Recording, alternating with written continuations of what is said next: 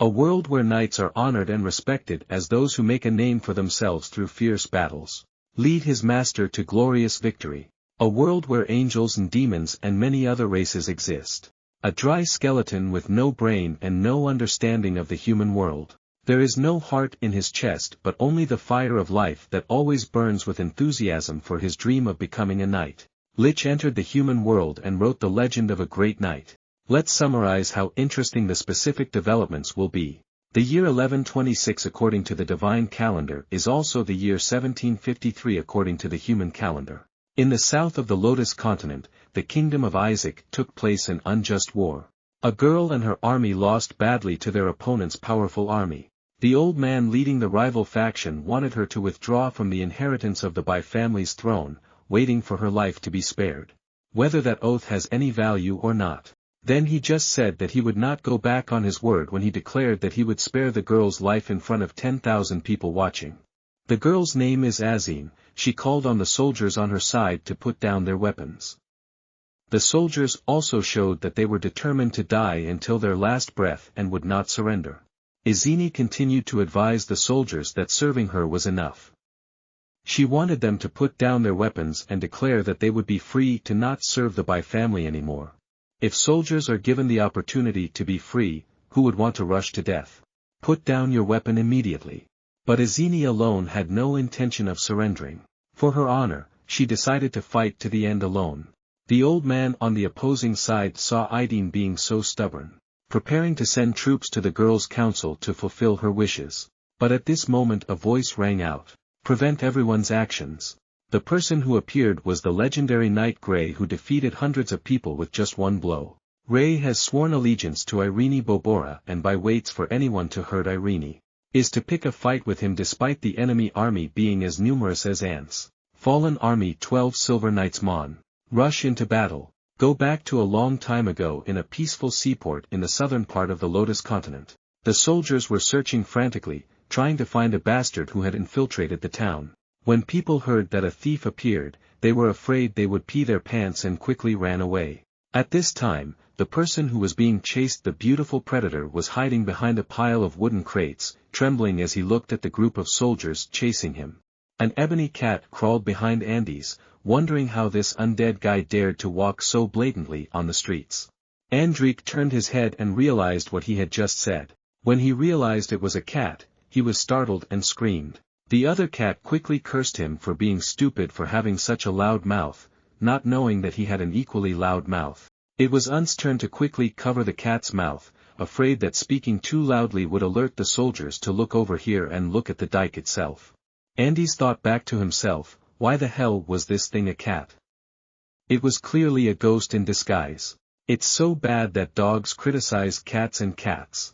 They also blatantly appear in the human world. The cat wondered why the Andes didn't just settle underground or the abyss. Why did they venture into the human world? Andes doesn't want that either, it's just that the abyss is too fierce. He is naturally the weakest, while to survive there he must be strong enough to protect himself. He pretended to be a specimen of Lich Fuang successfully and peacefully for a while until one day the League King was too busy. When he was about to kill him, a mercenary soldier named Andes ran away, accidentally destroyed Lich Fuang's tools, making his blood boil. It was like that before traveling, but Fuang's Lich's eyes were less likely to fall. The cat immediately stopped and his mouth was shaped. Who would have thought that out of curiosity, he would bump into the person who caused trouble with the Lich King? The undress grabbed the cat's tail. He didn't understand why Nick Vong wanted to lure him away. Even humans want to hunt him down while he hasn't done anything yet. It's so difficult to ask. Of course people fear that the Andes will bring disaster to humanity, nothing more. The cat is also a form of undress. But he has become a boss and is respected by everyone, so how can he be hunted down? UNESCO is determined not to let this cat leave right now. It is paying attention to someone entering the city. It was Idine and his guardian group that entered. The soldiers of the port quickly reported the situation about the appearance of a spaniel breaking into this place to her. Izini seemed to be busy with other things so she didn't pay much attention. Andesco was curious that those pieces of iron called knights were respected. Of course, because they are the ones who bring and protect peace for humans. That's why I'm respected. But what else? After listening, Andes declared that he wanted to become a respectable knight. Sunset. I don't know where Koi got that nickname from, a bunch of all kinds of helmets and equipment. I plan to put it all on and become a knight. Not only that, he conveniently stole Tu's handbook to become a successful knight. Bookstore. The ebony cat struggled to escape Koi Shaq Nick's hand that was holding her. Then he said he was daydreaming and just stopped reading theory and put on a bunch of iron armor, but everyone can't become a knight. I don't know if this Nick is too naive or stupid. The ebony cat retorted and asked him if he had a horse or not. Did he have a horse for Nick? Yes, I'm still missing the horse. A series of incantations appeared on Nick's mouth. Then from the magic circle he created, there was a skeleton horse that appeared and called itself a burning horse because its mother was great. Koi Sak Lich quickly covered this loudmouthed horse's mouth immediately. Otherwise, if someone finds out, everyone will be destroyed. At the same time, in Count Kassa's castle, Duchess Irene was entering the place. She came here to greet her uncle, Count Kassa. Ah, but this meeting has a bit of a setup. Kaspa called Azini to perform the wedding for her and his son, but he forgot to announce it in advance. Azini is a bit rural because she was tricked. She came here to seek support for the battle to inherit the throne of the Bai family. But the problem is that now she suddenly has an older brother who has been recognized by the king and is preparing to inherit the throne. As for you, you must obediently marry Mr. Kassa's son and become a good wife.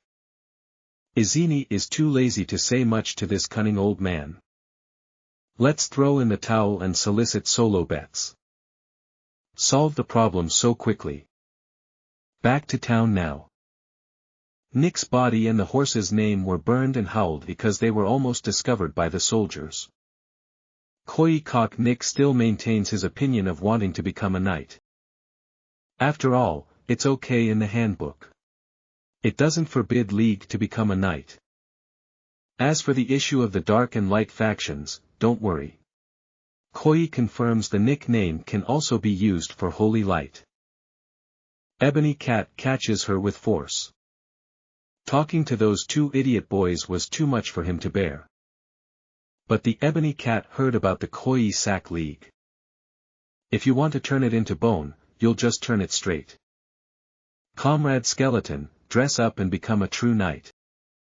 It took the soldiers a whole day to find the thug they were looking for anywhere. Maybe I should just leave it alone and go back to sleep to heal. At this moment, there was a person wearing full armor from head to toe leading a war horse. On his shoulder is an ebony cat that keeps passing by. Who else is growing potatoes in this land other than the Koi Sak group? Can you nick it? The soldiers suddenly called Koi's nickname. It made her feel so fucking miserable again. But the soldiers were just a reminder that there was an enemy appearing in the city. I suggested that this young man should find an inn to rest safely. Koi Sak Nick saw that Hon Hao himself was able to bypass the guards and was happy. Wanted to find some big guys to learn how to become a knight right away. But in the middle of a quiet night, look for the beat. The ebony cat shouted at him. Go look for him tomorrow. Who should go look for it now? Why don't you stop by the tavern and make a few jokes to make him look like a knight? At this time, the servants on the high tower were reminding Eisen to go and rest early. Prepare yourself for the solo match tomorrow. Her followers don't think Irene's decision to go solo is wrong, they just don't understand why she has to accept that fat pig's harsh conditions. Irene actually, she has no choice but to support the Kassa army. The problem is that Kaspa requested a compass battle between the knights. Then Idine's side will definitely lose in numbers. There was no other way, Izini ordered his subordinates to recruit more freedom knights in the seaport. She believes that as long as she follows the right strategy, this battle will still be open to her side. At this time, Koi Sak Nick went to the pub. The ebony cat advised carefully that when entering the restaurant, remember to only order 1 portion of wine and 1 fish. The wine is for the knight Koi to make a fish nick, of course you give it to the cat to buy, and if you want it to help Koi make the nick to become a knight, you have to feed it to have strength, right? Koi Sak Lich entered the pub and immediately a group of people noticed that he might be a wandering knight. They considered whether or not to recruit Koi Sak Lich to nick his heart or not. Nick's corpse right now is on cloud 9 because the waitress called him a knight. The ebony cat suddenly remembered and asked if she had money or not. Fortunately, Koi and Nick were able to steal a coin from Lich Fuang's warehouse as a souvenir. No. Just from the first day, being known as a corrupt knight is a bit humiliating. If you deduct the money, it's easy to get a new account. If you play sick bow, you'll have money right away, so you'll win a lot, but too much money will cause trouble. Just look at the interface and you'll know that he's not trying to make a bet. Gray won a bit and Koi confirms that Nick, but to put it simply, the ebony cat begged the guy to take the bet. Please listen to him and don't accept the bet. But she never had ears to listen. Have fun catching it right away. As a result, it goes without saying that Red Hood chose the sick bow table to earn a huge amount of money. But there is no such thing as delicious food. The group of people organized a sick bow table on the way to ask about Green's health.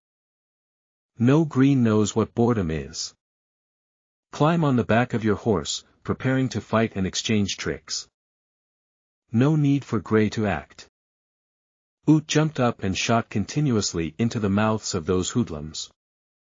Just a few basic lines for this group to measure the land. The people in the bar looked out and saw him at this scene and gloated because those thugs immediately ate their faces. As for the guys who had the idea of evaluating Gray to invite him to join the construction task force, holding on to the first guy felt stupid. They lost their rice because they didn't take the initiative to attract Gray in advance. Last night's mercenary group was also hired by Irene's people and this time they even brought along a sieve. To participate in this war, everyone must be knighted, so this group is considered temporary knights. Caspa still leisurely looked at the fruit. He doesn't think that with home field advantage, he can't suppress the Ideen faction. The match will include both infantry and cavalry fighting one-on-one solo. The person who is considered a loser when he surrenders or loses his ability to fight continues to fight until one side runs out of people. If the Count of Ca Spa loses, he must swear loyalty to Irene. If Izini loses, she must accept her fate as Caspa's son's wife. The lineups on both sides of the house can already be seen by the numbers and the odds are not favorable. Several dozen knights on Ideen's side had to confront several hundred knights under Count Kasa's command, and the battle quickly broke out. At the beginning, the knight on Ideen's side announced that his opponent was a young geese. In that fight, they lost so badly that you haven't even let the mercenaries participate in the battle. In fact, the mercenaries were also worried that the total number of people hired would only be a few dozen people. Once they receive the money, of course they will try their best, but we can't promise what the final result will be. At this moment, he did not want to only receive the temporary title of knight, but to actually be awarded the title of a real knight. Later, Horace saw Gray being so greedy. I wanted to get angry, but Ideen quickly stopped me. She says it's okay for Gray to want to become a real knight. But that only happens when he gets into the mouths of 50 opponents, then counting. What should Ray do? Consider him and make a light deal. When Irene achieved her goal, she didn't say anything more and returned to her seat. As for the ebony cat, she's got it with all her might. He couldn't understand what this Gray had in mind. If you make such a stupid bet, in theory, you don't have anything in your head. Ray, don't worry about having to face 50 opponents, you just need to fire arrows and you can kick 100 kills. But right now we're fighting in the style of infantry. If we want to change to cavalry, we have to win a battle before we have the right to change. The question is, does Gray know how to fight with swords or not? Well, just looking at the attitude is enough to know how to fly and swing a sword, maybe even without knowing it. At this time, it was the turn of the leader of the Red Scorpion mercenaries to appear on the floor, acting extremely arrogant and preparing to go to the floor to feed his friend's heart.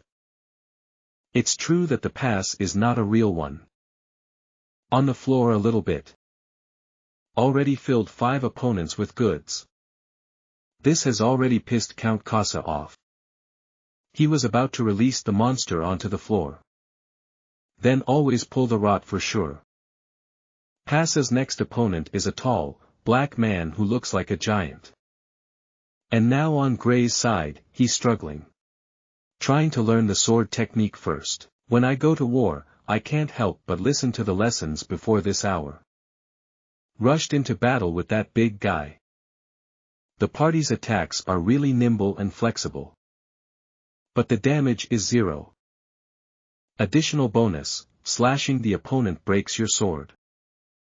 I'm sorry, my pup was swung by the opponent's mace and couldn't avoid it in time. He gave him a blow that scattered all the rice. Flew to the fence of the playing field. Luckily, it was just a few broken ribs and not fatal. The big opponent slowly walked towards the pass.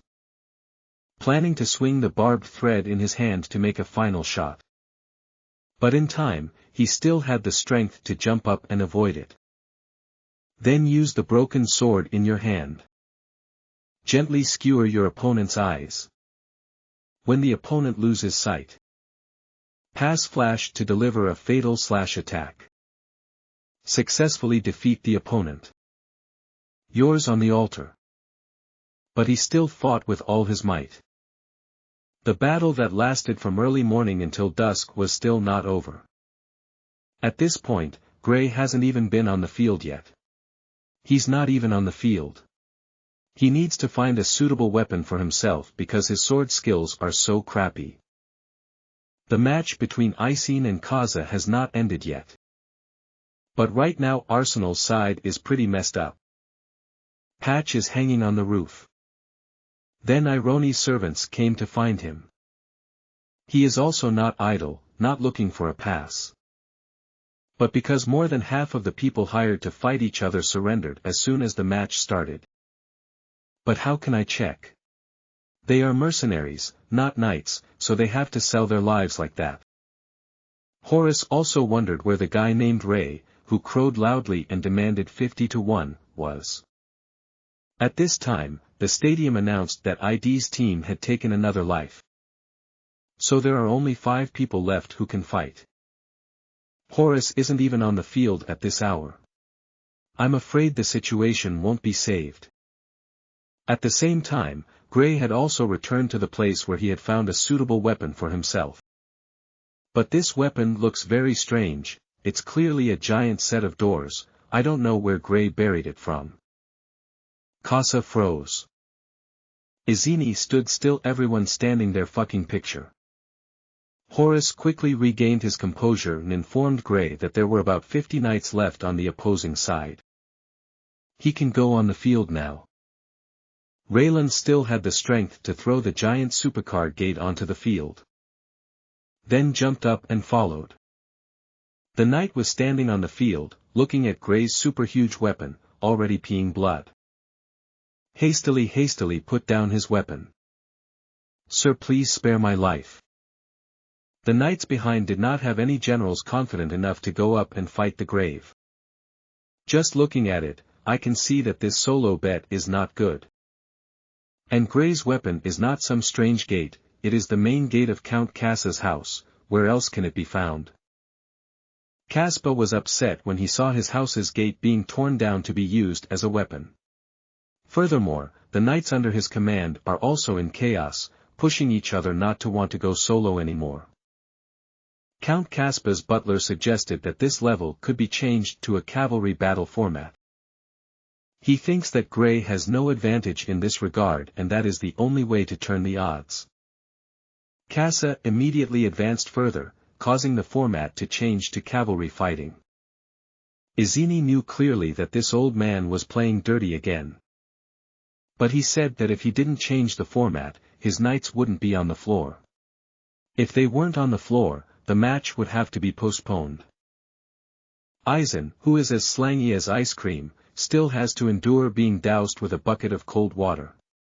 Who knows what to do with Bohan sweetened? Sieves do not fight cavalry. He also conveniently solicited a bet for all of the Earl's remaining knights to return to battle at once to make it quick. Kashba didn't really expect this to happen. He didn't believe that even after fighting the council, his side would still lose. Idine's side feels that this bet should be called crazy, but it is not, fragrant or rotten. But Izini slowly walked forward asking if Gray was confident in this match or not. After Gray affirmed that he was innocent of those young children, Irene seems to have run out of options. She put all her trust in this Gray Knight. Gray flew down from the gate. His pet horse, Naminos, has been waiting for a long time. He jumped across the roof and neatly caught him. The knight on Count Kasa's side was able to mount his horse and even fight in council. His confidence immediately increased by 200%. The formation rushed straight towards Gray. The knights on Count Kaspa's side, led by a skinhead, rushed like a moth towards Gray. He swung his sword straight at Gray, but he easily leaned back to avoid it.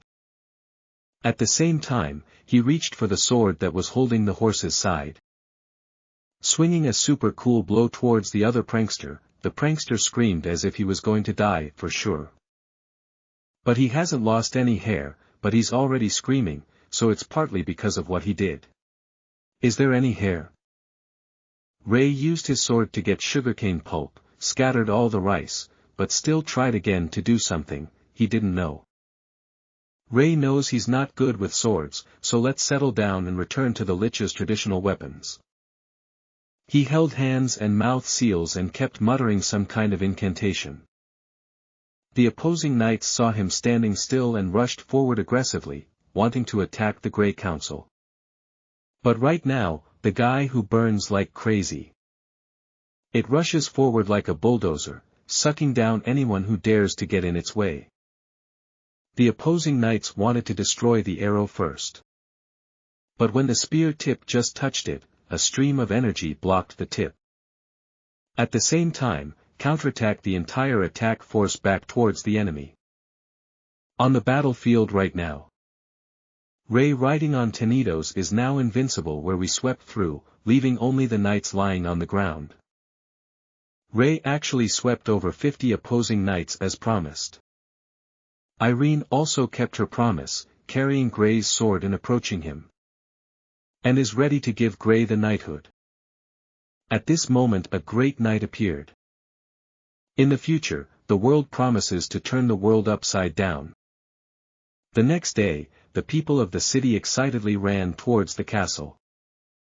Here Gray is standing on top of a tower and constantly throwing gold, silver and gems down towards the people. The young man did so because he thought he was doing so to help the poor.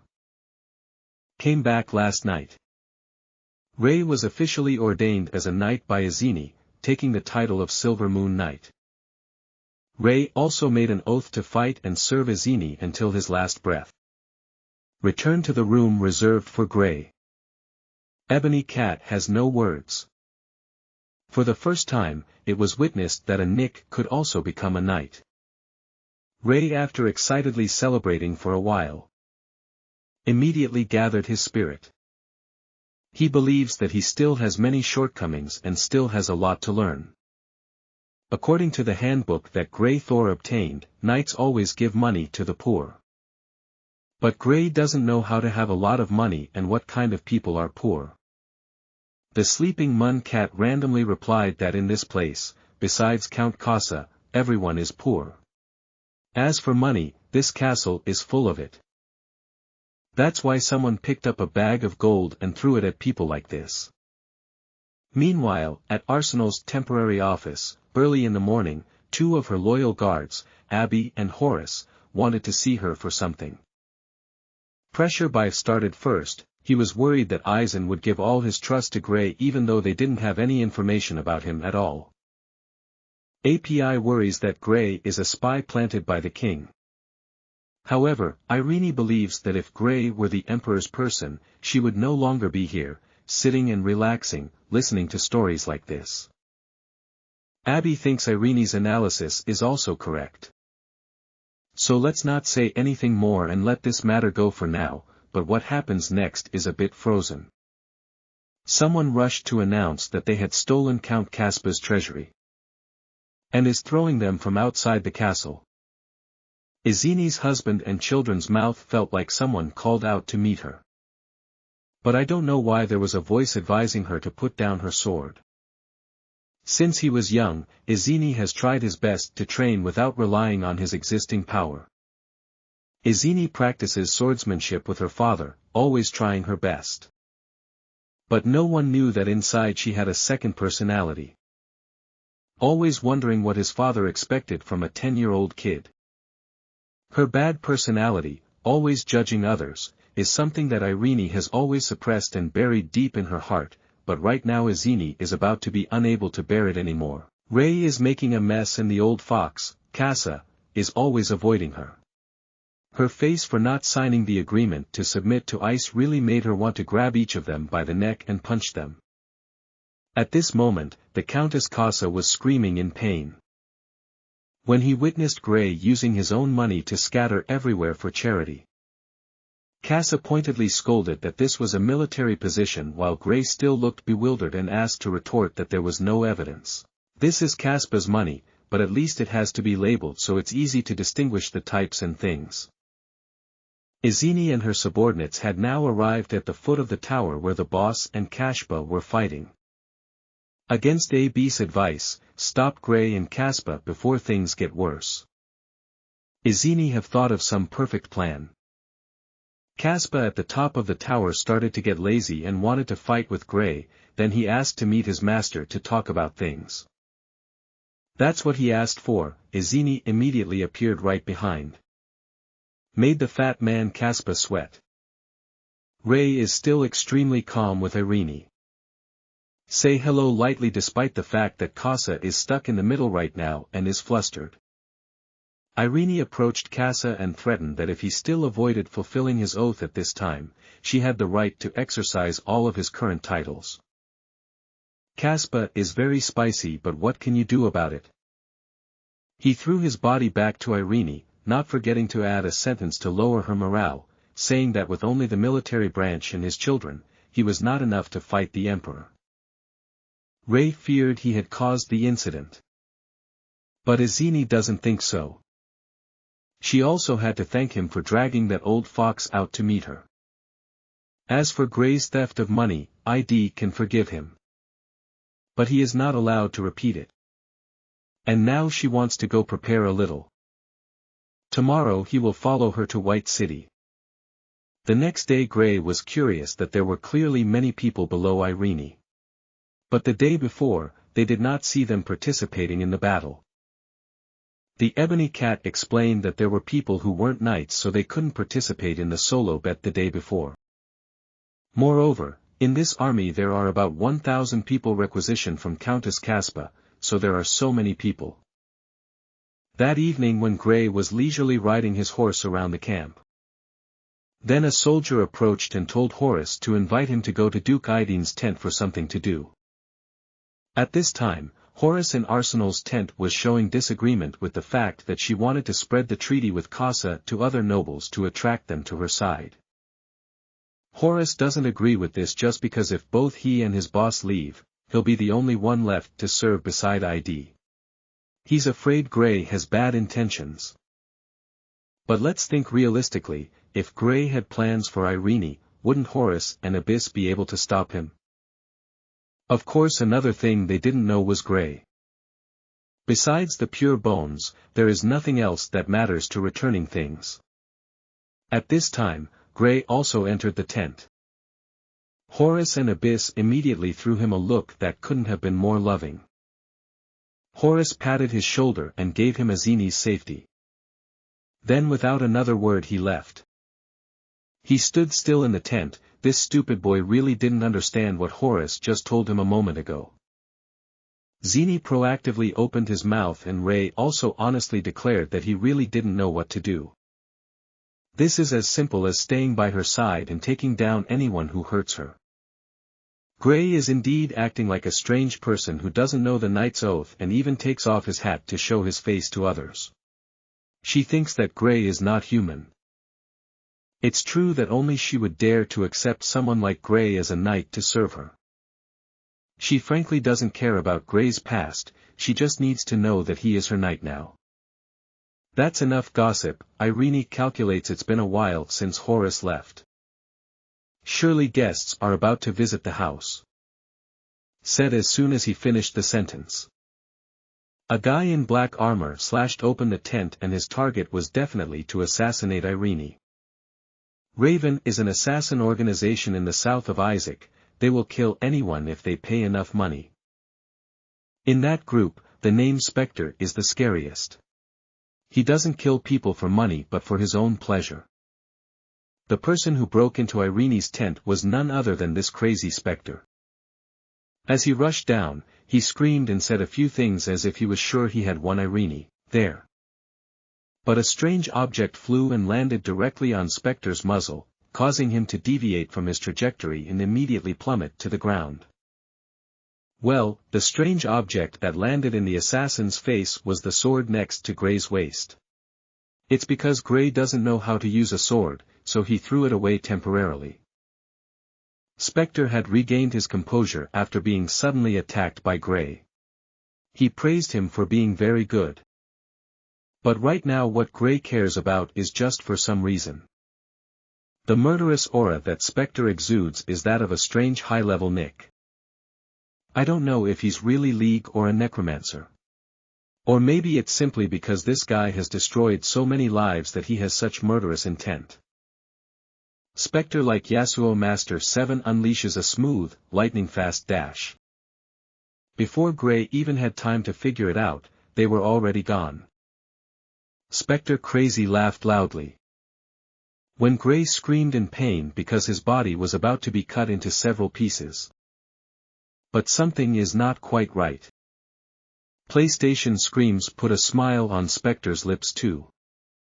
The sword he used to cut through Gray broke into 2 pieces. Since when and where is it? Ray was so scared that he almost peed his pants. I don't have a cup or a kettle so I can pee my pants. He immediately blushed, swung his hand and slapped Spectre. Looking at the slap, it looked like a love attack. But the specter of choosing this owl is the field of choosing the esoteric technique of the owl slapping back to the Mother Earth. Izini stood outside, watching, but kept his mouth shut. Apparently Spectre's sword had broken with the first slash. His second swing of the sword basically knocked Gray out. Yet these two gods act so realistically, I don't know if they are both crazy or not. She orders Gray to throw the stupid boy Spectre out. With the slightest slip-up and an assassin coming to visit, Irene has become accustomed to it. After all, it's all about money and power. Because of those two things, many people want Izini to disappear from this world. 2 months ago the Grand Duke of Batur family suddenly passed away due to unknown reasons. The will that he did not leave said that he had only one daughter and that she was also his heir. At that moment, an illegitimate son suddenly appeared. And more importantly, this person has the king's back. Despite the Grand Duke's will, the king pushed the inheritance to his illegitimate son. A mission to take over the power of the Bai dynasty awaits without shedding a single drop of blood. People outside the section are afraid of the king so they don't dare help Izini. The rest take this opportunity to give Izini more harvest to please the king. In short, since his father passed away, Izini has gradually become familiar with assassinations from those who want to make profit. At White City, the soldiers on the castle were seen from afar. It was Duke Izini rushing towards this direction. The people here seemed extremely welcoming to Irene, probably because this place was originally under the management of the Cypress House from before. Along with Irene's return are rumors about the Silver Moon Knight. Someone who can single-handedly fight against hundreds of people. The Ebony Cat asked Gray if he understood what Aizen went told. Gray is understood in the only minimalist sense. It's that he needs to defeat that king or he will be expelled from the Knight Order. Ray didn't care too much about this and instead enjoyed the atmosphere in White Castle. An atmosphere full of vitality. Izini stood next to Gray, strongly agreeing with his point of view. Besides, she wanted to prepare to lend a new set of armor along with that.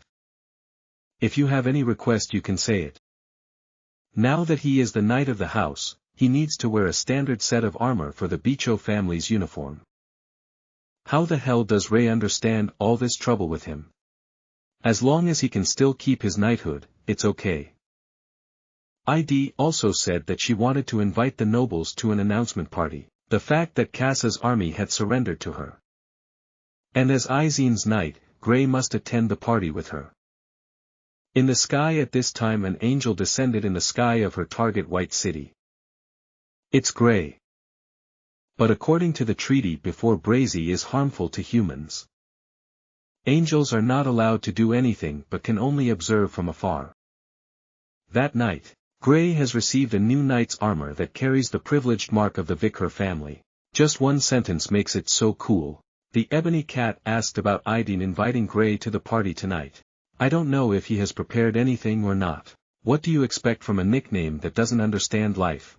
Ray doesn't know what the hell the party is about. Cat Mun explains that a party is a place where people gather to dance together. But the dance he taught Gray was like a celestial dance. At this moment, Arsenal's servant came to Gray's room.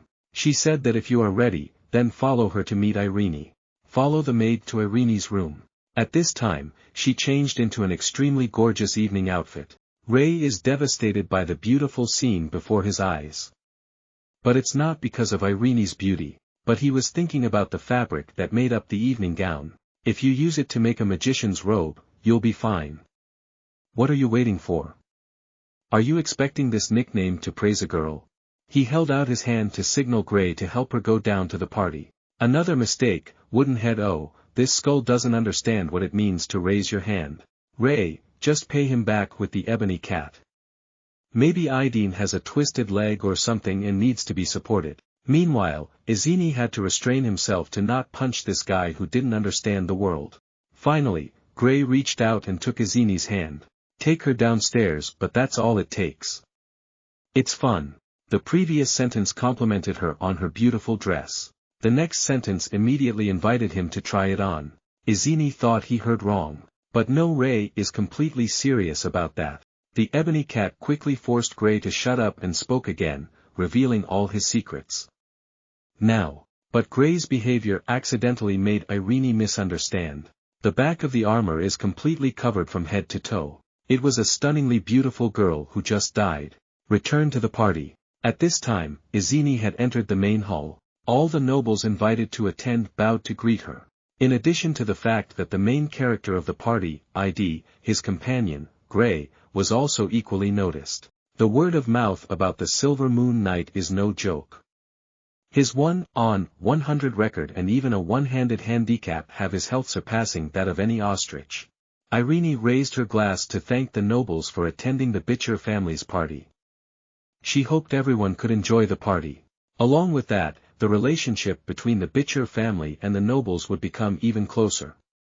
She also hopes that previous unnecessary conflicts will also be resolved. The words were meant for everyone to hear, but Irene's real purpose was talking towards an old man.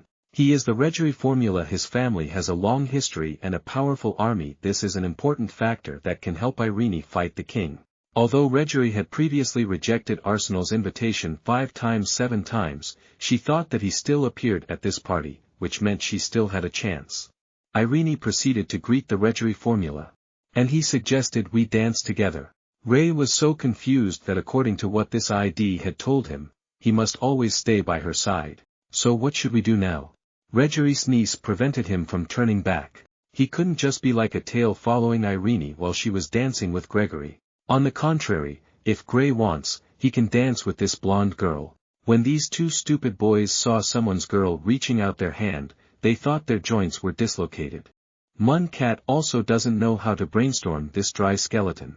I have to say it's best for Gray to stay away from this girl. Ray followed the Ebony Cat's words and jumped back immediately. I don't understand what this Ebony Cat was thinking when she was talking nonsense to this Gray guy. Then this fruit has blown me away. Sail burst into tears and blamed herself as if she didn't deserve him. Everyone started to pay attention to this direction, but Great was still confused and didn't know how to handle it properly. Ray still has 200% of Vo Mom's power and falsely praises her as the most beautiful woman in the world. Successfully comforted her to stop crying. But he managed to get himself in. Obviously he couldn't help but dance with Seol. Seol's heart was filled with joy. Even though he played cards a bit cowardly, he was finally able to coax her out to dance with her. But little sister, you're celebrating a little too early. The pretty girl then experienced what it means to hit your own feet with a stone. Who should you invite to dance without asking? Invite Gray and now he'll constantly step on your feet. Next, try to hold back and say that Rainier calmly leads her rhythm. But according to Gray, whoever is better should take care of leading the pace. Why do dry bones like him have to lead? As for the irony of selling men, he doesn't understand what kind of species men are. Gregory watched his niece and Gray dance. He was curious, ha company. How could the Silver Moon Knight who was making waves in rumors wear full armor to attend a party like this? ID answered briefly and then redirected the conversation to her previous proposal to Reggery. He did not deny that Irene was very talented in governing, but that was not enough. The Reggery family only helps when the door wins for sure. That's why the Reggery family can live so long. At this time, Seolei and Gray had also completed their dance. She suggested that the party room was a bit boring and wanted to go out for a walk with her. Seolei's feet were swollen after the continuous stomping just now, but it looked bad, so I didn't care. Sales here wants to go find some medicine to help Miss Thoa get over her wound. That's all, but that Ebony Cat already thinks of the scenario of two people flirting with each other, A B C X Y Z. Did he forget that Gray can't do anything? Ray, I don't understand what the hell that medicine is. It's simply fine if Seol wants him to heal her foot. Siv, kneel down. Lift up Shell's swollen foot and chant the magic spell using holy hymn. The holy magic is always real and worth it. At that moment, a stupid boy came out of nowhere. Said he followed the two Grays here to see if Seol was okay. How could I see Ray holding Selly's foot? Maybe this is something sacred or something. But he wanted to have a duel with Bray over his lover and all. She didn't know how to think and agreed immediately, and luckily the Ebony Cat woke up this stupid skeleton in time. At this point, it's a big deal if we pick bets and fight each other haphazardly and ruin Aji's plans. This Ebony Cat still wants to explain. Then I hope Seol will testify, but dream about this beat. On the roof of the castle, the angel watching Gray witnessed everything. She was surprised that a nickname like hers was able to use holy magic. Izini, from inside the banquet room, felt that the yard outside was a bit chaotic. Immediately a servant ran in to tell the Silver Moon Knight. I just did something to offend Seol. At the same time, the young stalker was still biting the homeless man, demanding an explanation from Gray. But Gray doesn't understand what the hell he has to explain. This guy kept saying that Gray had humiliated the sales lady. But even Seolei still doesn't understand what's going on here. Seols explained that Gray was just trying to treat the swelling on her leg and didn't do anything else. But that evil soldier did not accept this explanation and continued to make a fuss. The Siv's head is full. The people around him said words that he could not understand. At this moment, Irene approached. Siv quickly asked for help from his owner. Someone was bullying little Gray. That evil soldier attacked first. He said he saw that she was trying to flirt with Seoles. This makes the Reggery formula sound like I want to explode. Izini quickly advised Reggery to calm down.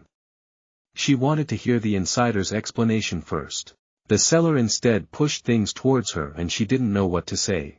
Or let's perform it again for everyone to see. But Gray can't do this request, he can't use healing magic continuously in a short time.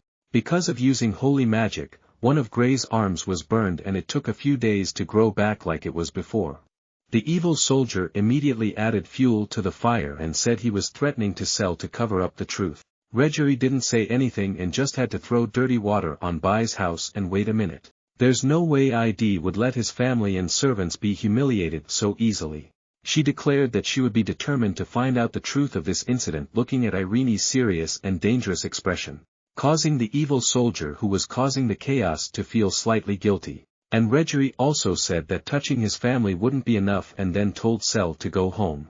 The next morning ID and the Horus Guard stood on the city wall. Look at the long army. See the end point of Earl Folder coming to aid Irene. Up to now, 3 earls have sent troops to White Castle. Horus thinks this is a good sign. But Izini has a different hunch. Another thing that Irene noticed is the evil guy who accused the siege last night. According to information, he is the burning eye of the model family and he is pursuing Selly. That's enough small talk.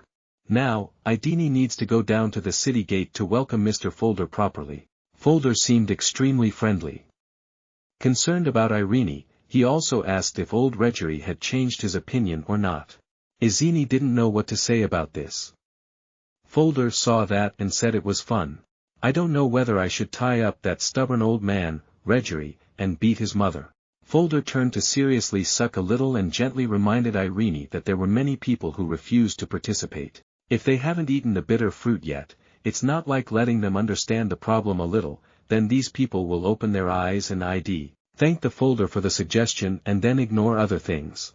She was curious about what the carriage going between the Folder's army had. Then he replied, his little son Jimmy is in there. He said the boy was sick and couldn't be exposed to sunlight. He was afraid that war would break out and the boy wouldn't be safe alone in the territory, so he took him with him. Izini proactively asked permission to look over and visit Jimmy a bit. Maybe it's a way to see if there's anything dangerous in the cabin or not. Everything basic has been determined. Izini immediately invited Folder and his son to go to the castle to rest. In Argini's study, Horus and Atbai are happy to have Folder's help. ID seemed quite thoughtful. She felt that Files proactively approached at the right time. Moreover, his son Jimmy, although cute, was not at all like him. Another important thing is that although it was quite dark inside the car compartment, she was pretty sure he had white hair. In a separate room, arrange Folders. Unexpectedly, Matthew came here to greet him. He said he didn't think Izini would protect the Silver Moon Knight so much. He messed up once and hoping to have a chance to make amends, he affirmed that he would find a way to get the Silver Moon Knight kicked out of Vitcher's house. In his private room, Ray freed himself from his large iron armor and relaxed on his bed, writing down the goals he needed to accomplish as a knight. During the investiture ceremony, Izini advised Brea to know and swear a few things such as being ready to fight injustice and wrong, being ready to help the weak, not harming women and always standing side by side with brothers blah and all that. Civ said that Nick rarely says anything but he swears he has to do it, so he will start with the easiest thing first to help those who need help. Redonning armor. And headed down the street, but it was a bad idea for him to go out now. People from upstairs continuously threw tomatoes at Gray. Along with that, he said that he was a despicable guy for bullying a girl. The Ebony Cat said that after the party the previous day ended, there were a lot of false rumors about Gray. And he's just standing by, okay? The main target must be that family back there. From afar, Lonely Eyes and another guy followed Gray's back. They were a bit disappointed that Gray was treated so poorly, but they did not cause trouble. The evil-eyed soldier was not discouraged. He still had many dirty plans in preparation.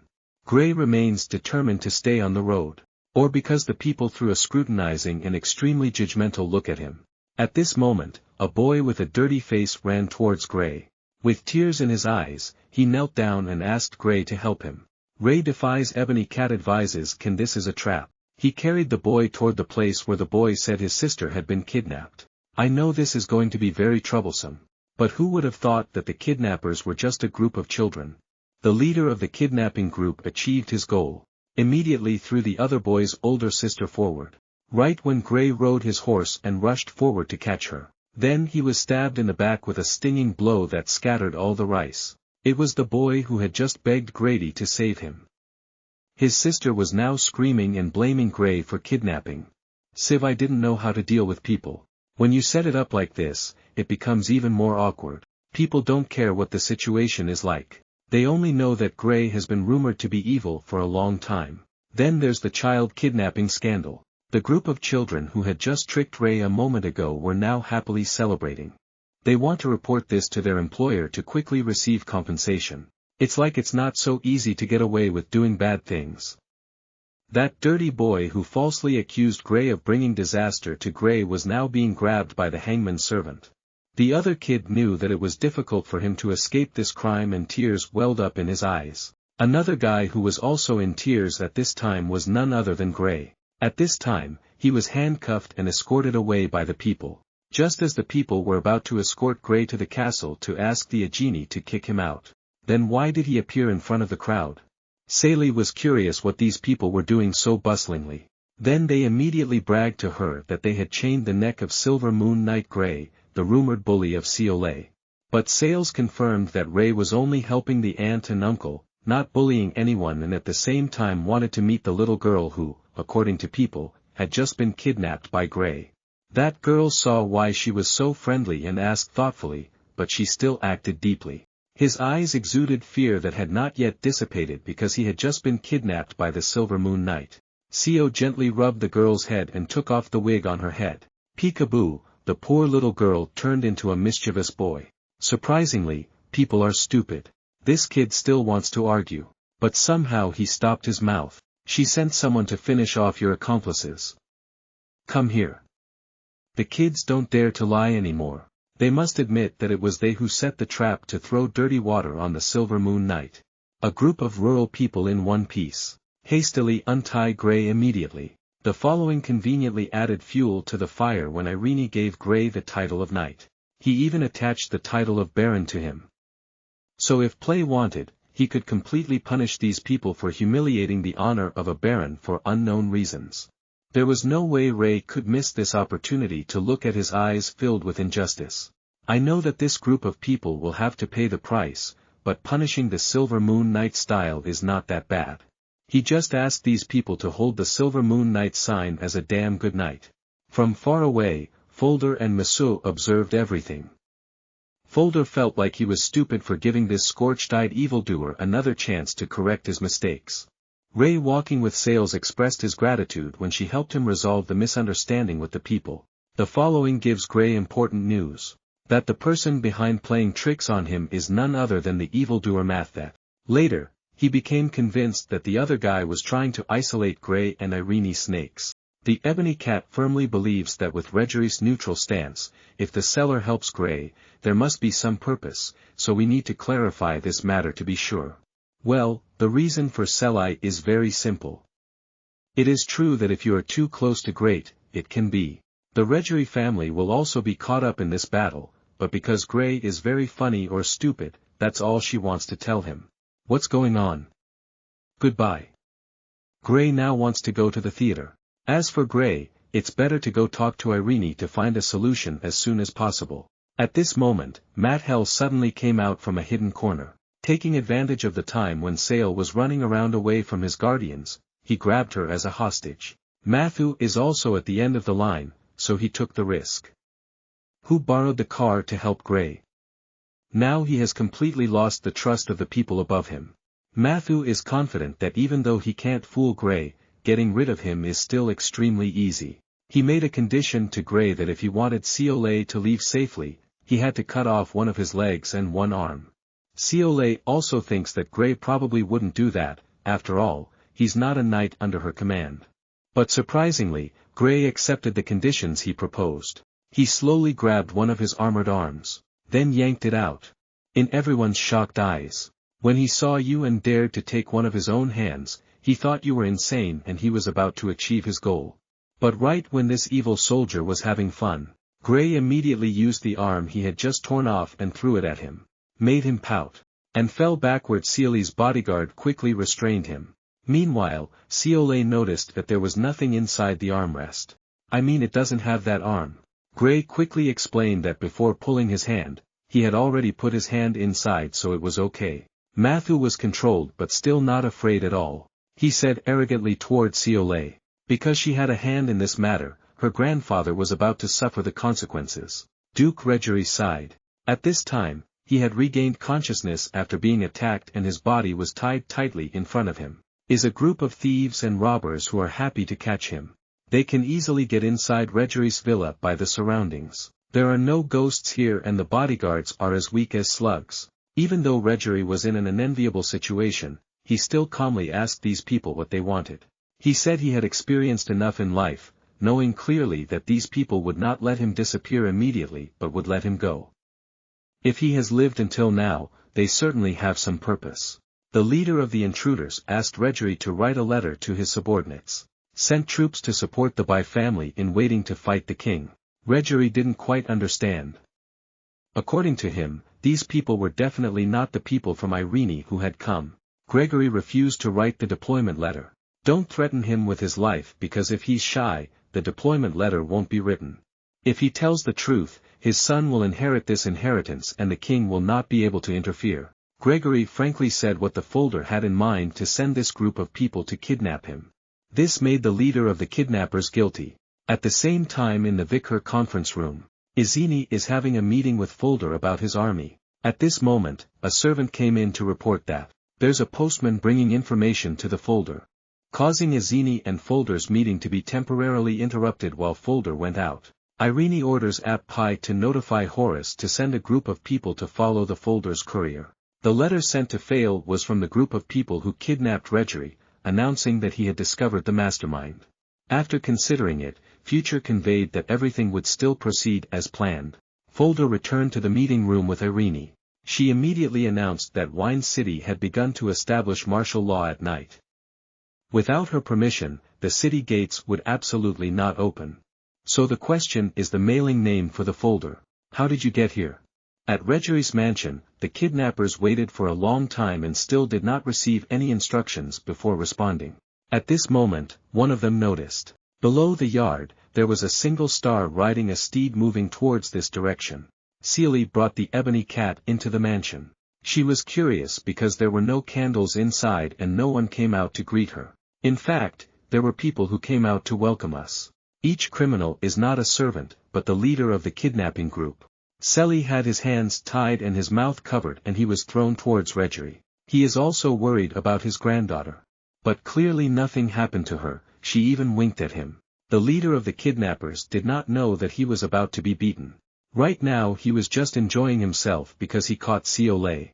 He is confident that he has a strong chess piece in his hand to force Regeri to do as he says. Gregory is furious at the oppression of your mother's kidnapper. If you do anything to my niece, I will skin you and all. The leader of the kidnapping group was still busy enjoying himself. He wants to remove Seely's gag for a better experience. But what was waiting for him was not Seely's screams, only her teasing words greeted him. The kidnap leader was furious. He punched Seolei so hard that she vomited blood from her mouth. I don't know how to love Hoatunok at all.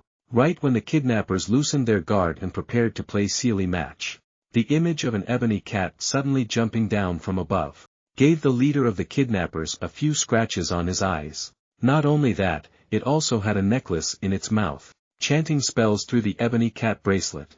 Summon a sieve to this place. Just now, he and Seolei returned to the Regeri family's mansion.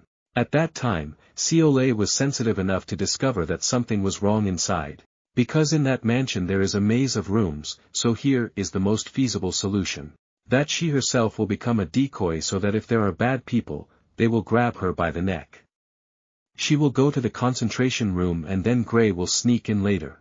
Ray yes, with the messy armor, you can't sneak in, but how could Lei bring the ebony cat and also give him a disposable charm bracelet?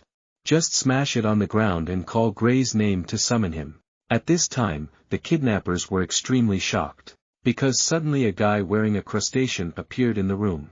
In the name of Justice Silver Moon Knight, will punish evil people. The group of kidnappers, relying on the strength of many people, rushed together to attack the Silver Moon Knights. Ray lightly dodged a guy thrusting a sword at him. Let the blade pass over his helmet. Then he waved his hand and gave the other guy a slap, causing him to fly backwards like a cannonball. The leader of the kidnappers found Gray's power too terrifying. immediately ordered all his subordinates to continue turning him in the middle so he could take advantage of the hostages. But Ray did not let him achieve his goal so easily. He rushed forward and threw a punch at his sword. Just the aftershock from the attack was enough to make the kidnap leader's hand numb. Don't stop there, unleash your magical forte. Create a network of iron chains. Tie all the kidnappers tightly. The kidnappers now change roles to become the ones being tied up. Lieutenant Reggery and his niece Seely are safe. Reggery noticed the detail that suddenly appeared in midair. And summons chains that emit light.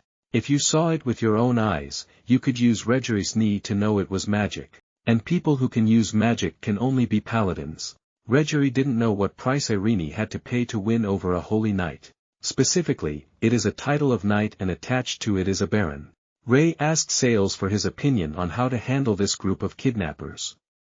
He immediately walked up to the leader and called him SD Daniel. Making him startled, she even knew SD's family situation like the back of her hand. She also doesn't intend to take SD's family as a hostage. She just wants these kidnappers to stand as witnesses and drag the leader into the light. At this point, they only have two options: reveal the leader or bite their tongues and commit suicide to consider the mission a failure. Avoid involving SD's family without any hesitation in choosing. The second option is that he immediately does not dare to go against the person who hired him. At this time, Arseni's soldiers came here to welcome the Reggery family. She must have already had doubts. In Argini's study, she was asking Folder to give her a reasonable explanation. Folder had nothing to explain. He said that with what he just did, Reggery would definitely have to come to Icene to negotiate. He also acted extremely noble that if he took the risk to help Eisen, he would have to pay a huge price. Izini, thank you so much. Thank you Folder for your brilliant plan. If Lau's plan really succeeds, it will only cause a bigger misunderstanding between the Bai and Reggery families. But Izini has to hold back for now.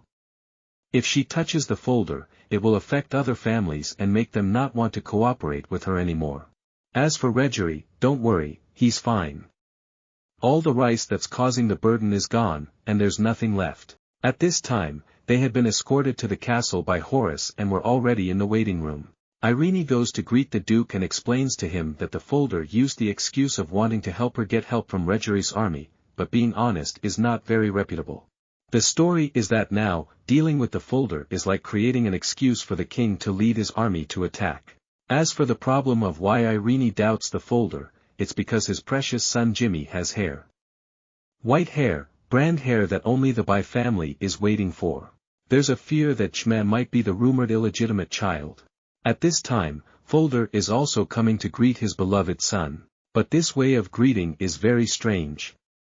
The Folder reported to Jimmy that their plan was facing many obstacles. But mainly comes from the side of the Silver Moon Knight. In their eyes, the Ray Knight is a troublesome person. Although he acts like a child, his personality is extremely steadfast and is especially loyal to Irene. After hearing the report, the general idea was that he wanted him to quickly deal with Grey himself. And this guy also revealed himself to be a young vampire. Angels watching from afar knew about this. Please request instructions from the headquarters to allow this young vampire to be feathered, but the problem is that it has not directly harmed humans. So she can only continue to watch. Catherine expressed her displeasure at always having to pay attention to the treaty but not being able to directly destroy the demons while the evil omens flooding the human world are increasing day by day. In the morning Irene had a tactical meeting with Folder and Reggery. Gregory did not like the Folder, despite Felder's refusal to trust his allies. At this moment, Jimmy suddenly ran into the room. Put on a petulant face because these days Folder has been busy with one thing after another and won't play with you at all. Folder, draw a line and tell Jimmy to find someone else to play with. He immediately pointed his finger at Silver Moon Knight Ray and asked to play with him.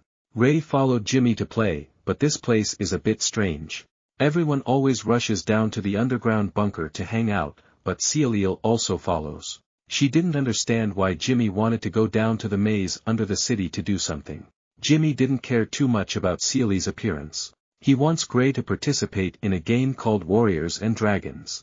While Race and Sales are focusing on the game plot that I mentioned. Immediately perform magic. Enchantment for Celia. Become a warrior. And Grey will become an evil dragon. Just like that, Ray and Sails were hypnotized and became enemies. Ray slowly pulled out his sword and pointed it at Seol as if he was hypnotized, which was very unpleasant. But this idiot can't stand it. Actually, in his skull there is only innocence, so Gray doesn't want to be an evil dragon so he can change his character. Jimmy stood there with his mouth wide open as if he was surprised that his technique had failed.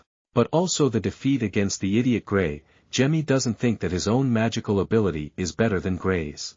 Which he thought was because he mistakenly cast it on the ebony cat on Gray's shoulder. The Central Circus has started performing. Jimmy the Clown threw away his face again, flexing his muscles and performing hypnosis. But rays are not affected at all. At this moment, the star appeared behind Jimmy with a brick in his hand. Jimmy the Clown is still afraid that he is about to be criticized by God's palm. But that's not true, so why am I holding the brick to protect Princess Jimmy from that evil dragon? Jimmy stood there with his mouth wide open when he saw the star approaching Gray with a brick. After that, without hesitation, he continuously hit him on the head with fatal blows. The evil dragon has been dealt with. The evil dragon's fatal blows have been resolved.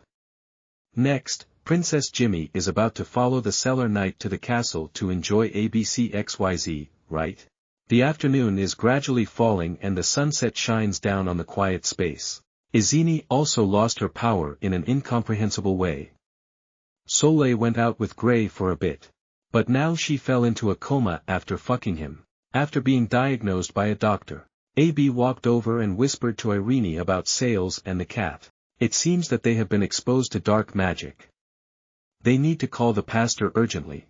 This matter is determined that Jimmy is the one who caused it and great is probably because he was created by the divine spirit to avoid being infected with magic. At this time, in Jimmy's private room, a bat carrying the Rangdong thermos flew in. When it reached the window, it immediately transformed into a little girl and her role was to bring food to her master Jimmy. Jimmy didn't know what kind of disrespect Soleil had received this afternoon. But now he has tears in his eyes. Jimmy explained that he was threatened by a girl who held a brick in her hand and hugged him tightly in front of everyone. Jimmy felt that he was too embarrassed to look like he was happy to leave his mother and had the attitude that he had to find a way to get revenge. But first of all, we have to worry about politics because Jimmy's plan this time has completely failed because Gray is not under the influence of People's Artist Jimmy's magic. But now he can't do it again. I'm sure Irene is on alert. The little servant girl immediately expressed the attitude that if Jimmy had any problem, she could solve it for him, even if it meant making someone else disappear. But Jimmy is not stupid enough to let this guy hunt people. If so, it would violate the terms of the treaty. Jimmy dares to curse the angels because they're all stupid, so as long as the devil doesn't directly destroy humans, they can't touch the devil at all.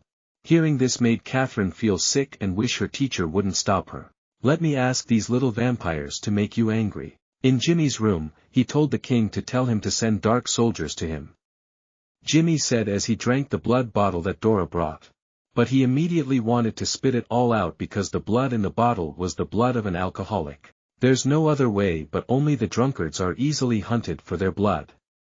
There are vampires in the north who still have to drink blood. Stop commenting. Jimmy had to swallow the bitterness because of a great future, but what could he do?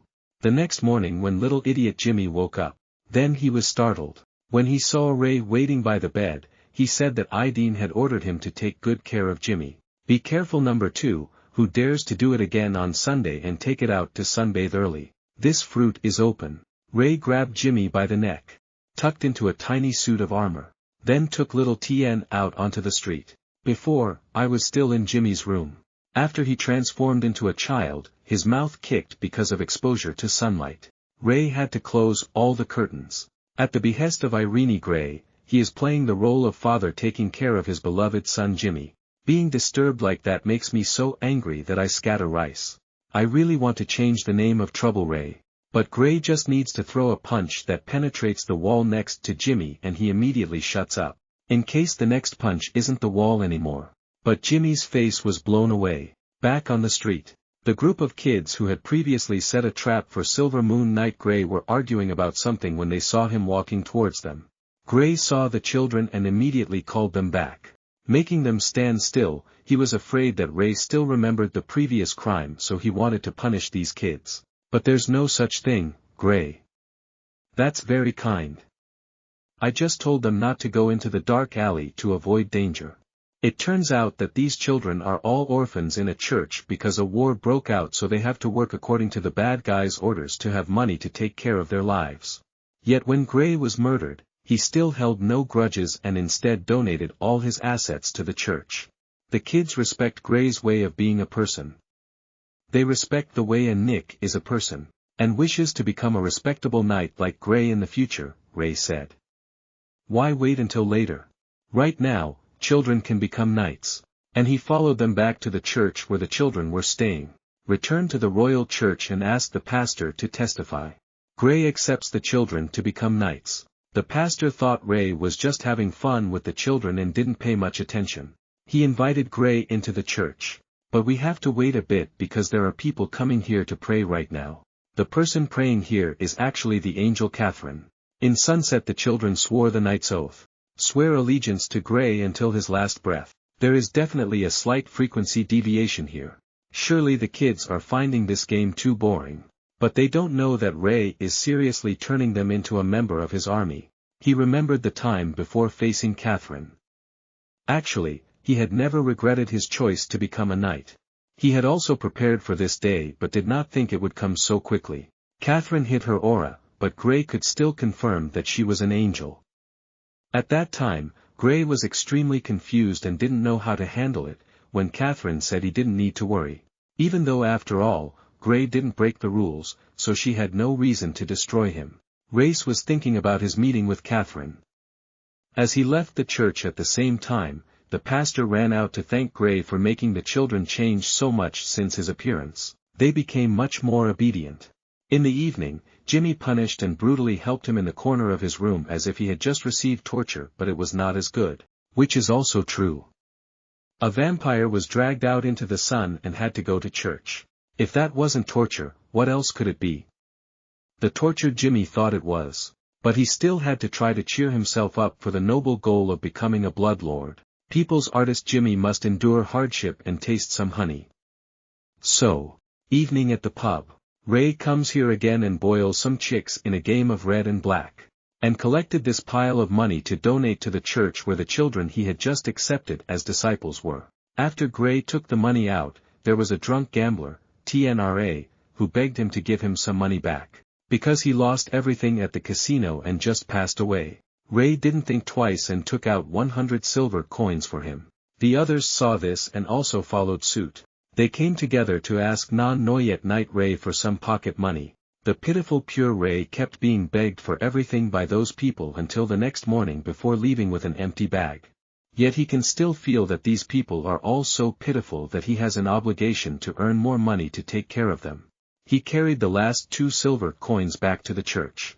The kids also spent the whole night designing the flag for the squad that Gray had just founded. The children were also curious that they didn't see Ray's beloved son today. So he said he would come back and pick the boy up right away. In Jimmy's private room he was about to lose his color. The way is to play the role but is tortured to wear armor to practice horseback riding in the sun all day long. Besides that, you still have to practice swordplay. Then I learned how to dance and do housework. Most importantly, you have to wear girls' clothes. I've lost all face of the future bloodline hegemon. Jimmy was so shy that he became angry, regardless of the consequences that could ruin the plan, so he sent Dara back to tell the king to pull his army out and kill him immediately. He couldn't stand this hell on earth anymore. Say do. The very next day, the king forced the Sixth to immediately send a letter to the army to the capital Lion. It was clear that he was preparing to start a war like Jimmy wanted. Jimmy is being abused more and now he has become a horse for the children in church to practice on. Dara promised to urge the king immediately. Immediately, there was urgent news about King Best, who was pulling his troops back to Bai's territory to wait. Jimmy showed that he could not stand being tortured by gay men. The speed of the king's attack became even more urgent. Irene's side felt like this king was losing his mind or something. On the king's side, he was also suffering unspeakably. Current marching speed is already max speed, but to no avail. Still constantly looking for urging to speed up even more. Faced with the temptation of the promise to give him the immortality of the best king, he really cannot give up now but must risk accelerating his soldiers even more. On the side of the mighty city, Irene put on his armor. He walked forward in front of all the soldiers under his command and made a declaration to encourage the morale of the entire army. Get ready to face King Best's army that is quickly coming here. Horus glanced over. After that, the older brother was startled when out of nowhere in the middle of the army appeared a few young boys also wearing battle armor. A soldier rushed forward to calm the horror's spirit. Said that these children were brought by Gray and that they belonged to his team. The children also enjoyed making cool superhero poses, boasting that they are part of Non-Noyet's invincible squad and all that. Come what may have come. Recruiting a bunch of kids to join his team caused Izini to call him in to confirm. Ray is completely confident that these kids have great potential. As for asking permission from your family, it's comfortable. They are all orphans and the pastor at the church has allowed them to follow. Izini heard that these kids were all orphans. Immediately gave them a friendly smile and encouraged them a bit. However, to let these kids go to the battlefield, she needed to talk to Gray a bit first. After the children left the study room, Idini immediately ordered Gray to take them back to the church and she would let someone take care of them. Maybe in the future they would really become great knights.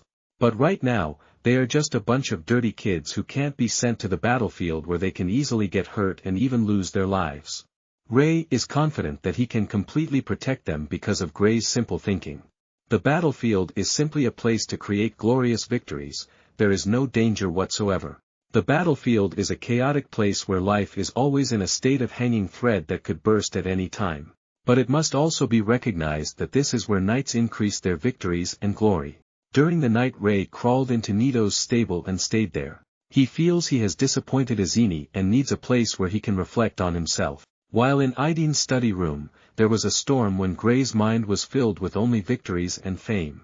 If you want those things, feel free, but Izini won't allow him to drag the children into this vortex of war. It's obvious they're raising their swords to fight to protect the children from war. But turning around and wanting to drag the children to fight sounds like itchy ears. Ray still doesn't understand the problem. He still insists that the children can help Izini win on the battlefield and he can help protect the children's safety. But Izini doesn't think so. She really thinks it's strong, but on the battlefield, it's not uncommon for a big guy to be rounded up by the council and disappear. Until then, who can protect the children? Yes. It's a long time with an empty mind. Yet you still dare to open your mouth and tell Irene that death is not scary. At best, you can change. That's okay. Well, the Andes don't fear death, but humans do. Is that okay? Just like that, Izini kicked out and self-criticized. That's why Gray is now in that Nito's stable. Tiniat explains to Great that Namedos himself and Graith are no longer considered alive. Andes no longer feel anything, but only the consciousness to maintain the body's activity. The leprechaun suggested that Gray could go to the pub to use magic and then feel the taste of the food. Maybe that will help you understand what life is. So Gray and the guy who burned them forgot their previous troubles, flocked together to the pub to feel alive. They passed by a gambling addict who had previously lost everything to Gray. He was holding all the assets in the house and preparing to settle the bet. Even though his wife cried and begged him, Ray intended to approach and make peace. Why did that old man blame it? It's all because Gray gave him too much money the other day. So he wanted more and more money and lost everything. Then he demanded that Gray compensate him and give him the money or that Gray was not worthy of being a knight. The wife quickly intervened and turned back. But the old man immediately became angry and still wanted to compensate me.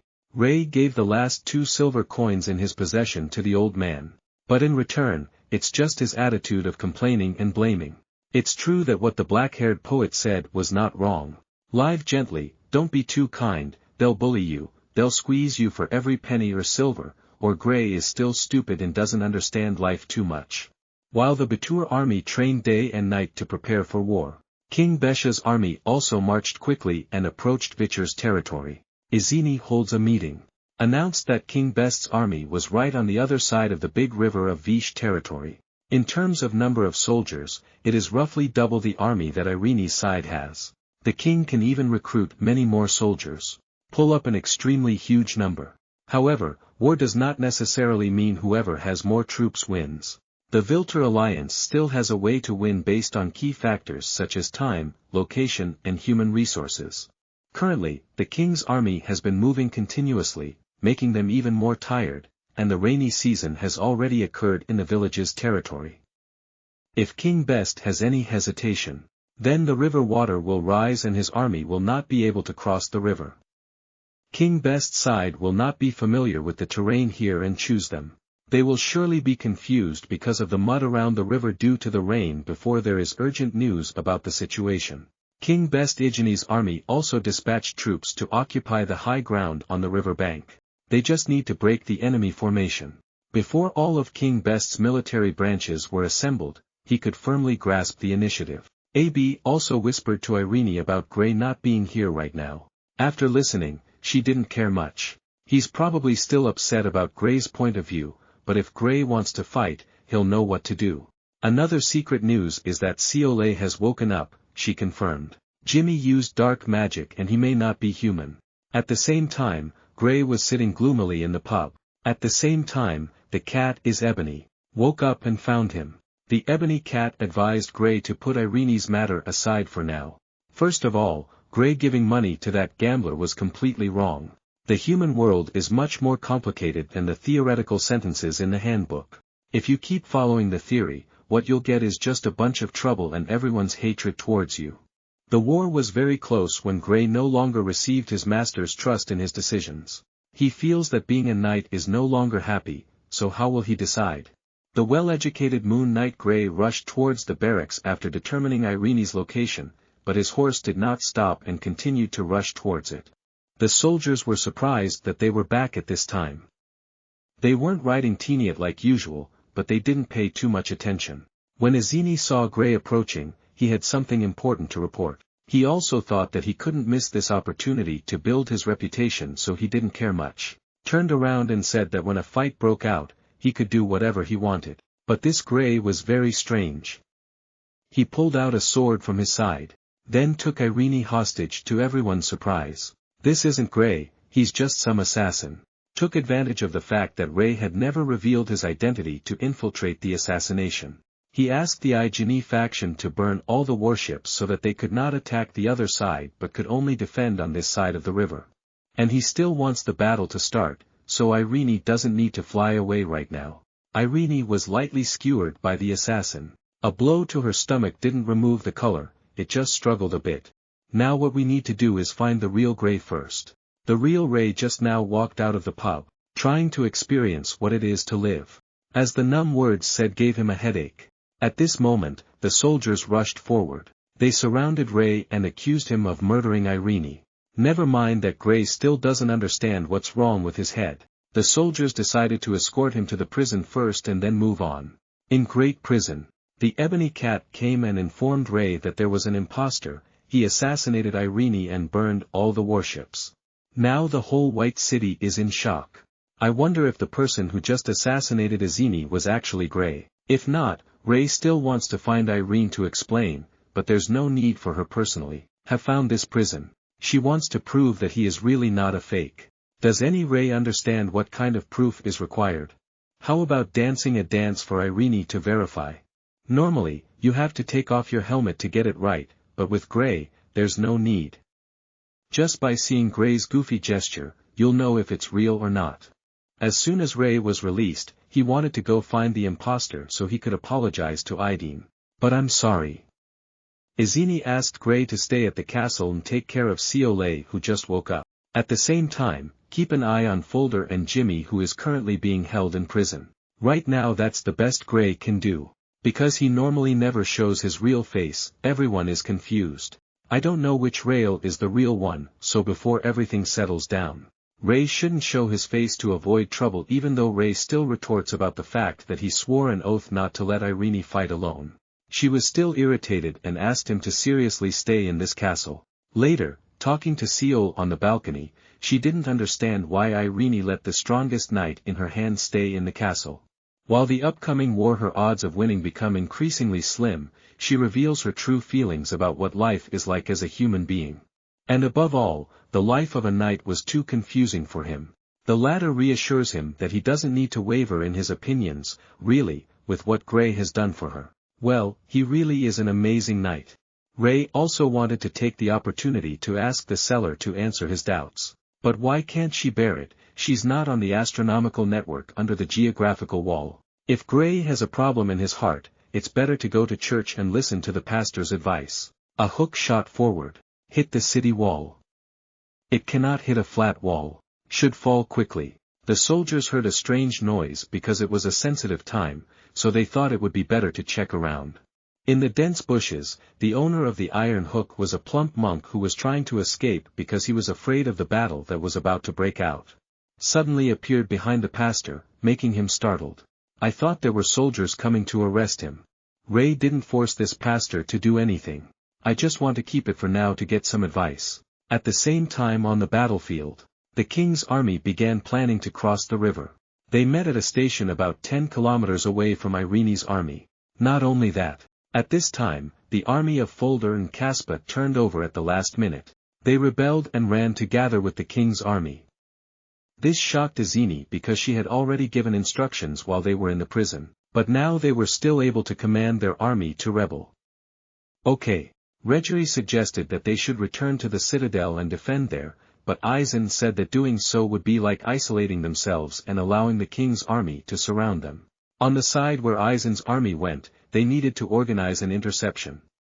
The king's northwest army immediately, and Irene herself will lead troops to directly confront King Best in the north. If they capture the king alive, they still have a goal. On Gray's side, he was sitting across from the priest, asking him for advice about whether he should put all his trust in the knight's oath or not. The priest guessed that what Gray wished for was to become a great knight and be recognized by everyone. But the sad truth is that nothing can achieve universal recognition. Gray's beliefs should not be influenced by the opinions of people around him. What he should rely on is to listen to his own heart that tells him this is a difficult league. Who the hell has a heart? The pastor shared with Gray the advice that he himself had no idea what the hell he was talking about. Now he just wants Ray to leave quickly so that he can still hesitate to leave White City before the king's army arrives. I don't know if Ray really understands or not. But he also took that advice. At this moment, Gray only had one curious question left in his mind. Ray asked the pastor. If a person changes color and becomes Andes but he can still sing and dance and do everything he wants, then what is the meaning of living? The pastor did not answer this question but asked the opposite, causing an assessment of whether a person steals is good or bad and whether stealing from the rich to give to the poor is good or bad. The problem is that you cannot judge by a person's status, but you must judge how that person works, whether that work brings good things or not. He switched gears again to pastoring. I was about to climb the wall and escape. The pastor had to admit defeat and honestly admit that he was afraid of the attack of the king's army to White City, so out of concern for his own safety, he had to hesitate first. Ray received information that Arsenal's army could not hold out. Immediately wanted to move towards the battlefield. He needs to uphold his oath to protect Irene. Just walked out the door. Gray immediately met the crowd in the church who were ready to follow him to the battlefield. After what had just happened, Gray was really hesitant to take these kids to the battlefield. If he unfortunately falls down, these kids won't have a good ending. But these kids seem to have a very high level of enlightenment, they are not afraid of falling. Since Ray recognized them as knights, they wanted to follow him and fight until their last breath. With tears in his eyes, Ray decided to take these kids with him to the battlefield to support Irene. At this moment, a group of soldiers ran by as soon as they saw Gray. Immediately shouted that he was a traitor and determined to capture him. It turns out that someone impersonated Gray and entered the prison to free Fulder and Jimmy.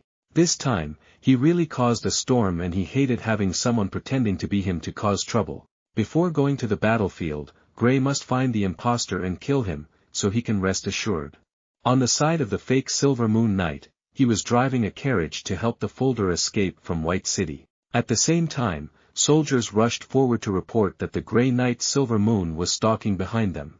Jimmy Hay, now called John, was startled when he heard that Ray was coming here. He asked the convoy to stop immediately.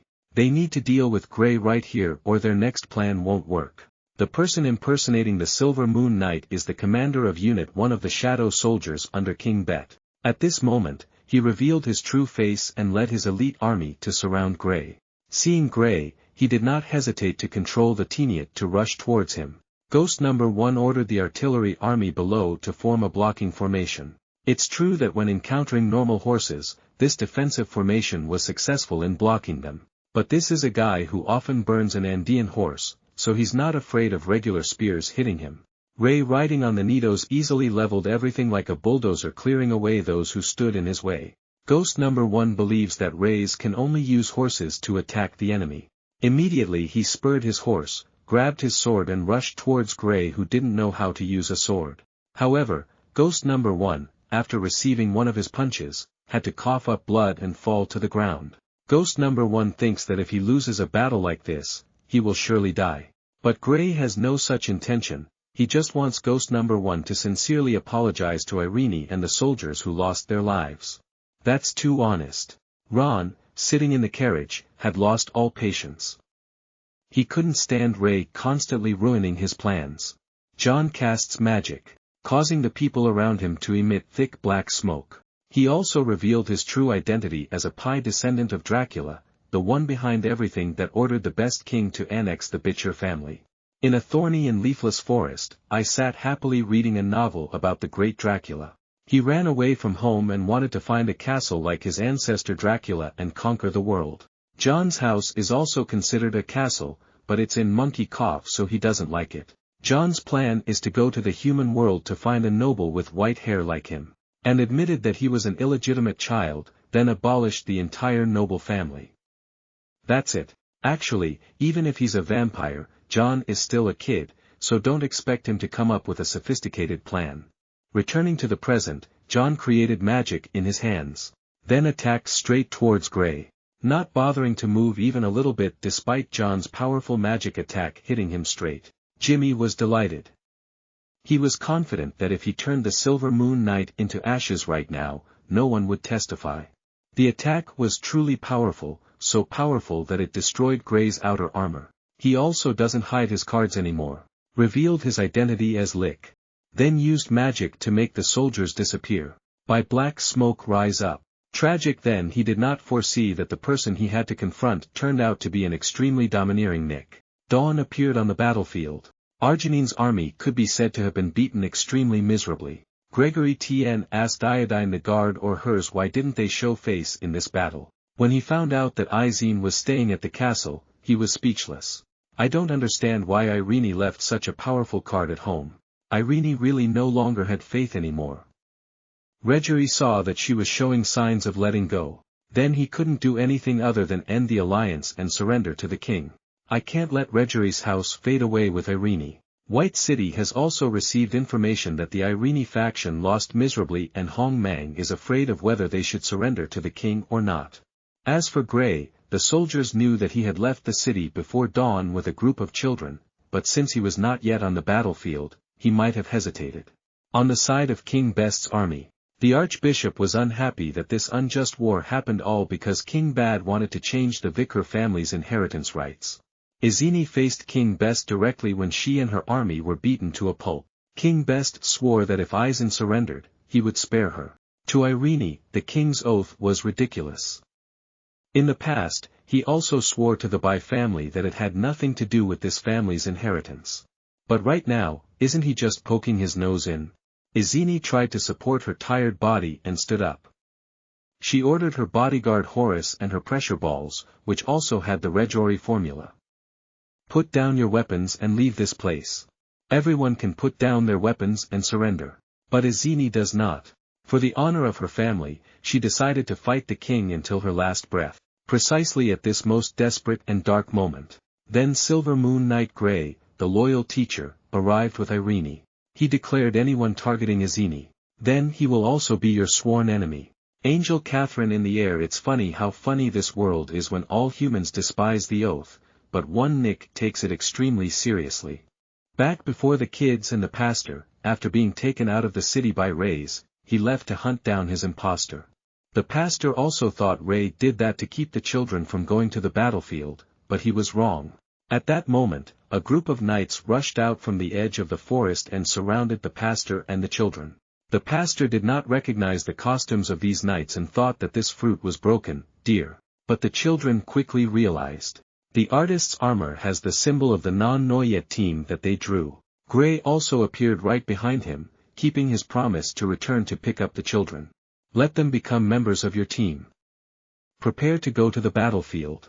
Return to the battlefield. When Ua Best saw that the opponent's side had only 12 knights rushing towards him, he looked disdainful. The brain ordered the old man's golden armor knights to prepare for war. In the air Catherine looks relaxed. But actually she was worried for her little brother to see his mother come out to ask his teacher if Gray had a chance to win or not. The teacher thinks there is a belt. Although Gray is strong, his magic is not enough to fight hundreds of thousands of people. The ebony cat on Gray's shoulder felt the same way at the moment. If Gray could lead an entire Andean army, it would be better. Behind him is just a group of caretakers facing an enemy army as numerous as ants. Besides, the kids are still frantic because horseback riding is not like practicing right now. I'm sorry. Ray shocked the children's spirit.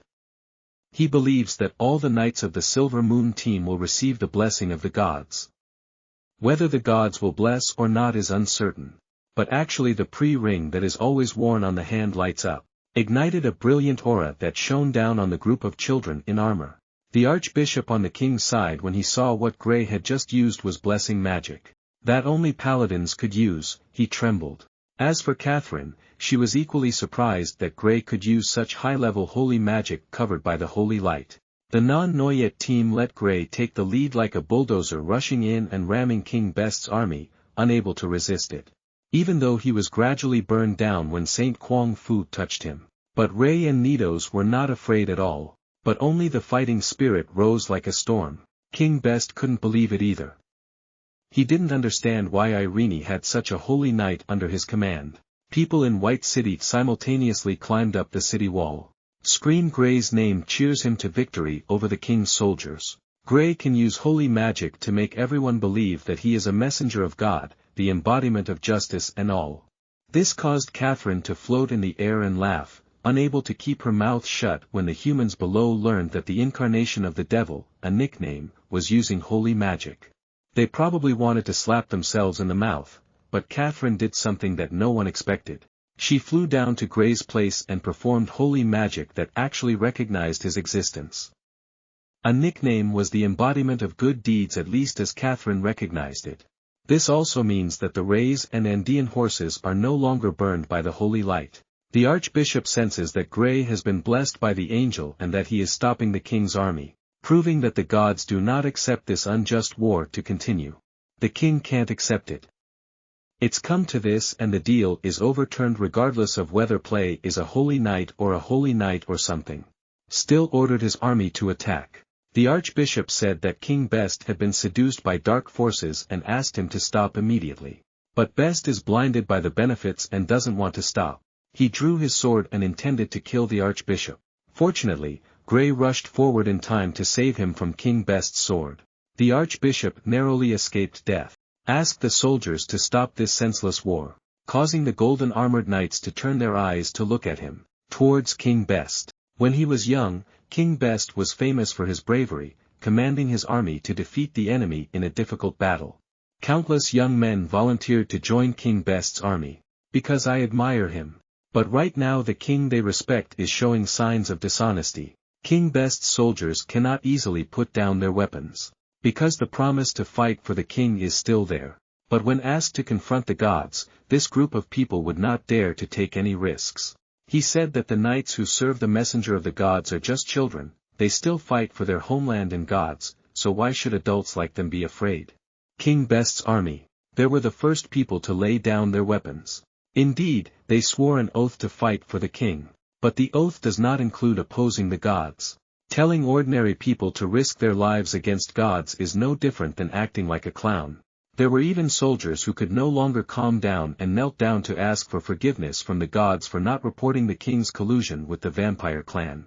As a result, the defendants' feet are cold, facing the sharp eyes full of criticism from the soldiers. The king gradually became mad when the soldiers no longer listened to him. The battle is over. Soldiers from all sides cleared the way for the great knight to get closer to Izine's position. He knelt down in front of Izini and apologized for not being able to come sooner. This meaningless battle has officially ended. The summer of the year 11,266 belongs to the Fourth Era according to the divine calendar. Synonymous with the year 1755 according to the human calendar. Brazy Knight Dan entered the history books when he personally confronted 100,000 troops of King Best. After the battle ended, King Best left the continent imprisoned and awaiting the Pope's judgment. The nobles on the king's side also suffered the same situation. Izini officially became the Grand Duke of the Vicar family. Ray was ordained as the second Earl in the Bite dynasty's territory. Gray's story becomes the ideal knight model for everyone. Near the end of that year, Archbishop Anthony III went to church headquarters to report on the causes and consequences of the war, later recognized by the church as a holy knight. He is one of 5 holy knights on the entire continent and the only one who was not part of the Pope's training of the 6th best to be tried. Leading to the throne being vacant, his 12 children began competing for the throne. However, the White City refused to change the impact of this competition for the throne. In White City, everyone feels truly secure when this place is protected by Silver Moon Knight Grey and Grand Duke Irene. But they don't know. At this time, the Viscount Horace many drug addicts, staying awake for 5 days to calculate the damage and compensate the families of those who died. And Count Abi is about to die after staying up all week to handle the city's economic and diplomatic issues. As for Izini, she's really out of her soul. She's been awake for 9 days just to deal with other random problems. The 3 of them agreed to work hard, but Izini absolutely did not want to ask Gray for support. She just hoped he wouldn't cause trouble, which was enough to make her happy. But this wish was too much. The soldiers rushed to report. Gray has already transferred the name of the castle that Izini gave him to Reggery. The money he earned was thrown around to the people in the city. It's true that newspapers don't discriminate between big and small, but Izini just wants to see his face right now to chop him up. At the same time, Catherine and her teacher Abbott entered the Angels' headquarters. God asked about Catherine helping a Nick. Catherine said that Lick has a strong belief in God and is also a person who takes his oath seriously. That's why Catherine made a contract to become his guardian angel. Irene thinks that Gray really needs money, but in reality he doesn't. Ray doesn't need frivolous things like money or castles. But the young knights following him and the people needed money, so Gray sold the castle like that. At that time, Mun Cat also thought that Irene would destroy Gray's head. But no, she felt that this was solving for her the problem of poor people due to the war. Izini thanked Gray for worrying about helping her like that and promised to give Gray another portion of territory as compensation. For him, Ray was as emotional as a child being given a fruit and wanted to hug Ideen. But don't expect anything from this brainless guy with no happy shyness at all. Only Irene almost fainted because she collided with Gray's super hard armor. Izine can't stand this carefree Gray. She asked what Gray's next plan was. After all, he had already been made one of the Holy Knights, so there was no need to consider this. Ray doesn't care what the hell Holy Knight is, he just knows that Izini is his master. And you will always serve stars. Selly recounted the story at that time, which also made Gray happy, then suddenly asked if it was because he wanted to become a member of the Vicar family that he didn't leave. But I'm sure this guy doesn't understand what this question means. The ebony cat smells a dangerous trap around here. Hastily Bao Gray denied that he wanted to become a member of the family and waited right away. Next changed the question to say there is no special relationship between him and Irene. And that meant she could still be his mate. Gray didn't even think about it and said yes. Forget it. My mouth is faster than my brain. Oh, I forgot Gray has no brain. Back before, Reggery had a small conversation with his niece. He didn't think Ray could become a paladin.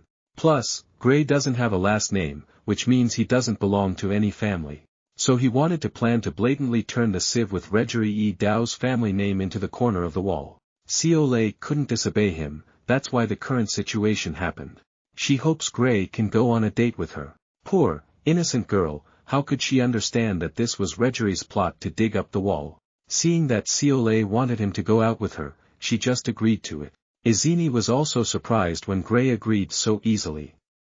But when he learned that Izini didn't force him to do anything, just patrol and help people in need, He immediately understood that this was Gray being chased away by Irene to avoid getting in the way. Here it is. So for a whole day, I followed Sela around the city. But the noble Ray stood surety for John. He wanted John to follow him to make up for all his sins, simply thinking that a Nick like him could become a paladin. Then the scope like John and Dora will also be able to do it. So in the aka clown group, the non-Noyet team forcibly recruited 2 more vampires into the squad. January 1754. According to the human calendar, Grand Duke Irene brought Gray to the capital Lion. In the middle of the road, their group encountered a thick fog. Ray felt that this fog was a bit strange, and at this moment, needles appeared under Gray's body. They stepped on their foot wrongly, causing both of them to roll down the cliff. Siv, after regaining consciousness, he turned around and asked if the name or burning was okay, but it didn't react. At that moment, there was a voice calling him, which Gray identified as Irene's voice. But the fog was so thick that we couldn't see anything temporarily. Izini slowly walked towards Gray, but he felt something wasn't right. Obviously, she wasn't wearing the armor before.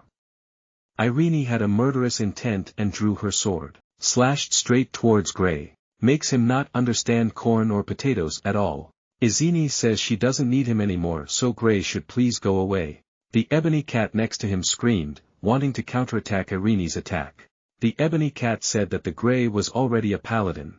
Surely his reputation would overwhelm Grand Duke Irene, so she wanted to eliminate him. Although at this time Gray was pinned down by 2 soldiers piercing his body with spears. And Irene gradually approached with a dangerous look on her face, giving instructions and determined not to fight back. Irene swung her sword and slashed Gray's helmet, revealing his true appearance as a Nick in armor. Izini laughed because a nickname like Ray was recognized by the gods. She coldly ordered the surrounding soldiers. Gray's armor destruction doesn't stop there. Izini spurred his horse forward, then swung his sword and cut off one of his arms. Even though he was close to the brink of life and death, Gray still decided to keep his oath. But let go. Don't fight back, Irene. Confirm one last time if it's Izini. Really want to destroy him or not. After that, he voluntarily opened his outer layer to guide Izini to attack straight into his energy core. Gray knows for sure that Irene won't do that, because this is simply an illusion. And now it's Gray's turn to fight back. He reached out and tightly grasped the soul flame in his body. Then the fire spread out and consumed everything around. At this time, Gray was knocked awake by Irene in reality. He had been standing still for a while now, and no matter what Irene called, Gray didn't respond. Gray was curious when the surrounding fog cleared. But Izini said that the weather today is quite beautiful, so it seems foggy or something. Nor was it sleeping Gray, but he was shattered by 2 demons. And Geoda governs the spirit. They failed to destroy Gray's mind, and now they don't know what to do next. According to my soul, the devil is bribing the old men in the sky. And their plan will be more perfect if Gray reveals his identity. At this time, Gray Catherine's guardian angel has returned and the 2 demon sisters need to retreat. They can't directly let Catherine sell salt, that would cause the great war of heaven and hell to happen. Catherine returns to Ray, who is resting with the Arsendi in a village, bringing good news and bad news. The good news is that the gods have accepted Catherine as Gray's guardian angel, making him officially a paladin recognized by the gods. But Gray's identity cannot be verified and cannot participate in church activities. Nor will there be help when there is a crusade. Aim at him. I don't care too much, he was recognized as okay. And as long as his identity is not revealed, there is no need to worry about others wanting to deal with him. Catherine patted Gray's head because of his childlike simplicity and positivity, but when she touched him, she was startled because Gray had a devil's aura on him. In the capital Lion of the Kingdom of Isaac, Irene's group arrived, and people eagerly flocked to admire the holy knight. What does the first kingdom look like? Ray remembered what he had told Catherine before. I may have been dragged into the mist by the demons before. Catherine said that there is a non-collision pact between the angels and demons. And the League, because of that treaty, the demons can only influence and distort Gray's faith, can't flirt with him straight to his face. Catherine should be careful, your next enemy could be a human. The demons have been discovered by Gay, so they will no longer directly affect him. In return, they will bewitch the minds of those who serve the devil to attack Gray, who is no different from ordinary people. So just be careful with anyone who approaches him with bad intentions. The new king of the Isaac Savanid kingdom personally came out to welcome Grand Duke Izini and the Holy Knight Grey. Tan Vong Sa immediately turned his attention to Grey. He said it was a bit rude for a holy knight to be just an earl. Talking back and forth, it's mainly just a battle of wits between Tan Vong Sa and Grand Duke Irene. Ray chatted with the ebony cat on the way to the party, not understanding what the hell he was deducing, so he quickly concluded that he was a follower of the devil. The camera intended to blow him away. Catherine connected online remotely and quickly stopped Grey. Devil's followers are definitely bad people, but not all bad people are devil's followers. Don't fight wildly. Grey is now a paladin, all his actions represent the church and the gods. If Grey were to let the king disappear now, everyone would think that it was an order from the gods. And if the king was innocent, it would be as if Grey had declared war on humanity on behalf of the gods. Even if you assume that Sa is a follower of the devil, now he is also wearing the mantle of a king. Grey can only execute him when he can prove to everyone that he is a follower of the devil Chui. In the evening, Ray escorted Irene to the party. The people around were jealous. Thought that Grey was drunk on Izine. That's why a holy knight recognized the Grand Duke as his master. Tan Vong Sam proceeded to invite Izini to dance. The first tune leaves Grey alone. The ebony cat advised Grey not to always be next to Irene like that. He also has to find new relationships to expand his life capital. Grey looked east and west around. Discovered Seely was also here. He was coming to greet Seely. Then immediately a dozen other girls rushed forward, competing to introduce themselves to Grey. No one gives in to the other. Little Ray looked at the group of sisters tearing each other apart to compete for Grey's attention and trembled. Even if you're a paladin, you still have to fear a pack of lions. Ray being caged is so terrible. Shouted hastily. Just dance with Seely. Immediately there were dozens of silently curious words, followed by a series of bullet-shaped eyes from the sisters aimed straight at her. Selly. Seolei being dragged out as an unwilling front is also very bitter. He walked out, grabbed Grey's wrist and entered the Vu floor. But it was Seolei who shaped Grey's figure, doing all the feminine 10-point moves.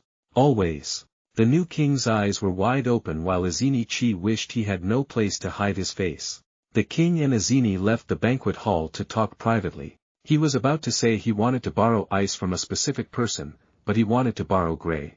Wanted Irene to break the oath to force her to sign a contract with the Wax King, saying that if she gave up, he would compensate by backing the Bai family and at the same time taking over the derelict lands around the territory. Again. Irene still affirms that she cannot decide this matter. Then King Xe suddenly asked if it was because Irene wanted to exclusively own Grey. Izini looked like he didn't understand what the hell he was talking about, but the king didn't let things go so easily. Sam said that technically, a Grand Duke like Irene couldn't marry.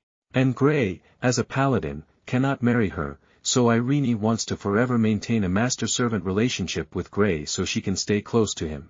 At this time, the king's power in the kingdom is reaching the bottom, and the neighboring countries are ready to knock their heads for a fight. Irene wants to swear that when the country is in danger, the Bai family will stand up to support the king. But basically he didn't believe in the oath, so did the former king himself, so he said it and acted like a robber. Without an oath, what he needed was a paladin who did not belong to any family to serve him.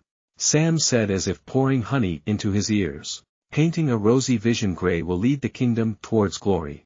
After that, he returned to his righteous name and agreed with Irene. Right now, it's not comfortable being outside at a party. Because she is the closest person to Grey right now and the king is not here. So the other noble ladies did not hesitate to throw bullet-shaped eyes at her. I turned to ask if she was okay, but Seolei hid the truth and didn't say it. Only concerned about why he wanted to dance with her. Well, it's not a big deal. It's just that Grey has only danced with Seolei and hasn't tried it with any other girls. He was afraid that if he danced with other girls, he would lose face. Returning to the private room where the king and Irene were talking privately, the Wax King changed the subject to the Reggery family, saying that the Duchess Reggery was an old fox with an axe to swallow all 7 clans without shedding blood.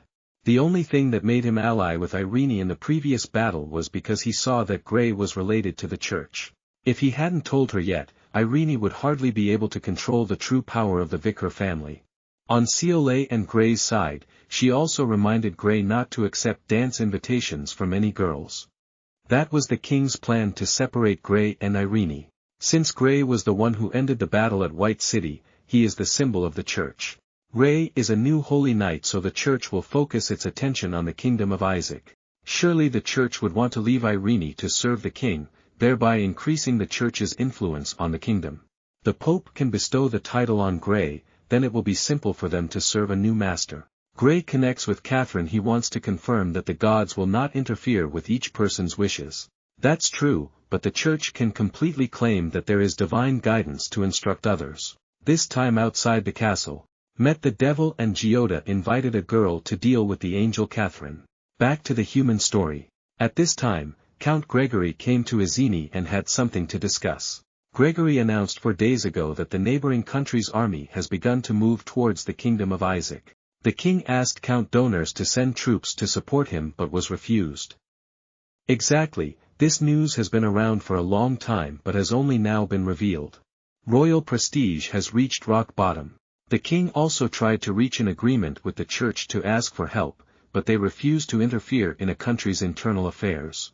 Because of that, Gregory speculated that the king would go find Gray or find Irene. Said that since yesterday, she knew about it and Gray had gone to the church since early morning. But according to Izini, he was not alone. And the person entrusted to go with Gray was Seolei. Last night Izini came to Selali, and vague thanks to her, went to church this morning. Seolei now knows that she came to church to work as Gray's nanny. The archbishop personally came forward to welcome me and invited Irani as well. But Seoli said she wasn't feeling well so she wouldn't be able to come. Seoli will act on behalf of Irene. The archbishop's subordinates were worried that Izini had guessed their plan, but the archbishop couldn't give up right now. He was still enthusiastic. Inviting Gray and Seol into the church. Gregory was angry when he found out that Irene had let Seli go instead of him like this. Is to get his niece involved in this matter and nothing more. Izini calmly explained that she just wanted to make the king and the church people understand that the decision was entirely up to Gray. And Seli followed along to act as a nanny to remind Ray to avoid the old fox's traps. Gregory still couldn't accept this. He thought it was too dangerous for Seolei to be caught in this drama fruit. But Izini frankly said that if he wanted to become a member of the Gregory family, he would have to accept the risk. This made him unable to refute anymore. It's not that Izini doesn't want to move forward with Gray, it's that she doesn't want to discuss it with the king just because of her own feelings. On the side of the church now, Gray is admiring the grandeur of this place. They visited everywhere in the church. Seolei suddenly noticed a painting on the wall. The painting is about a saint who was executed by the people more than 1,000 years ago. He advocated religious reforms that were so offensive to the nobles and commoners of the time that the church had to abandon its protection of the saint. From now on, it must be called slanted kick fluently. Just a few sentences of push back and back made the archbishop feel ironic. At the same time, in a small alley in the capital, Catherine was rushing through the silk roads after someone, but she couldn't see her target. The other person used a telepathic knife to continuously provoke her. Catherine was forced to admit that she could not see the other person. Only then did the other person appear right in front of her. That person was none other than the girl invited by the 2 devils. The ghost of Vivian. Catherine was startled when she saw Vivian suddenly appear right in front of her. Even staggered. He leaned backwards. Vivian revealed that she appeared here because she wanted to become Gray's guardian devil. Catherine was infuriated. I want to pull out my sword and fight with Vivian. It's so bad. But Vivian immediately mentioned the truce between angels and demons, causing Catherine to hesitate. In the church, Ray was being told by the archbishop a legend about angels descending to earth and turning the most pious of Christians into priests. Like water off a duck's back, I don't understand anything. But with the eloquence of the god of war, how could she not twist the archbishop's story? Think that society is nothing more than a way to prove that humans are stupid and harmful when they do not follow religion. The archbishop replied that he did not force everyone to worship the gods. So he was again betrayed by Sel Lei, a Gi who was a saint before was executed senselessly. The 2 of them fought together, wondering if a holy knight should serve the church or be loyal to the oath given to his master. Gray was pushed into a difficult position and then expressed his opinion, which the ebony cat found unreasonable. As for contacting Catherine, Ray has been unable to contact her since last night. The ebony cat immediately told Gray that he was now. There is no exact answer, so it would be safer. The Archbishop even asked Gray if he didn't want a bigger role in conveying the news. Gray hasn't decided yet, he doesn't want to do it either. As for the reason to back down, it's easy. The Holy Knight's every word and action represents the divine. So we say we can't be exe low and that's it. Just like that, and Seely gently left the church. And until now, Gray still doesn't understand why he has to fight with the Archbishop. Seely said that the Archbishop essentially remains the same. I just want to drive away and leave Irene and return to the king, that's nothing new. As for the Archbishop, he really has to reassess Gray. He thinks that you are not naive and easy to seduce like rumors, it's just a hack with ebony cats, so it's okay to hang it. The kingdom's problem right now is that they have a devout holy knight but they don't know anything about him. And the person who knows him best, Irene, is prejudiced against the royal family. The Archbishop decided to invite the Pope to help handle this bet, but he couldn't handle it anymore. Ray and Seole said goodbye to each other after walking away from the church. He wanted to go to the market but Seole felt tired so she just wanted to go home and rest. Next, look at Gray's back. Suddenly you feel like you want to tease this pure guy every day. Doesn't he look like a villain? Gray bounced back to his room. Caught his eye. John and Dora sat as still as rice. In his eyes was John and it hurt to sit as still as rice. Catherine was also here and she couldn't be happy. In addition, there was Vivian too. Ray only had time to hear Vivian introduce herself as a devil. He immediately threw his sword at her. Swords are not meant to be used like that, Mom. Double kill for Gray when the sword bruised both Vivian and Catherine's faces. He didn't stop there. He picked up a table, then used a special technique to throw the divine palm. Throwing it at Vivian, but she easily dodged it. What followed was a chase that made it impossible to reach a corner of Vivian's shirt. He was determined to throw a serious punch to flirt with Vivian's head, but somehow the target of the punch was Catherine's stomach, causing her to bleed to tears in helplessness. Catherine stopped him and he couldn't let Vivian fade away because that would affect the truce between heaven and the abyss. Ray Hell does not accept a truce with the devil. Catherine herself and the angels also thought so, but the two sides have been fighting each other for 10,000 years and still cannot win or lose. For radiating a bit of true power. If he really wants to be together, she will accommodate him. The pressure that the steam rim emitted was enough to make Gray lie flat on the ground.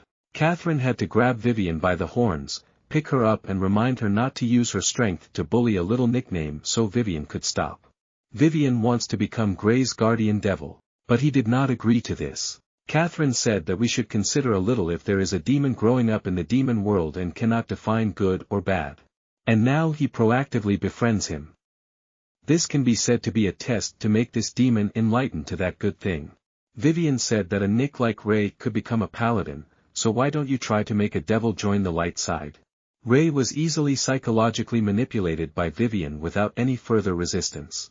At this moment, the ebony cat screamed, "Don't believe he lied to you. Civ has faith in light, but Vivian only has a belt." But he hasn't finished speaking yet. Vivian used magic to grab her in midair. She threatens that low-class devils like Mun cats are not in the treaty. So if you talk any more, your color will fade away. The founder of this eel in cat disguise turned around and advised Gray to try and tame Vivian right away. But he forgot that even angels like Catherine don't like him at all. So no matter whose side he's on, he'll take action. Catherine should keep Vivian by her side so she stays under control. Then, Ray has to be Vivian's babysitter. Maybe it's the other way around. It depends on whether you have the wisdom to switch Vivian to the bright side or not. Vivian's contract. Ray, don't cause any trouble. Just learn from those two vampires. If you follow Gray, you'll only be able to drink the next drink, but you won't know what human blood tastes like. Vivian becomes Gray's guardian devil, so she has to pray before eating, go to church on weekends.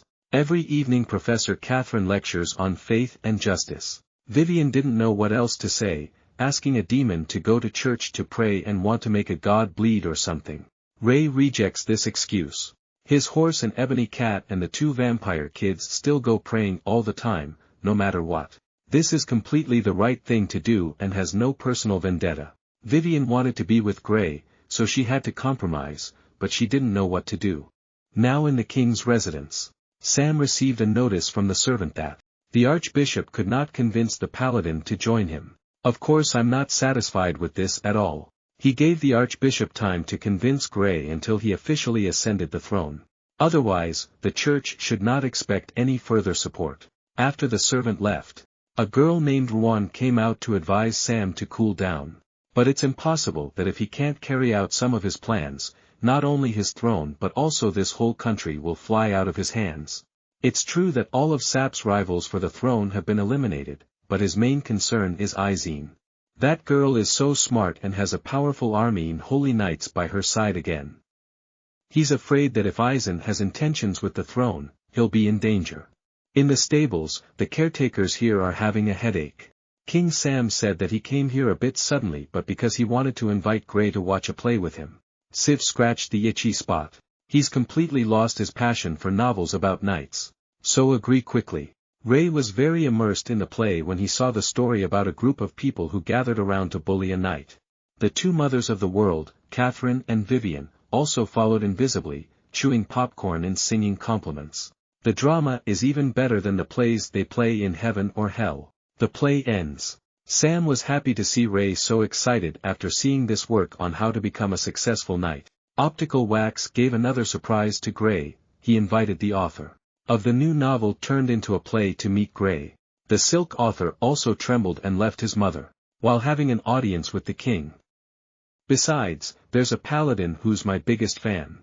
King Sam opened his mouth to write a special novel about the Holy Knight Gray. In every detail of the novel, Ray can give suggestions for to re-editing. The mouse buying machine is so heartwarming. The devil's followers are just children. The zodiac animal is worthy of being the devil's master when it comes to seducing children.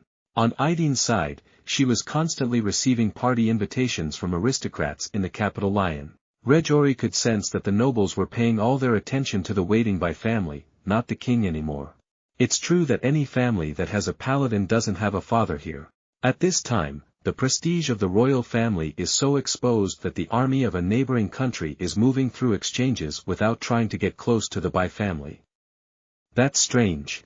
Well, another reason is also to test Irene's attitude. See if you want to protect the royal family or not. Or will take revenge on them for the previous incident. Irene's decision at this time is also the decision for the whole kingdom whether she wants to be loyal to the royal family or depose the king and become a new king. There is a story about a Nick who lives underground. One day it made a mistake that made another Lick angry, causing it to flee underground, and entered the human world. Nick loved this beautiful world so much that he chose to stay and become a knight. Going through countless difficulties and challenges, Nick finally received recognition from the gods. I was right behind the storyline that Gray wanted to build and thought I had heard it wrong.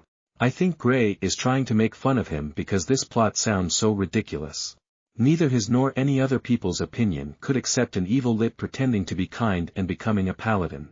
Back to Izine Regeri's story saying that whether she likes it or not, she now possesses the greatest power in the kingdom. Therefore, anyone will be shy before her. Izine analyzed that when Sam became king, he did things like a good monarch. But Regeri said that it was because he had no other choice that he had to do it to bribe the people. Izine doesn't know how to think and choose. But first, she refused all invitations from other nobles. On Gray's side right now, he is being punched continuously by the ebony cat. Even Catherine saw the unwiseness of what he had just done, but comes back to think that people always believe. But it's not right for you to deceive people. He wants to one day reveal his true appearance to everyone. He only has one dream, to receive acceptance from everyone when he sees his true identity.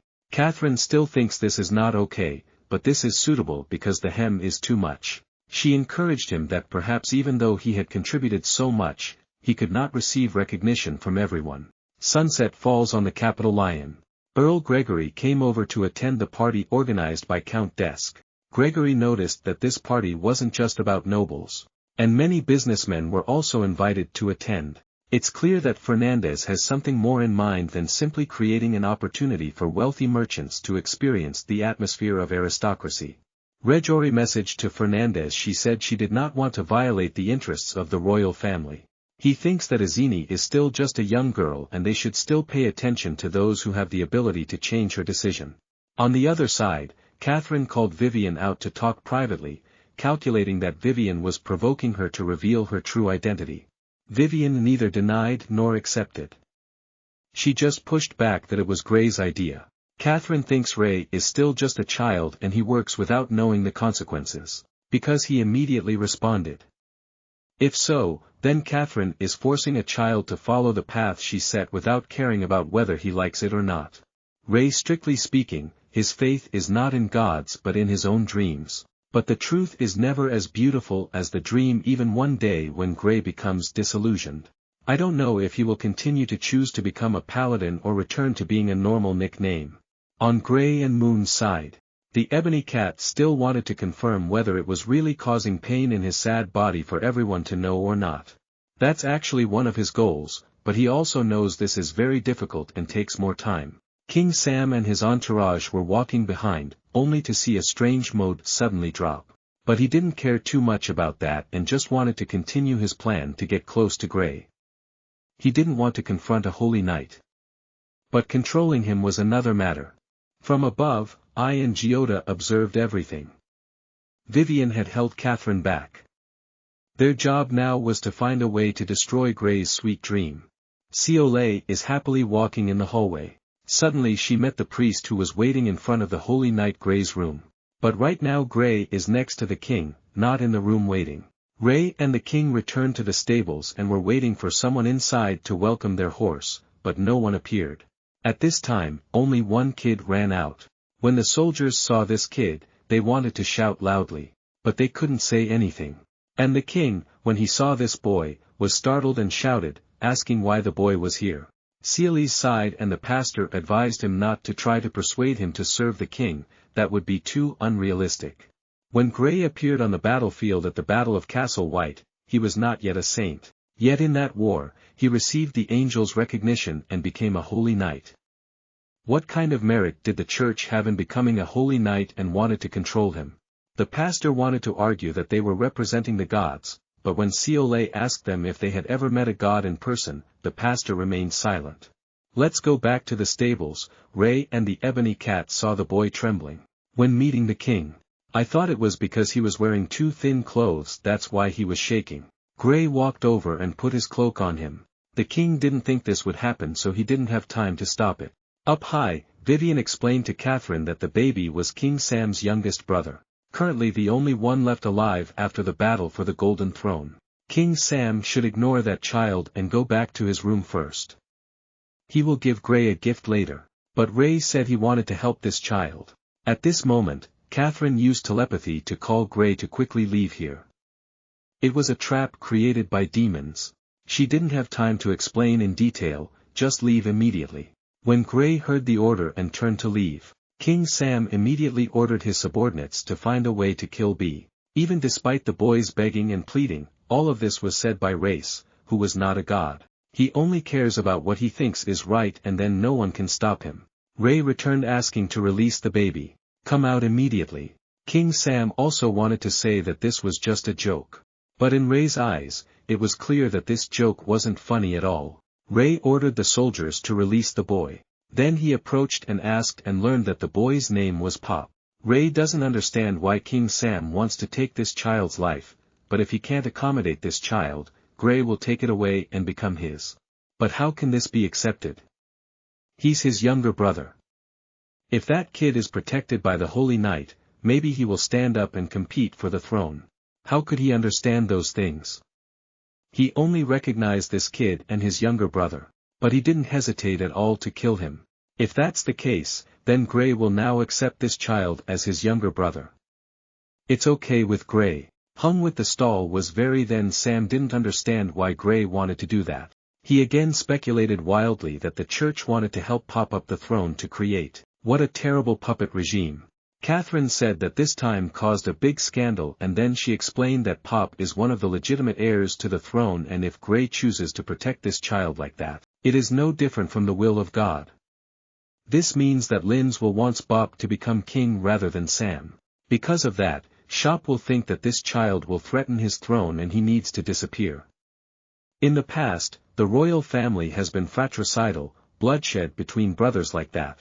But even after Catherine and the Ebony Cat tried to understand Grey at the same time, he still couldn't accept this truth. This world is inherently an unfair and unreasonable place. To gain and maintain the throne, King Sam does not hesitate to kill his blood brothers, but that is unacceptable. Catherine said that when King Sam ascended the throne he made many reforms, allowing many poor people to escape the harshness of winter. What Ray did today could make Sam think negatively, and sending the army to the church could lead to a fight between the king's side and the country's gods. That would also make many people miserable and could get caught up in it. A war where sacrifice is meaningless. Catherine hopes Ray can return the baby so the king can deal with it himself. If unfortunately the boy is forced to die, she will also take him to heaven. Gray asks again whether there are wonderful things in heaven that a human being can enjoy. Unfortunately, the answer is no. If that's the case, then heaven in Gray's eyes is no different from the abyss where he used to live. I don't want to step into the distance. It's not much smaller than me and I don't want it to die so soon. Catherine retorted and asked what if keeping the child would cause the tragedy behind to happen, but I still don't think that could happen. If it did, it would be because she was crazy and messed up, not him. Reasoning with a nickname without the concept of human behavior is no different than arguing each other with the knee. Catherine couldn't figure it out, so she had to show him a way to temporarily calm the situation. This time on another side of the Lion capital, King Sam has really gone crazy at this point. Even if he is a god, he also wants to fight, let alone a holy knight that threatens his throne. Catherine led Ray to the church and knelt before the gods to explain the source of the story, asking the gods for direction. Ray still insisted that he wanted to save the pop because that was his faith and his oath. And now if he had to pay the price of his life for his faith, he would be willing to trade it. At the same time, King Sam's army quickly moved to surround the church. He did not have the slightest hesitation when he saw his throne being threatened as king. That's right. At this time everyone has a relationship with Gray. And influential people were all imprisoned by the king. Izini predicts that the king is making a fuss. So it may be because he failed to seduce Gray. John told everyone to stay in their rooms and not be rash while he went out to investigate to see what happened. At the same time, at the church, the gods responded to the angel and the Gray gods gave instructions that strength lies in faith, not war. As for Gray, because he broke the rules, he couldn't receive help from them. His faith will illuminate the right path he's on. If you have done something, you must accept the consequences. In short, angels just stand from afar and observe everything that angels do. He raised the flame of life in his hand and summoned the army of skeleton knights obtained after the Battle of White Castle. Tell them to return to the capital Lion. A super classic Derma battle is about to break out. Thanks to the arrangement of Director Devil, King Sam outside the church loudly demanded to get out or he would fire the levelers. This 1,000-year-old construction. Archbishop Tien, he doesn't understand why he wants to cause trouble with the church, and according to him, the Holy Knight Gray is also involved with the Pop Prince. The Archbishop reconciled with King Sam. He explained that they had always considered Sap a legitimate and respectable king. There must be something wrong here. Sam received confirmation that he deserved to be king, which was enough to build the army's confidence. Next, the Archbishop was invited a bit boldly, and was still ready to send the army to level the church. If Gray did not show his head at this level, he would no longer be king. So what's the point of Sam being afraid of someone else, if he's blaspheming the gods? At that moment, riding on a tennet, he rushed over, took the Archbishop in the hands of the soldiers, and then rode straight up to the main door to the church. He had just heard from Vivian that Gray was currently confronting the king. Before knowing the details, King Sam sent archers. Duong Kung lightened a shower of arrows in this direction. John almost had to use his magic to protect himself, but just as he was about to cast it, Gray said just one word and it was enough to make all the arrows motionless in the air and then fall apart. Ray slowly walked out in front of everyone. He said that he knew everything he had to do to be able to sit on the throne. He agreed not to pay attention to those things and promised to only take his father away and not touch his throne. The Paladin's promise is worth thousands of gold. But if there is such a thing, why believe it? At the end of the day, a battle must break out. Ray said that he would judge far away because he killed 6 of his brothers and bullied his father. As for Sam, he relied on the fact that this time Gray did not receive God's protection and despised Gray's face. Ray and Sam spurred their horses and rushed towards each other. After the first impact, Ray broke Sam Ton's sword into 2 pieces. Luckily for the other king, he dodged quickly so he didn't end up like his sword. At the same time, the soldiers were not idle. They gathered to attack Gray's council. But at this time, he had already cast 3 defense steps on himself. So the soldiers attacking were like mosquitoes biting stainless steel.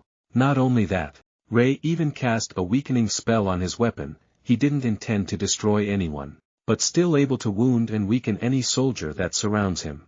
King Sam from outside the siege frantically shouted for his soldiers to let Gray sell salt. But Ray only needs Duong to raise a spear, then threw it towards him. It made him shy immediately. Sam immediately ordered the soldiers to prepare. Each giant arrow flew straight towards Gray. Shoot him face down. The consequence of receiving all the attacks just now is that the soul fire in the body's ribs and spine is quickly dissipating. Everyone stood still when they saw Holy Knight Gray. Once immobilized, he regretted not stopping Gray. Others hope Gray can stand up again. Deep underground there is a place where sound and light do not exist. There are only sad bones everywhere among the ruins. A human suddenly appeared here and was facing a lick. But that hang's head was just lightly slashed and his head was blown away. A long time later the young man was sitting in front of the fire resting. That list still came to that young man and didn't know what to think.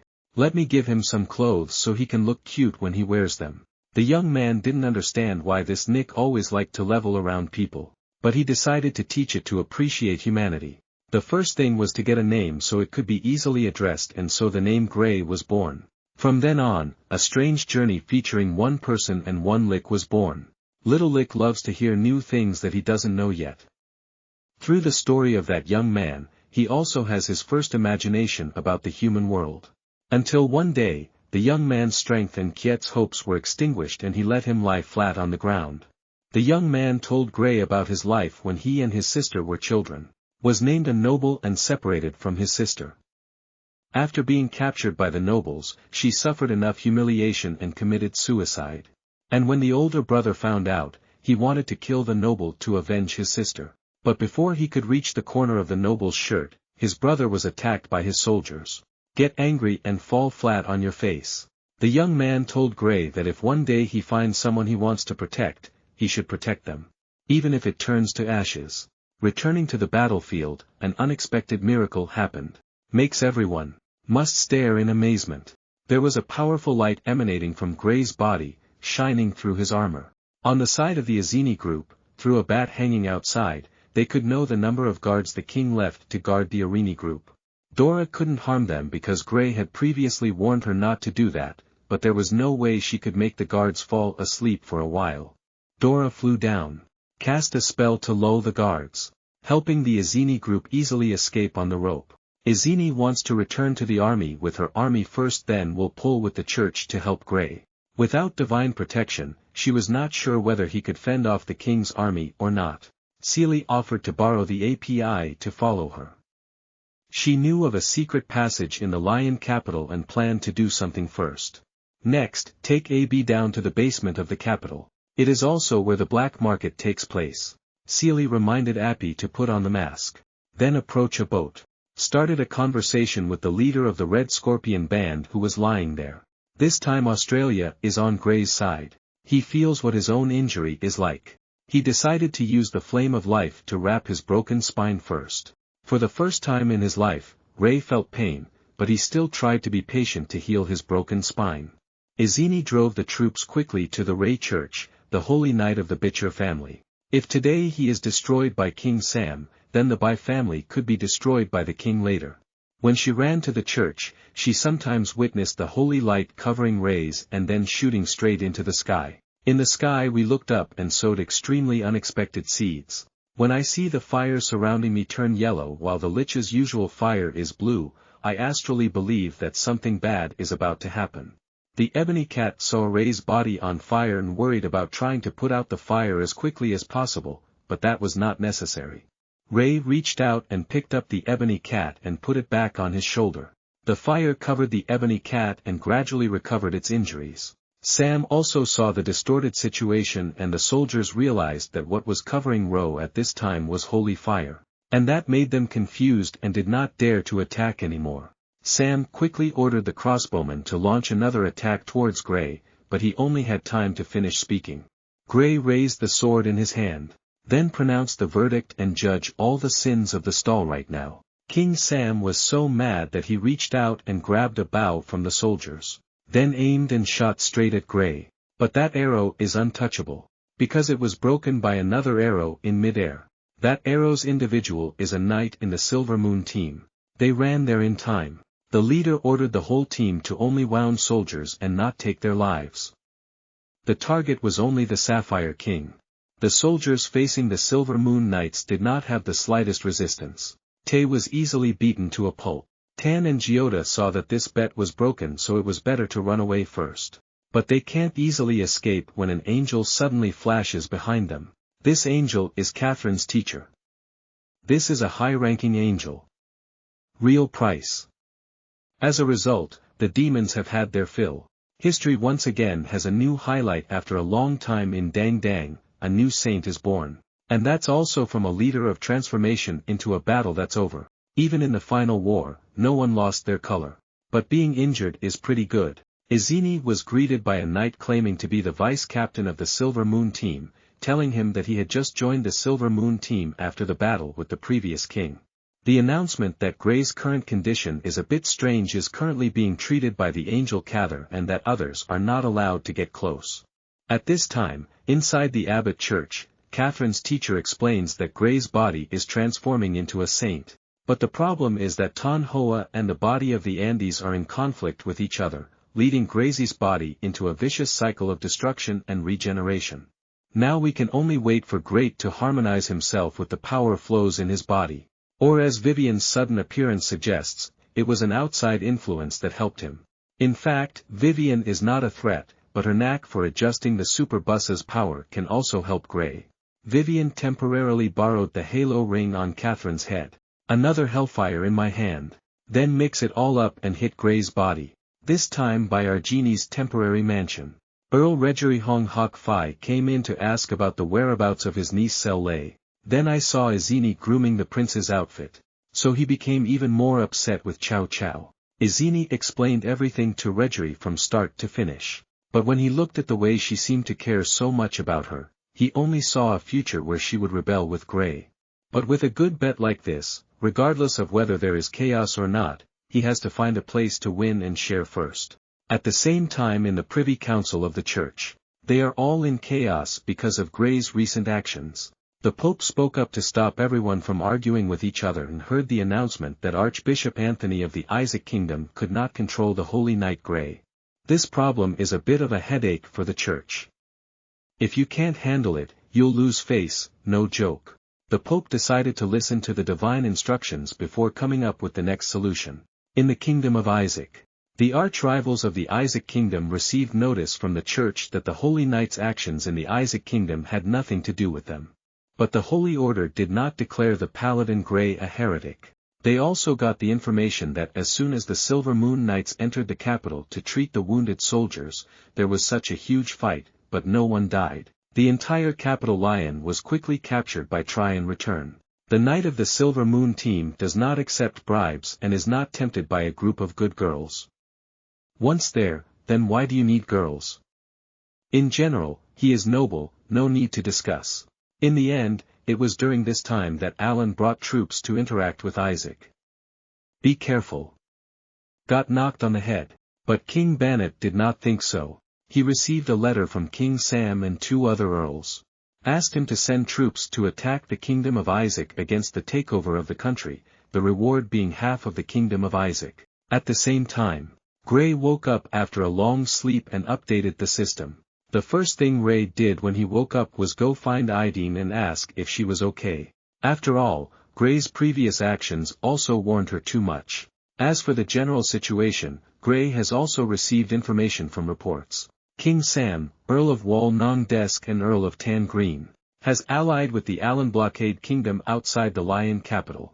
On the other hand, Gray had been rejected by the church for their support, so it was fortunate that they did not label him a heretic. There are many rumors surrounding Gray. Some people believe that he is a cunning schemer who has been planning to take over the throne from the beginning. Irene turned around and asked. Why did he choose to point his sword at King Sam right at this sensitive moment? Ray frankly said it was because he saw that the king wanted to kill his brother. Agree that is the king's way of protecting his throne.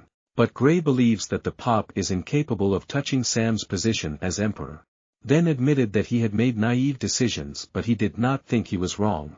If anything, everyone was right about there being a lot of things that Gray was still hiding from Irene. But that's not what bothers Izini. She was advised by many people to leave Gray, but in the end she still chose to stay. Because she already likes him. When I heard Irene say she liked me, my mouth watered. If he has saliva, Izini says that there are times that make her remember her childhood. When she always wanted to change this corrupt world. She always wanted to abolish slavery and make the world a better place. But when she grew up, and as of now, to become the Grand Duke of the Vicar family, she was always overwhelmed with reports from all over the territories and worked hard from morning until late at night, causing Izine to almost forget everything she wanted to change. In the end, Izine compromised with himself by sacrificing a few people in exchange for the freedom and happiness of many people. She felt like she was gradually becoming the type of person she hated. And she feels lucky because she has never banned decisions about what Gray does. In Gray's innocent eyes, there is only right and wrong. There is no need to add complexity and depth. But Gray's actions were not childish at all and he also had enough strength to do it. So Izini believes that Gray can completely change this world. A perfect world is a distorted world. Izini walked over, grabbed the thin arm of the armor and kissed it. She hoped that she could see the pink world that Gray wanted to create and that she would always support him unconditionally.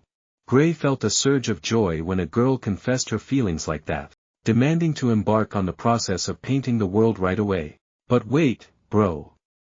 Now we have to deal with the immediate consequences first. Dream big. Irene tells Gray to be prepared, someone wants to see him. While Gray was walking down the hallway, he saw Seely standing in the distance, with a bouquet of flowers in hand. Seole pushed the bouquet of flowers into the crank and he didn't understand anything. But the next words Seeliel said were even more confusing. She urged Gray to take that bouquet of flowers and propose to Igini. Seeing Gray's bewildered golden deer expression, immediately attacked fiercely that he had no initiative at all. Not worthy of being a man, but I don't even know if a dry skeleton like me is a man or a woman, so I asked for advice on what to say, but there's something urgent here. Izini stood still as she heard the buzzing words flying out of Gray's mouth. No, Ray can't say such beautiful words like that. It's obvious that you're a famous detective impersonating your voice. Seely didn't understand why the reaction was not what she expected. Irony was supposed to be emotional and all, then a Honduadinum wedding would be held, but why does he have such an indifferent expression like this? But like this, it's like Seeliel didn't fight and declared that she overheard the conversation between Irene and Gray earlier. Irene said to go to the altar room at the church first and she had something to tell Seeliel so she would come later. When Seole was little, when she was just a few years old, she climbed into the saddle and asked to learn how to ride a horse. But what she did not satisfy her father, but his father felt that noble ladies should be gentle and modest, not disruptive like her. After that, Sales actually had to put on a giant super dress, to please my father, but she was not at all happy about it. During a party, the salesman sneaked out to avoid the stuffy atmosphere of being surrounded by nobles. She was suddenly startled by hearing Irene's voice. Muttering on the opposite side of the fountain, later misunderstands Irene as a boy. Sitting and mumbling about business figures, he blatantly approached. Comment together. Irene turned around and realized that Seole, Miss Regari, was the owner of the Bitcher family. Makes her feel like she wants to quickly correct herself. At this moment, Bai's queen, waiting for the house, rushed to the balcony and saw Izini under the fountain. He called out to her to go back to the party. Her father couldn't see her. He was looking like ice cream. Izini now knows that Izini is a girl, but she is assigned to handle the paperwork. And always carrying a sword at her waist doesn't look like a noble lady at all. From there, learn more about Irene.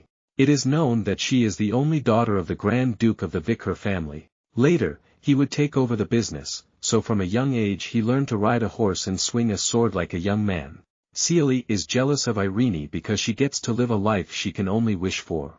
But Irene's strong personality. In Celi's eyes, he was truly shaken. When she first saw Idine wearing a gorgeous dress and rubbing shoulders with Grey. Before, I also had thoughts that I wished Izini would lose the war against the king so she could only become a bird in a cage like Celi. But a miracle happened, Izini found Grey. The person Irene believes has a warm heart and is always by her side. I also wanted to try to access the lives of Irene and Grey, but she can't do anything. Everyone has a different path. Some people have to walk on the path that has been prepared for them since birth. Some people have the right to choose their own direction. Back to the conversation between Irene and Seely, blaming Hako for why Izini gave up on her feelings. Facing Seole Izini's questioning, she still remained extremely calm. She said that at this time, Grey had already collided with the church. If this battle was simply a fight with a few noble houses and the entire kingdom, she wouldn't mind it.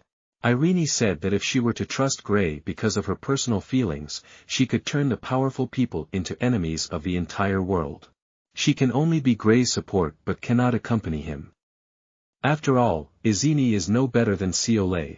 They are all birds locked in cages. At the church, Grey is worried because he still doesn't know who wants to see him. Besides, there's Vivian and Catherine behind it. The people coming are not friendly women. But the scene of harmony between Vivian and Catherine did not last long. 1 second, the next, they rushed into combat with each other. At this time, you entered the room, bringing along those who wanted to meet the radio. After. The first person to introduce himself was the chairman of the Lion Capital Business Association. Others include Judge Erickson, captain of the team of soldiers saved by the Silver Moon team. And there are many more people. They came to discuss the fact that the king and 2 other nobles had blockaded the capital, leading to serious problems with food in the city, and now people cannot sustain it for too long. Another problem is that although the non-Noyet team patrolling day and night can bring stability, but it also makes people worried and afraid. Next, there are a bunch of people struggling and injured after the war. There is a shortage of doctors, so the patient's condition is getting worse day by day. Countless other problems from the people who came. A while later, everyone just dispersed one by one. Ray felt for the first time that saving someone caused so many problems. Catherine explains that the king is an indispensable position in the country like the key to a spell. But Vivian said that if that magic was faulty, why not just smash it and then rebuild it, but it was fine. The problems are piling up like a mountain, but Ray has no intention of climbing, he will handle each problem one by one. At this time, at Count Fernandez's camp, the Qing soldiers were laughing and having fun, eating and drinking by the fire. At that moment, they felt the ground tremble violently. From afar, there was smoke and dust. The Silver Moon Night team is quickly rushing towards this direction. When the non-Noyet team rushed to the barracks of the Count of the Desk, they set fire to the tent set up in the area. But the soldiers guarding there were powerless to do anything in the face of their fierce attack. Next to Fernandez's command tent. When he heard the news, he was extremely surprised because the spies in the capital had not had any news until now. Just arrived. This means that the non-Noyet team quickly rushed to the camp 50 kilometers away from the capital in just 2 hours, theoretically on horseback. So what if the barracks defense team was attacked? At this point, they frantically pulled out their crossbows to defend. Ray saw this and immediately gave orders to the team. His retreat. Fernandez's cavalry still wanted to pursue, but was immediately stopped by him. At this time, we need to focus on putting out the fire first and then move on. Fernandez ordered his subordinates to send news to the king about the Holy Night Grey's awakening. Whatever they want to do, they need to hurry up. Just as he finished speaking, another soldier came to report that a camp on the other side had also been set on fire by the Silver Moon attack night. The Silver Moon team stole all the food in Fernandez's camp. Anything that cannot be captured will be burned in one fire. The non-Noyet team is all undressed, so there's no need to rest. If they want, they can keep moving and ambushing. Both day and night are fine. From above, Catherine and Vivian saw what terrifying power an Andean army could do, but that means they haven't really attacked yet. Lich is a race born from death and has an endless lifespan. Normally, Nick doesn't want to do anything and just lie around like a rotten fish. But once something makes Lich feel interesting, they may not need to eat, sleep or rest. Do it until that Nick himself feels satisfied. There is a saying in the abyss that it is better to cause trouble with a dozen angels than to mess with one Nick. Otherwise, he would have used a dry sea bone to anatomize him. Just early in the morning, Abi came screaming at Irene that Gray had gone somewhere all night and didn't return. Izini used the speed of light to change her outfit and fix her hair before going out with Apbai. But when he heard the news last night, Gray sent his army to stir up trouble all over the barracks surrounding the capital. Then stop the motherfucker. Ray stole food from the barracks and wanted Appy to take it and share it with the people. Rumor has it that King Sam sent troops to support the camps and bumped into Gray and his army on the way and was beaten face down. Izini reassessed the situation and decided to announce that Bray and his non-team had gone to attack the enemy. And food will be distributed to all the people in the city in the south of the city. In the east of the city, there is a legal consulting room. Anyone who has a problem can comment there. Irene herself silently approached the mountain peak near an enemy camp. She saw the king's soldiers. Every guy is crazy about his mother. When being chased by the non-Noyet team all night until now. While those soldiers had Duong with a crossbow, the non-Noyet team turned around and ran away, then returned to the garden again. The small suit of armor followed closely to protect Irene. John's adopted son was abandoned. The requirement is to follow Irene closely as a bodyguard. Luckily, this guy's armor was enchanted by an angel. That's why he was able to walk freely in the sunlight. Izini superficially changed the subject and asked John a question. She asked him whether Gray was not human or not. Receiving the question from Ideen, Gray was sweating. His eyes wandered wildly, trying to confirm that Ray was human, not another race. How can other races become paladins? But it was those eyes that continuously blinked, showing off their mischievousness, that betrayed Ron's words, which made Izine secretly wonder where he came from. The day quickly passed and night came, and the soldiers of Monsieur Fernandez were about to go crazy. However, the Silver Moon team still showed no signs of stopping. Moreover, the army of the Allen Kingdom lost the king and retreated to the eastern city. Count Tangios surrendered. Thinking about the alliance, Gray and his army were toying with each other everywhere. After hearing the report, Findanet jumped up and fainted on the spot. Now the final goal needs to be handled. Only King Sam. The situation changed. Now it was King Sam's turn to experience being surrounded in the city without being able to do anything. At this time, on the church side, they received a complaint letter from King Allen because Gray did not understand where to find an army that does not know how to get tired and does not need to sleep. So now the church is arguing, not knowing what to do with Gray now. Gray is completely powerful enough to fight the king of an entire country without the help of the gods, and the gods did not say that he would betray the gods. The Pope also didn't know how to handle it. Immediately wanted to find the pastor who had had several conversations with Gray to get more information about him. At the same time, the Pope also allowed an archbishop named Andrew to also go to the kingdom of Isaac. Investigate Gray's situation. During the night Selly was awakened by thirst. In her sleep, she saw a dark shadow suddenly appear in the room. Made her so scared that she couldn't scream. Ate the whole vase of water hit that black shadow. Gray didn't come here with any malicious intent at all. It's just that Gray came over and wanted to talk to Ciolé. He is having difficulty when the guy keeps helping in the death defense. But determined not to fight, Gray had no way to punch the king first. Even though he really wanted to end this fight.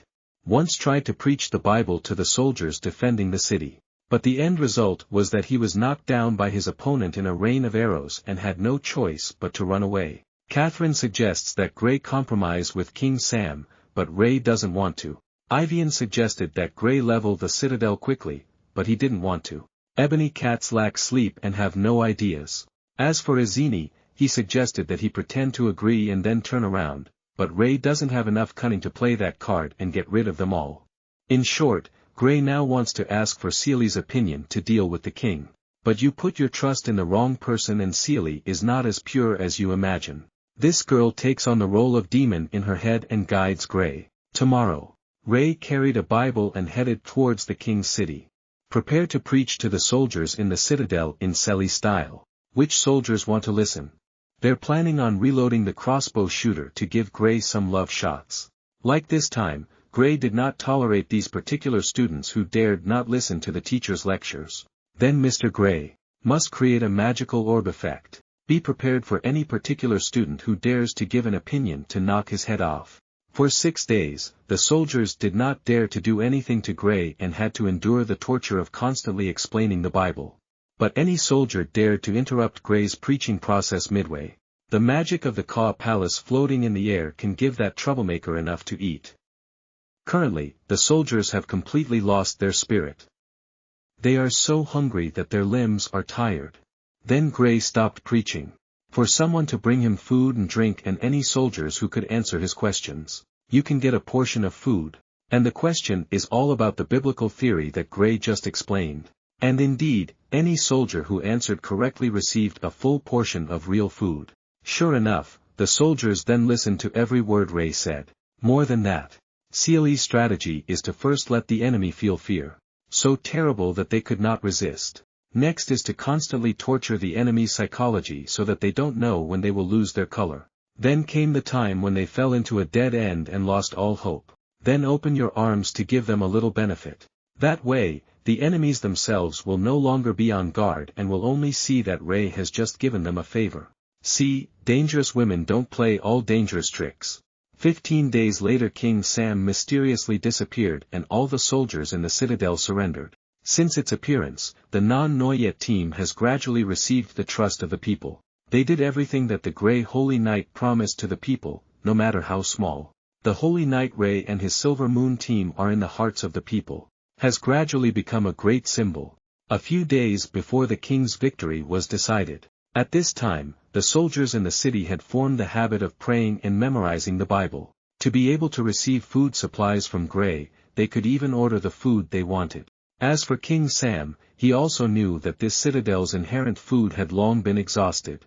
The food that the soldiers have been able to endure until now is all thanks to them reading the Bible with Grey. He also saw that this war was a complete failure. Sam announced that all soldiers were free, they could surrender if they wanted. And he is determined to fight to the end. At this moment, a voice suddenly rang out in the room. Then without waiting for King Sam and the 2 guards to react, a sudden black shadow attacked him under the tree's legs and swallowed him whole. Leave no trace behind. The one who sent him away was Andrew.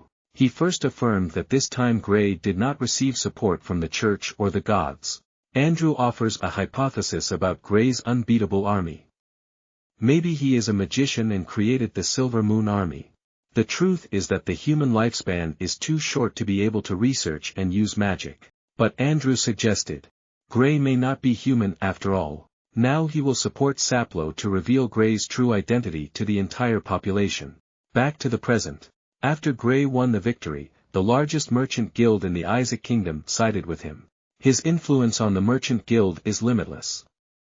The merchant guild has supported the capital Lion with supplies and food in huge numbers. I want to start the work of helping people immediately. But Izini says first there are more important things that Grey needs to do. And that stuff that Grey needs to handle is a mountain of papers from all genres. The problem remained during the time when he fought with the king. Sam disappeared. Bop is still too young. Other politicians are not strong enough to handle big problems. But that doesn't mean Grey can handle it. Ray still wants to use his pitiful eyes to beg Izini to save him. But she was bad because she swore loyalty to the royal family and not to interfere in the capital's internal politics, so she was helpless. And so Grey had no other choice. I have to sit down with my dad to handle all that work. After a while, Sorority went out for a walk but still couldn't take his eyes off the political information. He needs to find a solution to everything. At this moment, there was a hidden weapon attack. Grey quickly reached out and grabbed it, only to discover that it was a laurel wreath and Seolei threw it in his direction.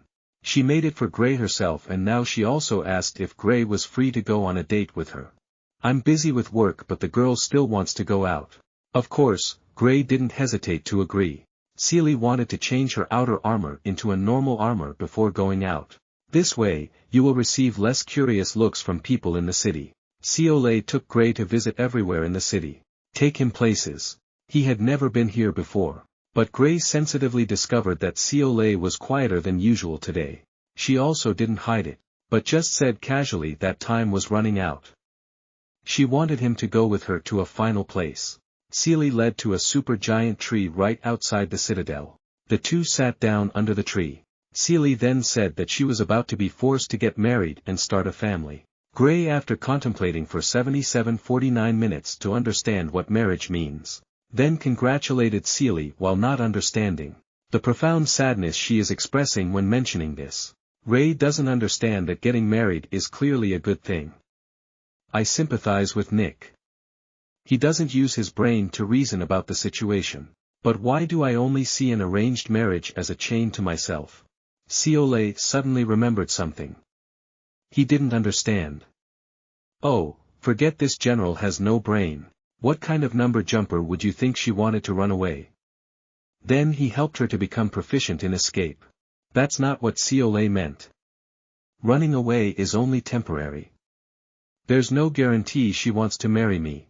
Ray was startled and asked him to get married, but someone like him who couldn't even determine his gender could get married, that's what made him wonder. But in Seolil's eyes, Gray reacted violently as if he wanted to refuse to marry her because he liked another girl. Gray immediately said he loved Izine, but I don't know if this general understands what love is or not. Seelie told Gray to take Irene off the list. Gray immediately said that he loved her. It was obvious that this guy didn't understand what love was. The next question is, what does Ray like about a genie? Then Gray lists a dozen things he likes about Irene.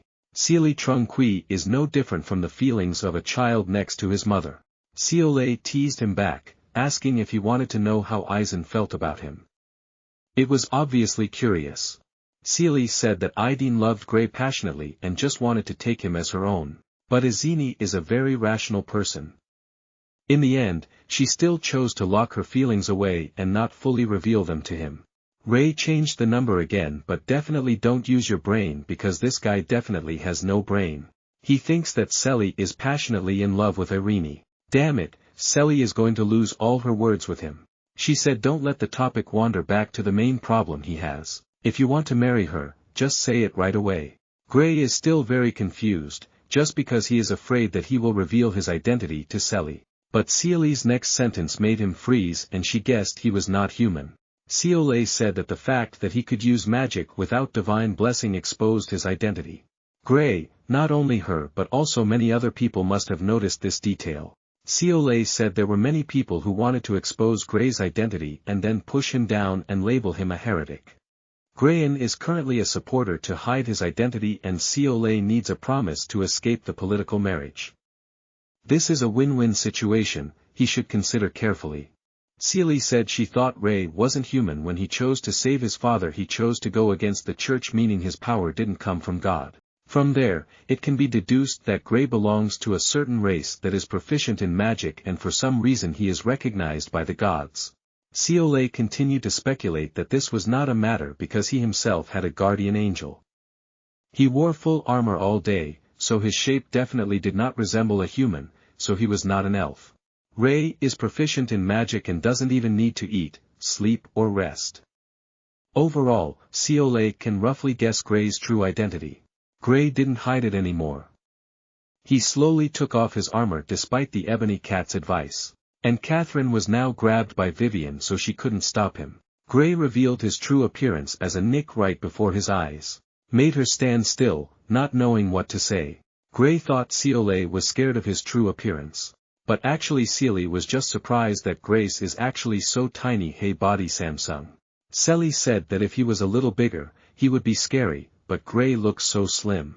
Moreover, he never did anything to make Seolei afraid. So with Seolei accepting Gray's true appearance, he also agreed to get engaged to her. On the way back while Seolei was watching Gray happily walk ahead. At the same time, hold the ebony cat in your arms and talk to it. Then she was hit by a little girl. The other girl also acted like she was just unlucky so it was okay and was about to leave. But immediately the girl was grabbed by Gray's neck and lifted up. Ray asked her to return the things that had just popped out from Seelie. The girl was grabbed by the collar of her shirt and struggled around, saying she didn't know what he said she stole. Ray immediately threatened that if he could find Shelley's belongings on her, she could absolutely be asked for a light arm and then go to the prison to eat state food. Then I don't know the amount of gold and the whole armor. How will you be treated? The girl was so scared that she quickly begged for forgiveness and promised to return the things to Shelley.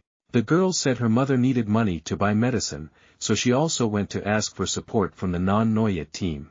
But when she got the money back, her alcoholic father stole it and grilled it at a bar. Shelley sympathized with her situation and gave her some money.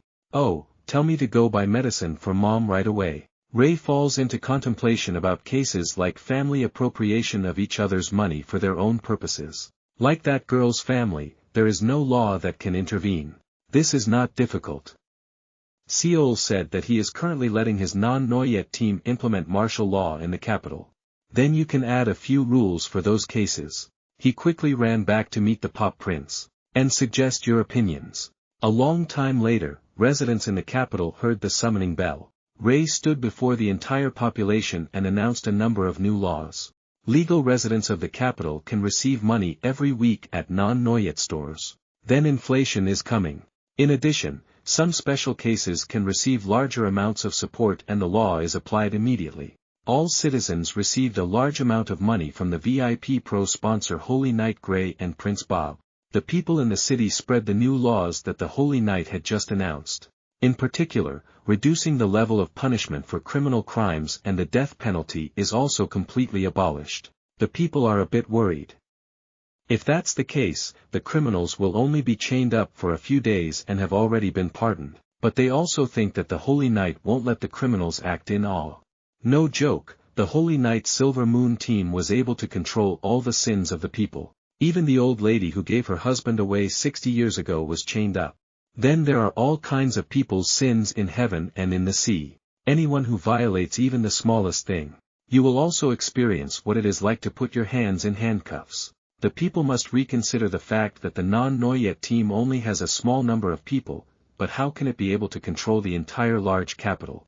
Because now, no matter what I do, I feel like countless eyes are spying on me anytime, anywhere. How could they know? Ray has summoned countless wandering souls. Throughout every corner of the capital. Control the actions of each individual citizen. Seolil saw this fruit and gave Ray her advice. She could also see the ghosts scattered everywhere. And maybe you need to give Gray some feedback. Without waiting for Shelley to find Ray and ask for his crime, Azini scolded Gray. One fight for the crime of giving away money for nothing. All people become rich and prosperous, which is true to Gray's ideal. But such a pink ideal fruit cannot exist in reality, father. Izini got angry and tried to stop giving money to the people. But he turned around and thought he hadn't done anything wrong, so he stubbornly refused to do it. Seely had to literally throw a basin of cold water over her, to cool down Irene and Gray. When Ray saw Selly appear, he wanted her to help him, but somehow he still wanted to stop him from coming back. But if you say anything about Izini, you'll lose your power. No longer afraid of falling, she played blunt cards despite the people of the capital. No matter what, it's not her problem, so she refused to care before. Irene and R.A. had an argument once when Gray insisted on bringing the kids to the battlefield. But that time the results showed that Gray was not wrong, so this time he was determined to convince Irene. And he succeeded despite the tense atmosphere. 3 months later the matter finally came to light and those who were accused and arrested were soon pardoned. Then he found the person who accused him and assaulted him face down. Specifically, the case of an alcoholic husband who stole money for his wife's medical treatment, for example. Even Gray has made a law that makes it possible to divorce freely. But the other woman is not healthy and will have difficulty raising her children if she decides to divorce. Ask for advice if he forces the other woman to divorce, she also thinks that it will be even worse. Then the other woman and her daughter would only come to hate Gray.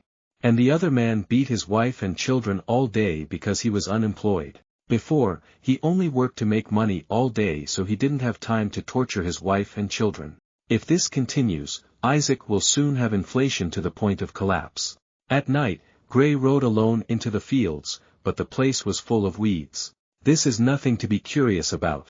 People nowadays don't need to work to have money, so why bother going to the fields to grow crops? Yes, Gray only gives out a small amount of money, but for the people, that is more than enough for them to live a comfortable life. At this moment, Non Noyet's team came to find him. She wanted to talk to Gray privately to clear his mind about this guy who was thinking so hard about these stupid rules of hers. Ray said that he has put the country in crisis. People will starve to death. Even if they have money because they no longer work to produce food. Currently, you can buy food from other countries, but food is not endless and neither is money. Catherine also came to his side and said that from the beginning she had prevented Gray from overthrowing King Sam's rule, but he refused to listen. The fairness and justice in Gray's mind are worthless to people who are too clever. If Gray is too kind, they will take advantage of that kindness. If he values righteousness too much, then they will take advantage of that of you. In general, no matter what good things Ray wants to give to people, they will find ways to achieve more. Greed is bottomless. Vivian is evil, so I don't care if humans are better or not. At least in the past few months Gray has realized a lot more about humanity and the world. The price for this lesson is a bit high. And so the devil and angel snout combat begins to take place again. After speaking up, she said that the laws Ray introduced recently were intended to promote benevolence in each person so they would comply more with the law. But law was born for humans to maintain stability and social order. It doesn't make any sense to control the people's every move or let the soldiers lecture the wrongdoers and force them to apologize. Law was created not to evaluate morality but to govern. But what Gray does doesn't have any governing value at all. If becoming a devil doesn't cost anything, then no one wants to be a good person. If a criminal commits a crime and then apologizes, the victim's loss will not be alleviated.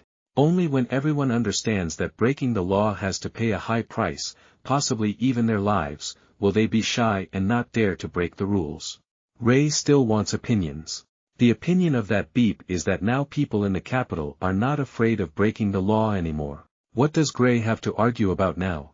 If Gray wants to deal with the food problem, he must temporarily mobilize the assistance of the Merchant Association, even having to borrow from the Bitcher's territory or neighboring countries to save the situation. The climate in the capital Lion is good and there is abundant rain, so farmland can be harvested twice a year. Ray can let Quan Non Noyet Group work as part-time farmers and must immediately stop distributing money. From now on, whoever works will get a reward. If you don't work, you'll just have to eat. You need to stop being like the Holy Mother of compassion and joy and forgiveness towards everyone. Bad people must be eliminated from society. Another painful problem is that if Gray changes his policy now as quickly as flipping rice paper, it could create a bad influence. But Stella's point is that there is no tolerance here, dude. If you're rude, just let that guy fade away and that's it. Without bloodshed, the law cannot be established. Either shed blood now to make Lion prosperous again or wait until there is crime and famine.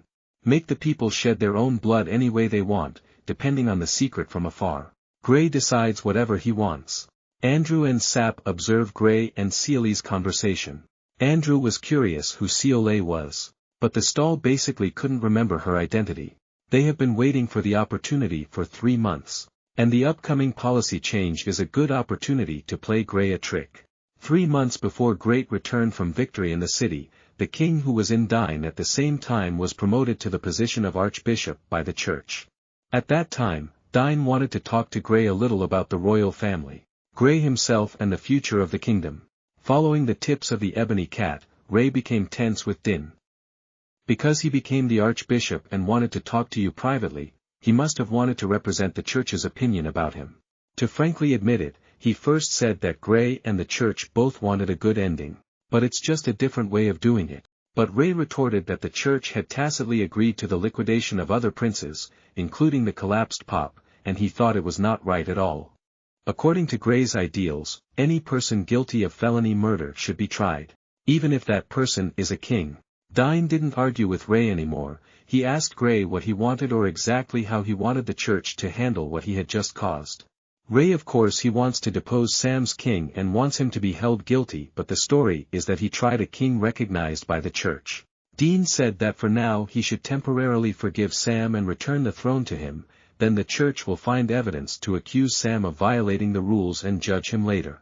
But basically, Gray disagreed with this and frankly said that if he were to continue being king, it would be like publicly letting the people know that killing relatives is still legal. That is promoting evil.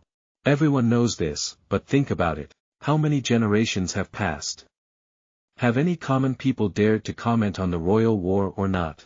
In short, Dean and Gray's conversation hit a dead end right when it was at a complete deadlock. Then Andrew approached him. As a senior member of the congregation, he wanted to go and provide his knowledge to him. In the center of the Capitol Lion, everyone once again heard the summons to prepare to announce new rules. While the crowd was still daydreaming about what new benefits their holy knight would give them this time, the crowd was startled and shocked when he saw Ray in armor pinned on a cross. A girl appeared next to a cross tied to Gray. She called herself Saran, and has been following the Gray Holy Knight for a long time. What the hell, Saran? Just silly cosplay. Ciole previously advised Gray to abolish the entire previous benefit law, entrust food issues to the Merchant Association. Finally, try to mobilize people to cultivate crops again.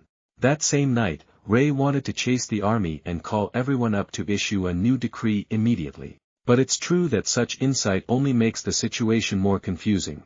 Seeley suggests a plan to promulgate new laws to ensure more feasibility. And so we have the current scene of the rail being hung up. In the name of Saran, I declare that Dr. Gray recently had plans to go underground. Causing the Capitol Lion to be exhausted, he had to suffer the punishment of being burned by holy fire and was stripped of all power in the kingdom of Isaac. There's no way people would give up their jobs and give them money to spend like water. They used the excuse of protecting the holy knights to come forward and free him. But sorry, little lovers, because the Silver Moon team under Gray's command had formed a defensive line right in front of the church to stop the people. Some civilians still encouraged everyone to continue regardless because the number of soldiers in the non-Noyet team was not much and they thought that no one would attack them. But this move is very stupid, guys. Seeley also anticipated this. So she had a plan to ask the non-Noyet team to act more aggressively.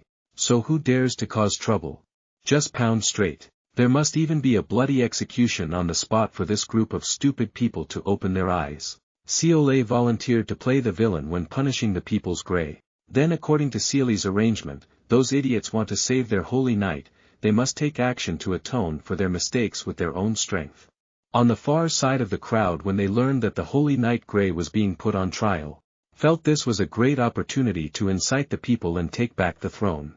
But Andrew understood that Seeley's plan could completely make the people more receptive to the new rules. Moreover, Gray's reputation has increased to a new level. Sam shouldn't do anything now, it's better to leave everything to Andrew to handle. During the night, a group of people climbed the wall, sneaked from behind the church to where Gray was being executed by holy fire. They want to save Gray from this place.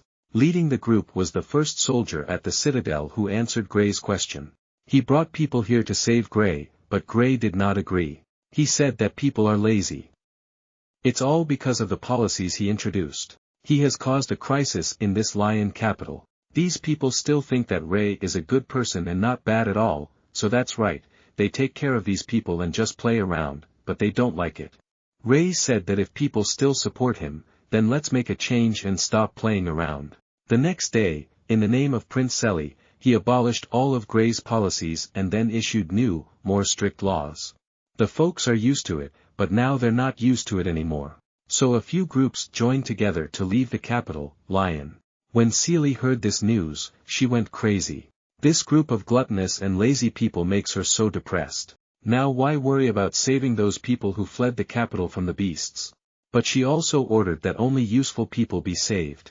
While Seeley was really going crazy because of tons of work rushing into his head, suddenly she felt someone was snooping around her. But when she reconfigured, no ghost appeared in the room. She thought that the room had been enchanted by Gray, so there was nothing to worry about. But the truth is that someone actually snuck into the room. It's Andrew. And it looks like he dropped something into Selly's tea. The next day a newly appointed minister platoon came to Seole, announced that the water line was blocked. Therefore, irrigation was difficult for her and the water line engineer demanded extremely high wages. And if they couldn't pay, they refused to work at all. Not only that, the number of people fleeing the capital is increasing, others would rather be imprisoned than have to work. As well as many protesters demanding the release of the Holy Knight. Seole personally went to meet the group of protesters demanding their release and told them directly that they just wanted to continue receiving money. Nothing made them speechless. They still want to argue with pestles and mortars because they truly want to save the holy night. But when Seole ordered past, throw money at this group, then they turned around immediately. Everyone is busy collecting money, so they don't care about saving the paladin or not. Again, surely these people only think about money and have no desire to save the holy night, so it's a waste of effort. They are a low class with no dignity or integrity. Seole said that it was because the previous rulers ruled in such a way that the people became inferior like this. But now Miss in the name of Sage Saran will slowly teach them again. Just when Seole wanted to leave, then Andrew saw her from above. Then he started chanting the spell. His magic, causing Seole's body to suffer severe pain. Then gradually her body grew bat wings and sharp horns. Looks like a real devil. The crowd then turned 180 degrees and said the money they were collecting was cursed. And you shouldn't pick up these coins anymore. Instead, if they join forces to defeat the evil in front of them and rescue the paladin, they will have an endless source of money again. On Gray's side, he is constantly having to regenerate parts of his body burned by the holy fire. At the same time, Gray feels that humanity is much more difficult to understand than he had imagined. Maybe you should spend more time understanding them. At this moment, Gray felt it. From afar, a stream of magic emitted, making me feel uncomfortable. Vivian and Catherine also witnessed it all. Catherine realized it was elf magic. At the same time, Gray received a notification from a member of the non-Noyet team. Eily turned into a demon, causing her vitality to slowly weaken. And the people are trying to find ways to surround the non-Noyet team and the demon Saran to eat her. Vivian knew it was the church that had begun to take action. And Catherine said that although the Holy Order represents the gods, in the end they are still just humans, and if they cannot rely on the gods, they will find other sources of power. At this time, Andrew defeated the Khotan team of non-Noyet. He understood that Ray was the summoner controlling these soldiers.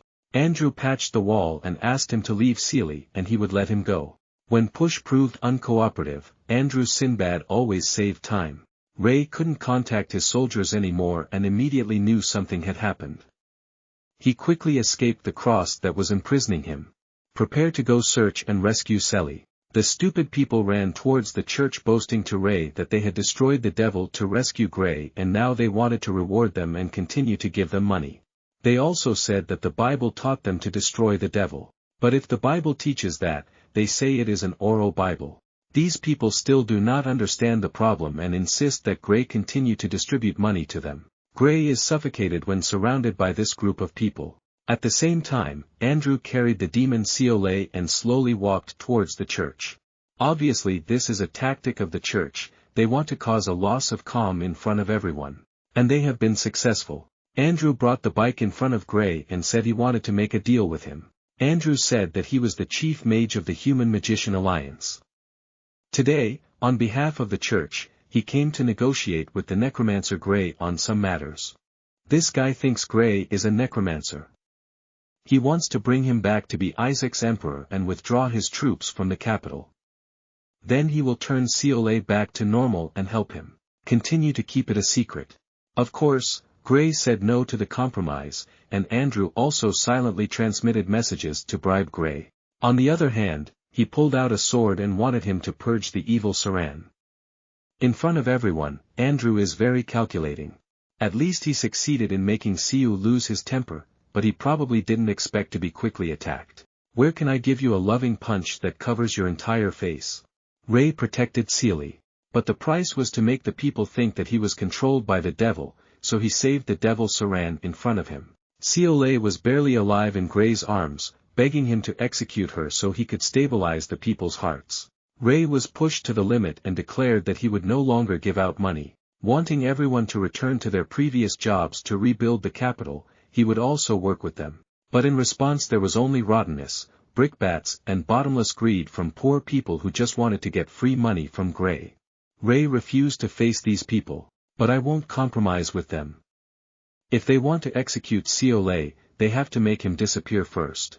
At this moment, Sam suddenly appeared in public, declaring that Ray was controlled by the devil and that he represented the church to come here to save all the people.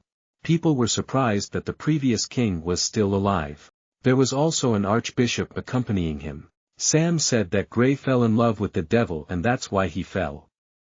He announced that the king of the people had returned and wanted to execute both Gray and Selu. The foolish people heard Sam's promise of receiving money and immediately turned their backs on their holy knight Gray. They went crazy and attacked just for their immediate benefit, but saw entering the holy society miscalculated something. That is, Gray also has a real guardian angel at a real price. Catherine used magic to repel the stupid people, then appeared before everyone. According to the rules of the gods, Catherine is not allowed to help Gray, but she cannot sit still and watch as Gray's newly ignited fire of justice must be extinguished. Catherine raised her hand, pulled the bow of light, then shot straight towards the crowd. Gray took Ciolé and fled on Tenitos. In the middle of the road, he was stopped by Andrew's dark spikes. Ray threw a bullet-like look at Andrew, only to be slapped face down by Andrew's dark magic. Andrew grabbed Selly who was dying and said that he just wanted to destroy his ability to act and take him back to the church. Siv jumped up after Andrew's attack and rushed at him again as if he didn't want to punch him. Andrew mocked Gray. Is he a wizard or not? He just likes to rush in and throw punches like that. But after he slapped Gray on the side, he realized he was wrong. Behind Gray is a group of scouters approaching Andre. Andrew was still crazy excited, because he can easily crush the Khotan and cause summoning.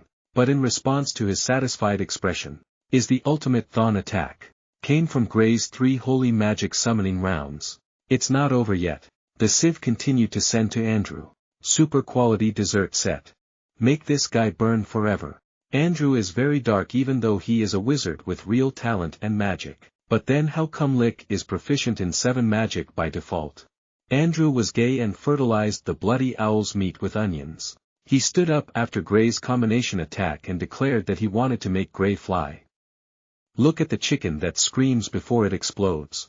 Ray could feel Andrew's magical power suddenly increasing. It might even have made him feel a little pressured. Vivian observed from afar and discovered that it was Karimata. It is an era that has been erased from human history. An age where both angels and demons had to flee before strange and cursed magic. And the fact that name Andrew and these forbidden magical beasts were running around really angered Vivian. In front of Andrew, he suddenly became extremely strong. Gray wants to unleash a fire-bending blow to completely end this war. Lin Xiu wanted to throw a fire-bending blow to completely end this fight, but it wouldn't harm Andrew even a little bit of hair. Andrew controls his black magic, looking forward to locking the rail's armor tightly, then destroyed the armor, causing him to reveal his true form. Ray wants to flash close to Andrew to stop him, but he was easily trampled under Andrew's feet. He said the magical legacy of Cremax has multiplied Andrew's power by 3, so a rookie Nick like Gray has no chance of playing against him. Andrew flashed a crazy smile towards Gray who was now trampled under the Yang's sword that wanted to destroy every part of his body. Ray tried to stay calm and brainstorm to find a solution, but he couldn't think of any effective solution. At this moment, Vivian approached Gray, saying that this world is all about the strong and the weak. If you want to defeat that guy Andrew, call her name and she will give you the strength to do it. As for Andrew, he was sweating bullets at Vivian's sudden appearance. Exactly, after his magic increased 3 times, he was able to see through her invisibility spell. Andrew quickly turned around and left. The church had no way to restrain the gods. What does the church suffer from angels and demons? Yes, Andrew was very surprised but not shocked. After all, even Lick can be a paladin, but even if Andrew runs into the sky, he still dreams of escaping Gray's group. Andrew was afraid of peeing blood. He kept screaming. In the human world, there is a proper treaty. For that reason, Gray was not allowed to kill him, but at this moment, Gray basically had no such thoughts. Vivian must have been right if this guy didn't turn around and run away. Maybe she had succeeded in luring Ray back into the demon's arms. I breathed a sigh of relief because everything was finally stable. He also wanted to care about Seely's condition as well as his pet horse Namitadat. But the scene around Gray gradually darkened and his consciousness quickly drifted away. Gray passed out a long time later. Gray lit his life fire and regained consciousness. He frantically glanced sideways to check Seely's condition but couldn't see her anywhere. In return, Irene was sitting on a rock in the distance. and recognized Gray's voice in the other Nick's form. Ray was all flustered, wanted to explain to Irene, but she said that he should put on his armor first because there's something he needs to do right away instead of worrying about explaining it to her later. When wearing new armor, Ray is secretly worried about Celi's situation. Then Catherine relayed that Celi was fine and had returned to his normal human form.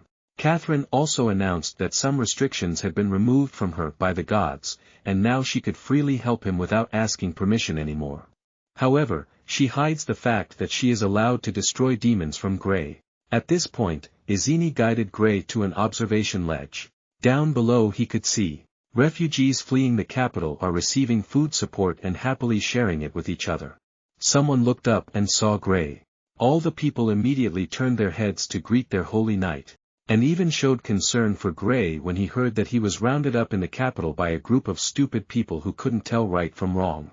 Irene said that in the end, these refugees still chose to believe in Gray, even though the policies he introduced recently have turned their lives upside down. Izini said that she had ordered the evacuation of soldiers and part of the population from the capital. Now, she handed over the list of people to Gray. Izini asked if Gray would be willing to worry about all of them when they returned to White City. And of course, agreeing with that, he also asked her how she would arrange for these people if she were Izini. Izini was surprised when Ray asked for her opinion. On the contrary, she wanted to listen to Gray's solution first.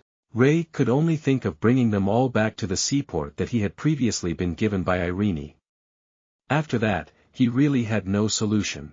Actually, Gray doesn't understand anything about how to redistribute population and develop the lives of people in seaports. So I really hope Irene can teach me a little.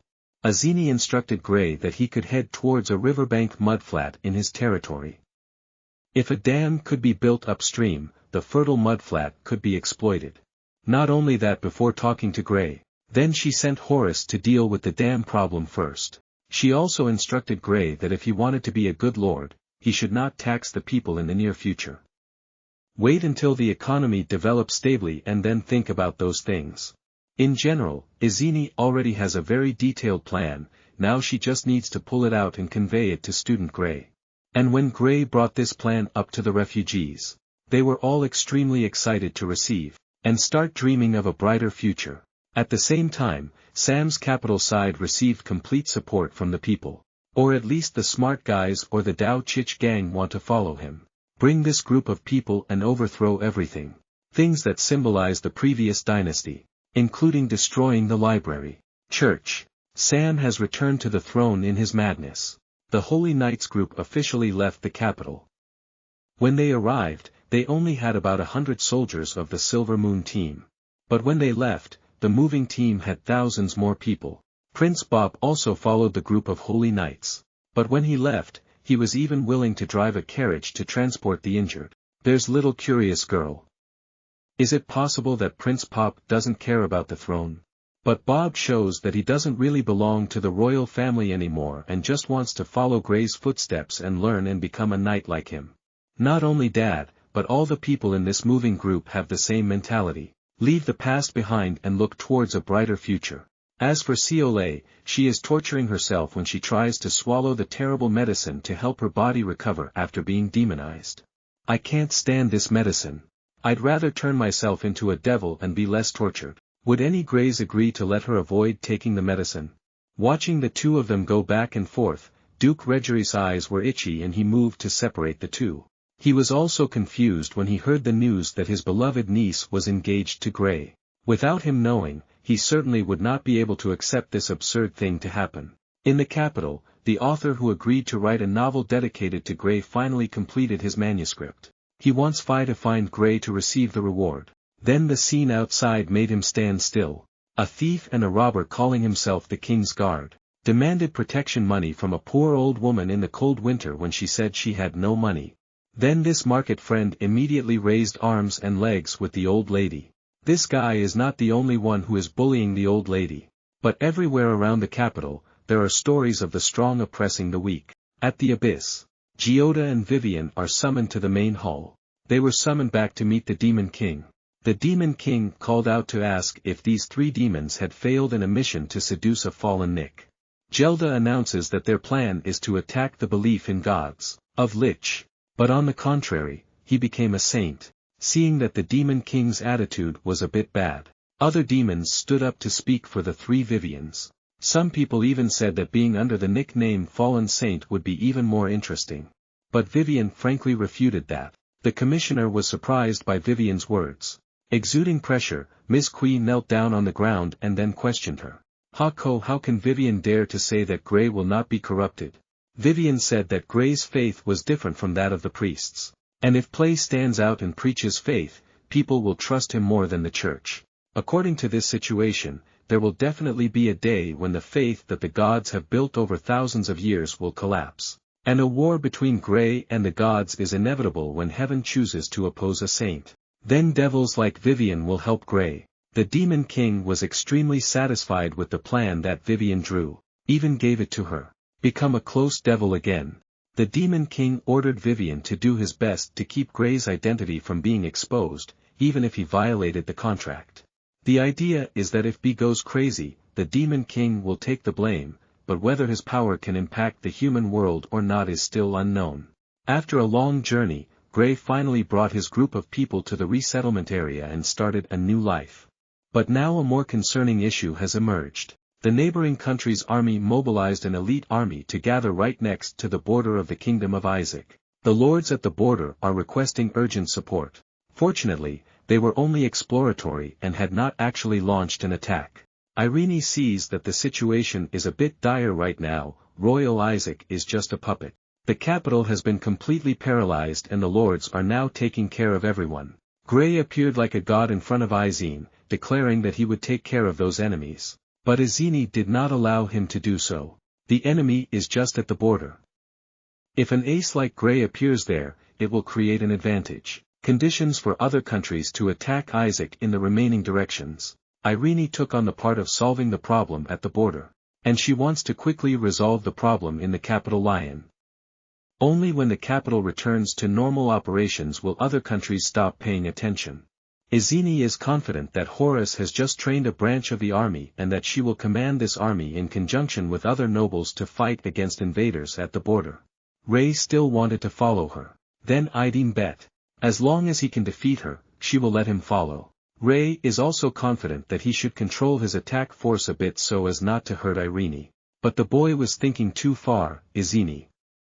With just one simple movement, Ngukui fell to the floor.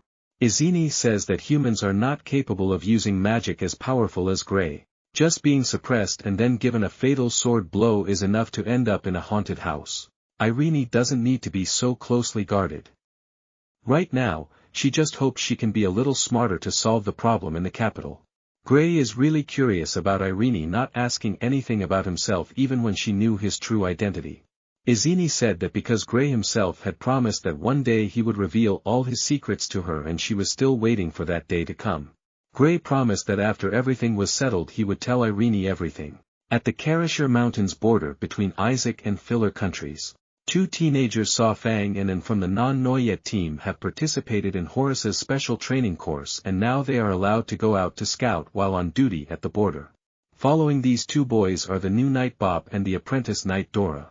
According to the intelligence received, there is a group of robbers in this area and the children's mission is to find the headquarters of that group of robbers. And is still reminding everyone to only go for reconnaissance, so avoid fighting as much as possible. At this moment, peace is right. Something luxuriantly green. And that thing was a man. Without saying a word, he swung the wooden stick in his hand and hit him. He didn't have time to react, but luckily Bop approached him in time and blocked an attack for him. These children have received angelic blessings. So it's not a problem for them to fight an adult, but the blue-haired man's strength is still amazing, so why not draw his knife and rush forward? Use the blade to fight back the blue-haired man, causing him to fall down. The blue-haired man jumped up immediately. Fang's attack was just enough to make him fall back and give him a slight headache. Then he kept screaming, a strange language that the children did not understand. Immediately, people continuously came out from the bushes and surrounded the children. Dora quickly recognized the besiegers.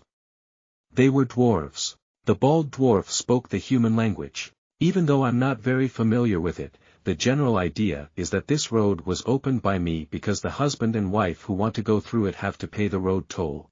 The kids realized that this group of dwarves might be the bandits they were looking for. But the problem is what the kids should do now. Only then can we escape from the dwarf siege. These difficult guys have to be defeated by the strongest of the bunch. Dora threw the spear she was holding into the air. After that, he used magic to control the spear to rush left and right, suddenly piercing the group of dwarves. Took the opportunity to disturb the remaining dwarves and children.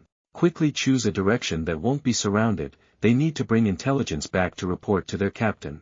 When the leader of the group of dwarves saw the group of kids disrupting his formation and running away, he was shocked. I ordered my subordinates. Roll a giant super Toa cannon over. The cannon fired a powerful shell towards the children. Dora noticed that the dwarves' artillery shells were not magically enchanted, so she declared that this group of young people could easily use the spear that had been enchanted by the angel.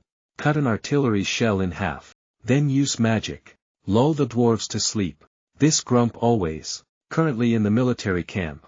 Seolei went to Andrew to ask about the bracelet given to her by Ray. It was the bracelet Andrew used to amplify that magic power. Andrew couldn't understand what Gray was thinking. Why the hell would he give a magic item to a normal human? Moreover, he took this girl with him to the battlefield. John sat next to Ganglion. Andrew commented on the beep. At least he was only engraved with a mark, so he was forced to listen to Gray. As for John, Duong is so proud that he has to call Gray his foster father, so he won't have to drink pig's blood the next day. These two names whispered to each other as if Seolei didn't hear them. Where are you? Thanks to the magic necklace around your neck, you can hear everything, so you're like a supervisor of these two aliens. Right now, Gray is busy burying his head in a pile of documents on economics and philosophy that Irene gave him. Vivian refused to understand why she would spend her time reading these useless books instead of going to church to pray and read the Bible. This demon girl is also called flipping faster than flipping rice paper. Ebony Cat whispering with Ray Island recently, I've even seen Vivian reading the Bible for women, but it's scary. Half a month before departing, Izini had piled up a large number of books on all types of construction and territorial governance to supplement his knowledge. Izini advised that if Play didn't understand where he could find a tutor. Sealy to get your questions answered. So we have a Gray who studies economics and philosophy day and night like we do now. Not only Gray but also Catherine showed interest in these books, leaving Vivian speechless.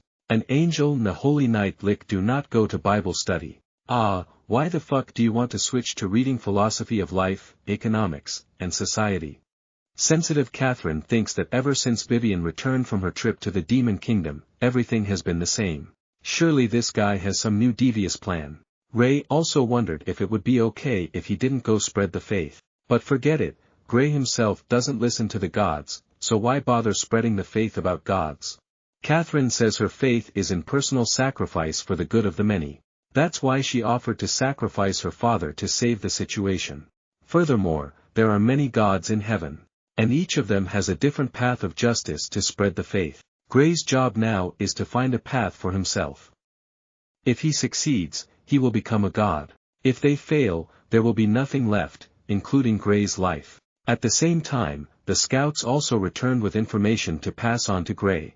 And TN reported to Gray that their group had confirmed the robbers' information. They are dwarves and have about 40 lives. Dora also announced that she had hypnotized them. However, the group of people would soon wake up. In addition, the canons of this group of dwarves are very different and that. Sealy suggested that the dwarves might not have a home to return to, so they became robbers. Gray can recruit these people to join the non-Noyet team, but basically this country Nick doesn't even know what a dwarf is. According to legend, dwarves are a failed race of gods who created giants. These people are short but have strong muscles and are good at forging and creating legends. Just kidding. But Catherine must stand up and correct me immediately. According to Catherine, dwarfs appeared from the beginning and were considered angels of the earth when they were blessed by earth spirits. At this time, the group of dwarves had also sneaked closer to gather information. Their innate ability to resist magic is very high, so in fact, digging out cannot hypnotize these people. They planned to wait until night to attack the barracks. The dwarf's conversation was heard completely by the Microman and informed Gray. Naya, give me back my innocent Gray. Gray had a very dangerous look on his face when he said he would show his sincerity in recruiting the dwarves and the Silver Moon team. When Andrew heard this news, he froze. Elle and the dwarf have that personal grudge. Those guys joining the team will probably knock Andrew's head off. Like catching worms is like roaring pain and having to live with werewolves. That night, the dwarves observed that the entire camp had turned off the lights and gone to sleep. Then they immediately rolled down from the high cliff, prepared to attack the barracks. The dwarves carefully checked each tent in the barracks, but basically there were no ghosts here. The dwarf leader told the brothers to calm down, it wasn't hot. The biggest tent in the center was still lit, the whole army was gathering there, so the dwarves just needed to attack there. But when these dwarf bandits rushed into the tent, what greeted them was a round of confetti followed by a warm welcome. Heat from the non-Noyet team. Just welcome the dwarves. Ray preemptively shoved a giant piece of meat into the dwarf leader's mouth, leaving him unable to speak. Hey, just kidding, we are professional robbers. That's what the dwarf leader said. But when it comes to the role of the recruiter asking about future plans and expectations, this guy also cooperates very well with the role of the candidate who sits down obediently. Robbers also have to have plans and expectations. The team robs dwarves. That's reasonable. Go rob, but learn the Bible by heart before robbing. The dwarves are miserable, so they have to rob, and the rich people have to share the money with them to be equal. These brats dare to show an axe to the eye of the craftsman and pull out the Bible to talk to Gray. Ray gave the dwarf leader a few enlightening punches.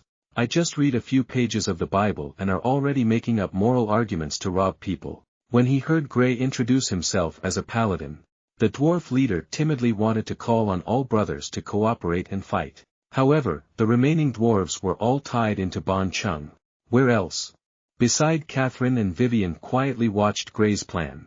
Vivian's theory is that Gray is clearly committing to heresy.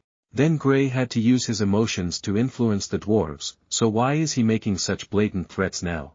But Catherine retorted that if the strength wasn't great enough, no one would accept him with affection. This made Vivian confused. Her view of life is all messed up. Her view of the world is all messed up. It took half a month. In the end, Gray's army was lucky to be able to leave the forest. They had a dwarf to guide them, otherwise they would have been lost for a long time. A platoon of non-Noyet inexplicably gathered all the blind saints. They found a village located close to the border between Fidel's kingdom and the Bus Principality. Because it was sandwiched between two front lines, this village constantly suffered from the echoes of encounters between the two countries. Originally, these two countries were very friendly, but he speculated that perhaps it was because the church was weak that it led to this chaotic situation. Originally, on the Co continent, divine power was superior to kingship. If a king wanted to ascend the throne, he had to be recognized by the church. But a country that wants to wage war must also consult the archbishop. Some time ago, Holy Knight Gray and the church had a conflict in the capital Lyon. This has caused the church's influence to hit rock bottom, and the two countries have passed Federer and are less likely to receive influence from the church, so now there is nothing to suppress them. So it's natural for both sides to fight each other. Ray also admitted that all mistakes were from his side. But Selly consoled that sooner or later these two countries would have to fight each other. This is just one lever to promote war among them. Ray ordered his soldiers to station themselves near the village. The idea of borrowing it is to say that it's taking away some of my writing. Little food to maintain food reserves for soldiers. As for the dwarves, when they heard the news Ray and his army were preparing to intervene in a war, they immediately discussed waiting for a conflict to break out so they could find a chance to escape Gray's control. The plan sounds interesting. Selly on the wall also heard it was good. The dwarves whose plans were revealed were trembling. But Selly said he won't do anything to them, so don't worry so much. Ciole suddenly turned the story to the fact that the dwarves had a talent for making guns. And she wants to admire their masterpiece. Then later in this room, there's a hacker who's about to use guns to fight with the knife team. Half a month later, the two countries' armies fought and gathered on the battlefield near the place of encampment. The dwarfs also saw the opportunity to defect right before their eyes. At this time, two members of the non-Noyet team walked out into the middle of the battlefield, announced his background and asked to meet the commanders of the two armies, soldiers of two countries. constantly gossiping about the identity of Holy Knight Grey. After that, the commanders of both countries ordered their troops to be quiet. Then he went out to communicate with the two messengers of the non-Noyet team. As for proving identity, there is no need because when King Lucien and the Grand Duke asked to approach the two messengers, Ray directly rode out. Meet the two of them and add to the threat. Catherine also appeared directly on top of Grey's head, showing that Ray was still a paladin and received the protection of the gods. Ray directly to the main topic. He wanted to know whether the two countries had received permission from the Pope to wage war or not. It's bad to ask like this. Grand Duke Singh immediately retorted as he turned against the stall. They also didn't have the church's permission, so why do they have to ask the church's permission to start a war? Actually, this can also be understood by most nobles or royals across the continent. They all ruthlessly destroy their brothers and sisters in the family to gain power. That's why no one likes Grey. They're afraid they'll be judged guilty. Moreover, the theocracy has suppressed the king's power for too long and no one likes to have their head crushed. Now Grey has to find a solution. There is no way to bring in the church and all that. That's meaningful. Ray admits that this has nothing to do with the gods or the church, it's just Grey's personal opinion of not wanting this war to happen. War will bring unnecessary casualties. And Grey suggested that if the two sides have any conflicts with each other, they should sit down to negotiate. He is willing to act as an arbitrator. King Lucien, since Grey appeared and preached until now, he has continuously laughed in contempt. In fact, between the two countries there is no such thing as a dispute that cannot be resolved with words. It's just that the country's population is getting more and more crowded. If you want people to have more land to live and settle down, each country's leaders are forced to find ways to annex more surrounding land to expand their territory. Saint Mother Grey also clearly understood that the best solution to a crowded land is war, which would not only expand the territory but also reduce population in the short term. But Ray did not want to accept that method. Catherine told Ray that King Luke and the Grand Duke were gossiping about the general situation of the two countries. They were both stable and wealthy. However, this wealth was mostly concentrated and the people were poor in the hands of the nobles and their children. Even poorer than poor Isaac. According to statistics from the church, a lot of people die in the winter, so population explosion is impossible in this country. The real purpose of the leaders of the two countries must be to want the remaining country to develop stronger and then continue to invade other territories. They know that Holy Mother is too meek and doesn't want to kill anyone, and they take advantage of that to disregard your words. But this time it seems like there's been a bit of a change. It's true that he wants to act as a mediator, but if anyone still wants war to happen, then they will become his enemy. Of course, if they fight directly with the legendary Holy Knight, no one will dare. They both continue to move their lips. Combat muzzle is better with Grey. Ray made an offer. Each side should nominate 10 representatives to participate in a solo bet. Whichever side wins means they have won in this event. But if the loser is still lying, he won't accept the agreement. Then Grey himself will deal with that guy fairly. On the church side, an urgent letter was conveyed to the Pope. After his subordinates read it, they realized that this was urgent hot news. The story is that the Paladin Grey has reappeared. And now he is intervening in the war between the two countries. The staff wants to convene the Council of Cardinals immediately. But the Pope said there was no point in doing that. A group of old men with 5 guns and 10 ideas revolved around Grey, but in the end they couldn't come up with any solution. So soulful. The Pope said that a few minutes later in the capital Lyon.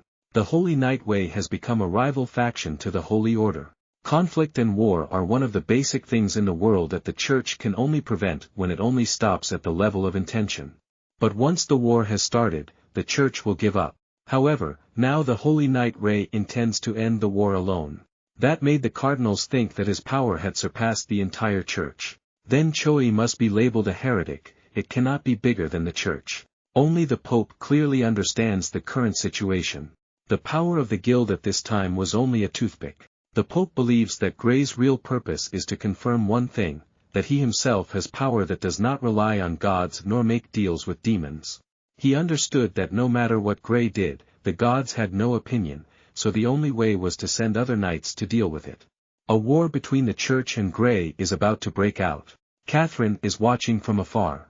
She could see that a holy knight with a guardian angel was coming this way. And this angel has a higher rank than Catherine. This bet is not good.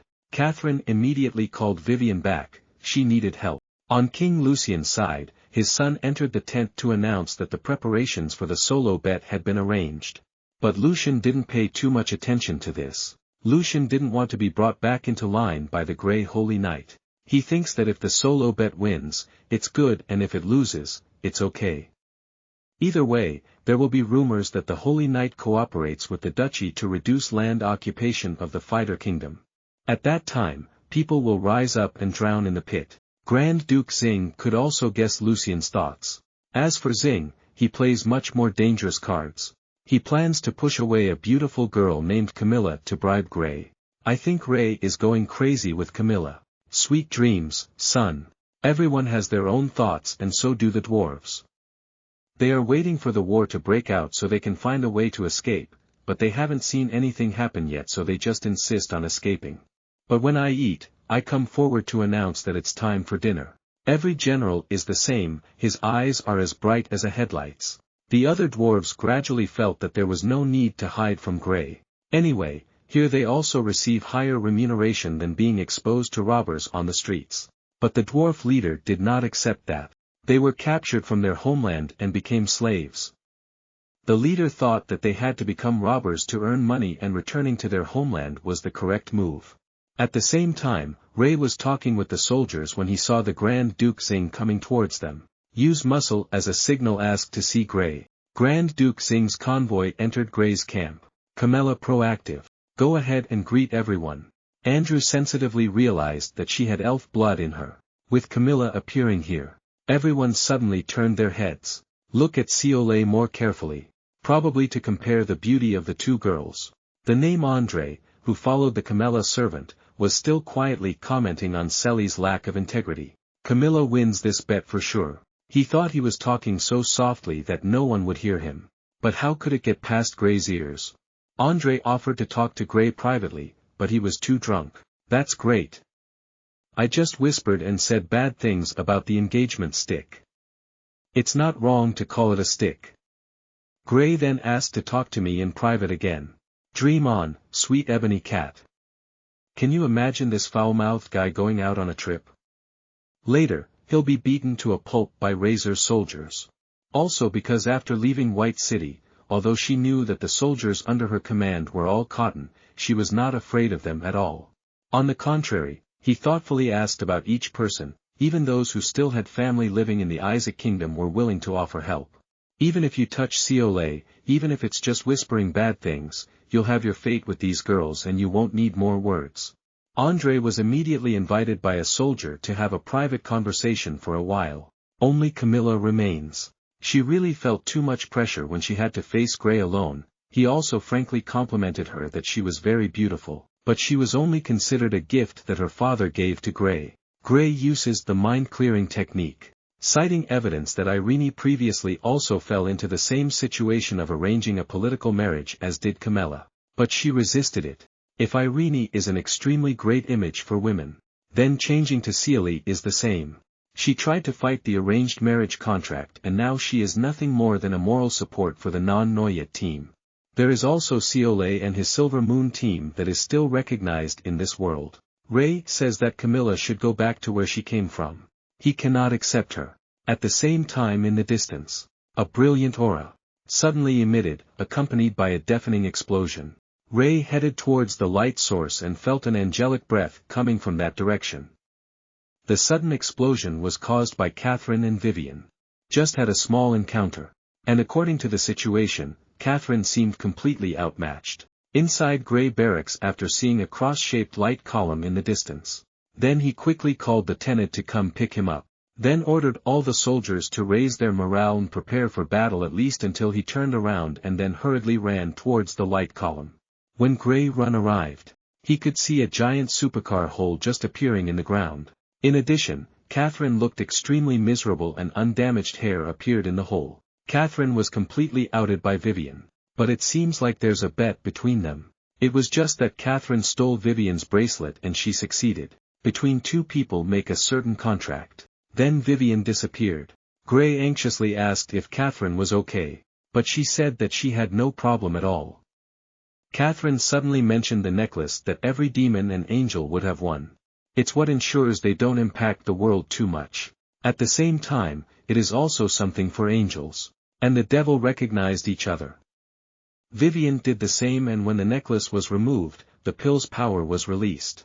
Unleash the power of what was once a normal wall, now it has convex and concave shapes. Catherine admitted that she had gone under the knife with the devil. The purpose of this story. Because she wanted to increase the security. Before the Paladin and his angel were coming this way.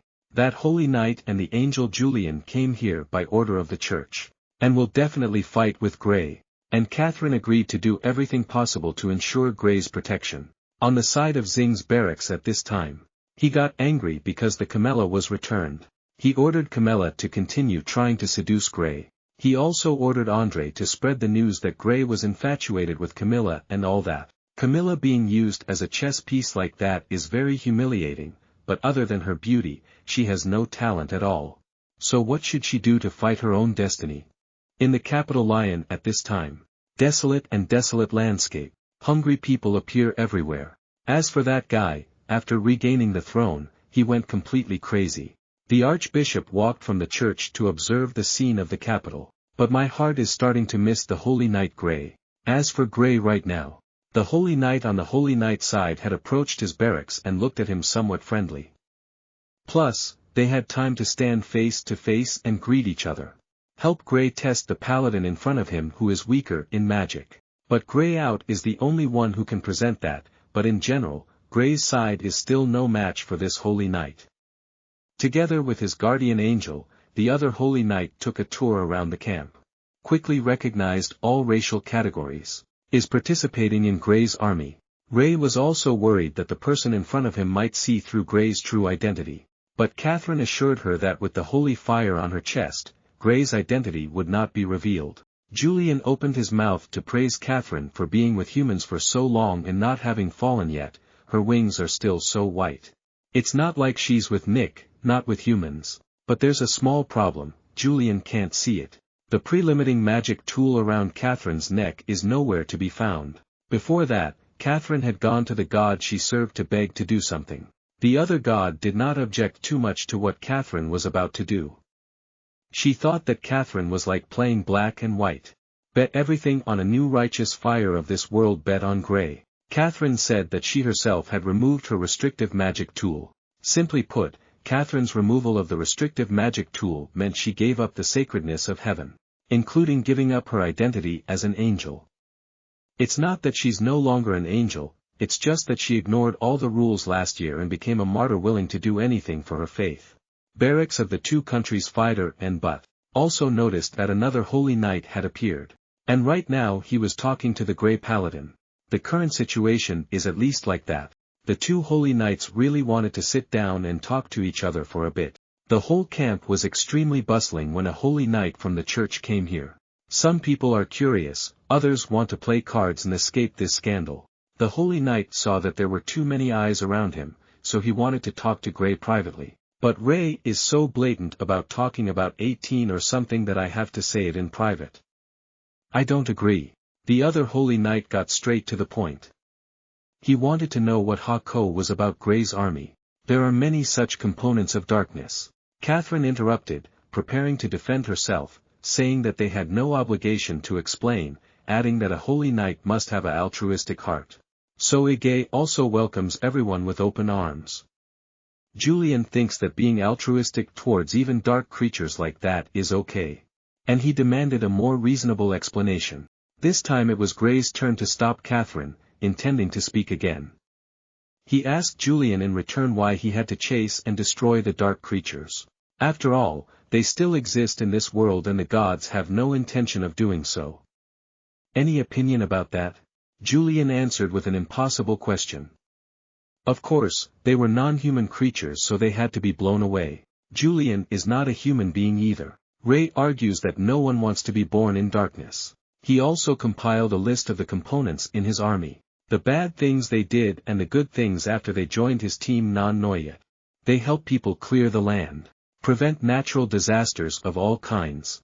They didn't do anything bad that Julian wanted them to disappear. Gray's main idea is, don't look down on others, racial discrimination, regional discrimination. Just assume that dark creatures cannot live. Being at peace with the human world is wrong. Ray said don't care about your background. Or anyone's race, as long as they have a good heart, they are worthy of support. Julian was really speechless when he was affected by the brain-stimulating technique because the Bible also teaches that, but it's just according to a proper textbook. Closing one last sentence, Julian just wanted to know, Ray, after all, a paladin serves the gods. Or a human knight. That night several people in the Silver Moon army gathered around a fire. They are still upset. Because of Angel Julian's racist attitude this morning. Julian and his holy knights were also admiring Gray.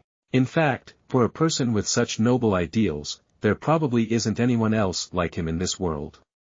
One holy mother is more than enough. But admiration is one thing, but Ray and the church being enemies is certainly inevitable. Julian says that the guardian angel is not a cause or an ideal. They are the ones who maintain order, and anyone who disrupts the order will be an enemy. And if you want to confirm that the old order is no longer suitable and needs reform, then defeat all those who are benefiting from the old order and move on. Gods always stand on the side of the majority to protect their ideals. So even if I become a villain, I have to accept it. Currently the other paladins are also on their way to this place. And soon a holy war will break out that will determine the direction of world order. Holy Knight Lucy is in a church. And he asked the bishop of the church arranged for him to have a meeting with King Lucian and Grand Duke Lucian. After receiving the Holy Knight's invitation to the church, he showed that he had guessed what was about to happen. The Holy Knight Gray and the Holy Knight were at odds, and when Gray intervened in the battle between the two countries, the Holy Knight immediately brought other Holy Knights here. I can guess that this church doesn't want to gain power beyond them. The fact that Isaac's capital, Lyon, was left in ruins was a clever reminder from the church that the Holy Knight should not be allowed to interfere too deeply in the nation's internal affairs. After analyzing the situation, Lucian also accepted the invitation and headed to the church. On Grand Duke Xing's side, Cao Cao was also in chaos at the invitation of Holy Knight Jean. Are extremely considering Ray has an invincible army. And the church, other than the paladins, is full of chickens. But what if the other paladins are as strong as the thorns and they can use the holy light? Blessing ordinary soldiers is another story. Thinking back and forth, Xing finally decided to stop by the church to see what the situation was like first. As for Gray and Catherine, that he didn't sense any ill will from Lizzie and Julian yesterday. Catherine responded by saying that everyone has their own sense of justice and that when they do, they choose to protect their own justice. Then his opponents are no longer bad people but have beliefs of justice that oppose Gray's. Still insisting that if the justice of others is trampling on the lives of the weak. So it's no different from the devil, and to Gray that's a wrong idea. Ray also invited Lucian and Lysai to meet him to talk. But now the two generals have passed the church and are gone. The people who come forward to talk to Gray of the two countries will be Ather and Camilla. Lucian and Din just met in church. The thing is to rush into combat. Snout together right away. Listan spoke up, interrupting the two. Introducing your name and attaching it to your guardian angel gives it prestige. To start the conversation, Listy asked the two generals if they liked fairy tales or not. As for him, he really liked those stories.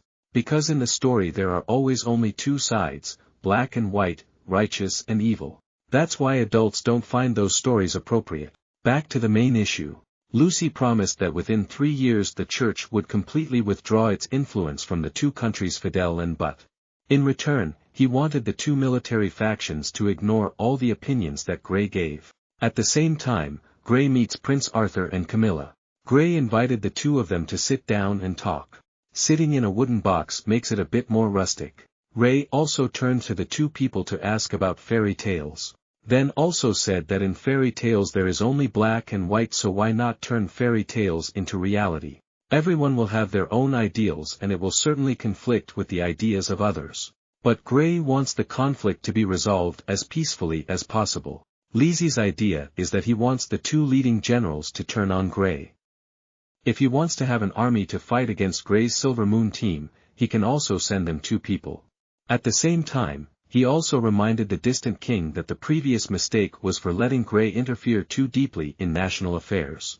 And if you still want to agree to participate in tomorrow's competition, then determine the spirit of becoming an enemy of the church. As for Bray, he is still determined to make tomorrow's competition go smoothly. Anyone who dares to disrupt will be personally asked what needs to be said and should say that Gray has said it all and now it's complete. It depends on each country's choice.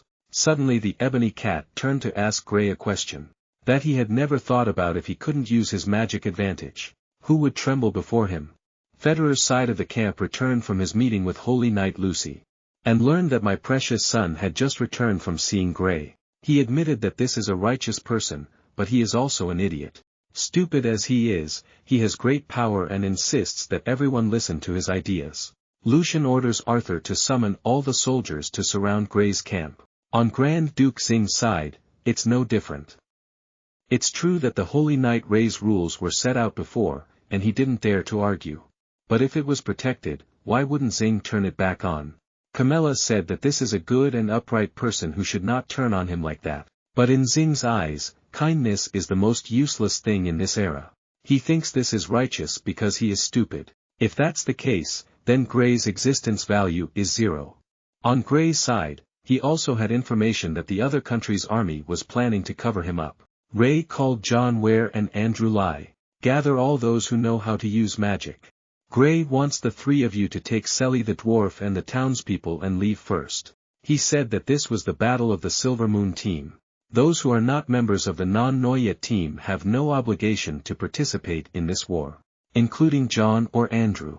They were only limited in their actions here because they were engraved by Gray's mark. Gray promised that after they escorted the innocent people out of the combat zone, their mark would automatically be dispelled. Gray warned the three Johns not to do evil in the future because there would be no one left to protect them from the angel's sword, as if Gray was denying his last words. Even though he knew that if he lost this match, it would mean that Gray would have to lie down here forever. But he cannot give up because his ideals do not allow him to step back. Andrew made a gesture of respect to Gray. Then leave first. Next was John screaming not to let Gray lose. He still hasn't retaliated for what Ray did to him. It's clear that these people have also been swayed by Gray's ideals. During the night, Gray's Green Army became noisy and bustling, unlike usual. Anne's reconnaissance squad was ordered to bring all the people back to the area where the dwarves once lived to escape the war. Seolei will be the interim commander for this evacuation team. Finally, Sealy was reminded if the Silver Moon team could not return. I hope you can bring these people back to Vicar territory. Early the next morning the armies of the two Luciel families and Jean completely surrounded the non-Noyet team's camp. Ray still ordered the soldiers to ask the two families to carry out the preparations as the content of the solo bet that he had proposed before. But no one pays attention to this. Ray announced that if both families did not carry out the agreement, he would judge both families as he had promised before. Luciel and Xing stood up to object to Gray's agreement. They think that if the war for land is left in the hands of a few knights to decide, then it has no meaning at all. Not to mention, if one day Gray also wants to use this method to conquer land, who can play Holy Knight Gray again? They demanded that the agreement be confirmed by the church. The two countries no longer wanted the church to meddle in their affairs. Demanded that the Pope agree with Gray's strategic position before he would accept. Stop arguing with these fake foxes and it's just a waste of saliva. Use force to solve the problem quickly. Ray commanded his non-Noyet team to rush straight towards the enemy formation. From far away, Lit Si began to mumble the mantra. Buffs damage to Federer's army, making them easily overwhelm Gray's invincible army. The official battle broke out and I couldn't understand why he was so stubborn. It was obvious that he only needed to ask for confirmation from the Pope and the deal could still go smoothly. Gray's Andean army did not slaughter indiscriminately, but they brought relatively heavy injuries to the fighter army. And for Li Shi, this is even more disgusting than having the color fade away. Actually, Li Shi's judgment this time is not wrong. Even Gray tries not to let anyone fly on the battlefield, but the injuries they receive can still cause them to fade afterward. The unwritten rule in many countries is that soldiers who return from battle will receive large pensions, but if they are only injured, they will not be paid a penny in any way.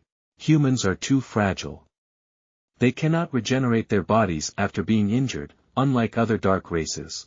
Therefore, Gray believed that he did not murder innocent soldiers, which turned out to be a terrible torture for them. Because of that, Li Shi chanted a spell and blessed Federer's soldiers, making it easy for them to overturn the bet. Defeat Gray's undefeated Andean army. Just bless these soldiers with buffs. Perhaps this buff includes stone suction or something. Which makes Arthur confidently challenge Gray. Liddy is not comfortable at all right now. Buffing the power of a giant army makes him sting. You even have to trade off your lifespan to maintain this buff effect. An arrow of light suddenly rushed towards Lucy, startling him, narrowly escaping. The other arrow is Catherine's work. Julian thinks Catherine is crazy. She even dared to attack the Holy Knight, but Catherine saw that as usual. She had also removed the restrictive magic tool, and moreover, she said that it was not like she had never defeated a Holy Knight.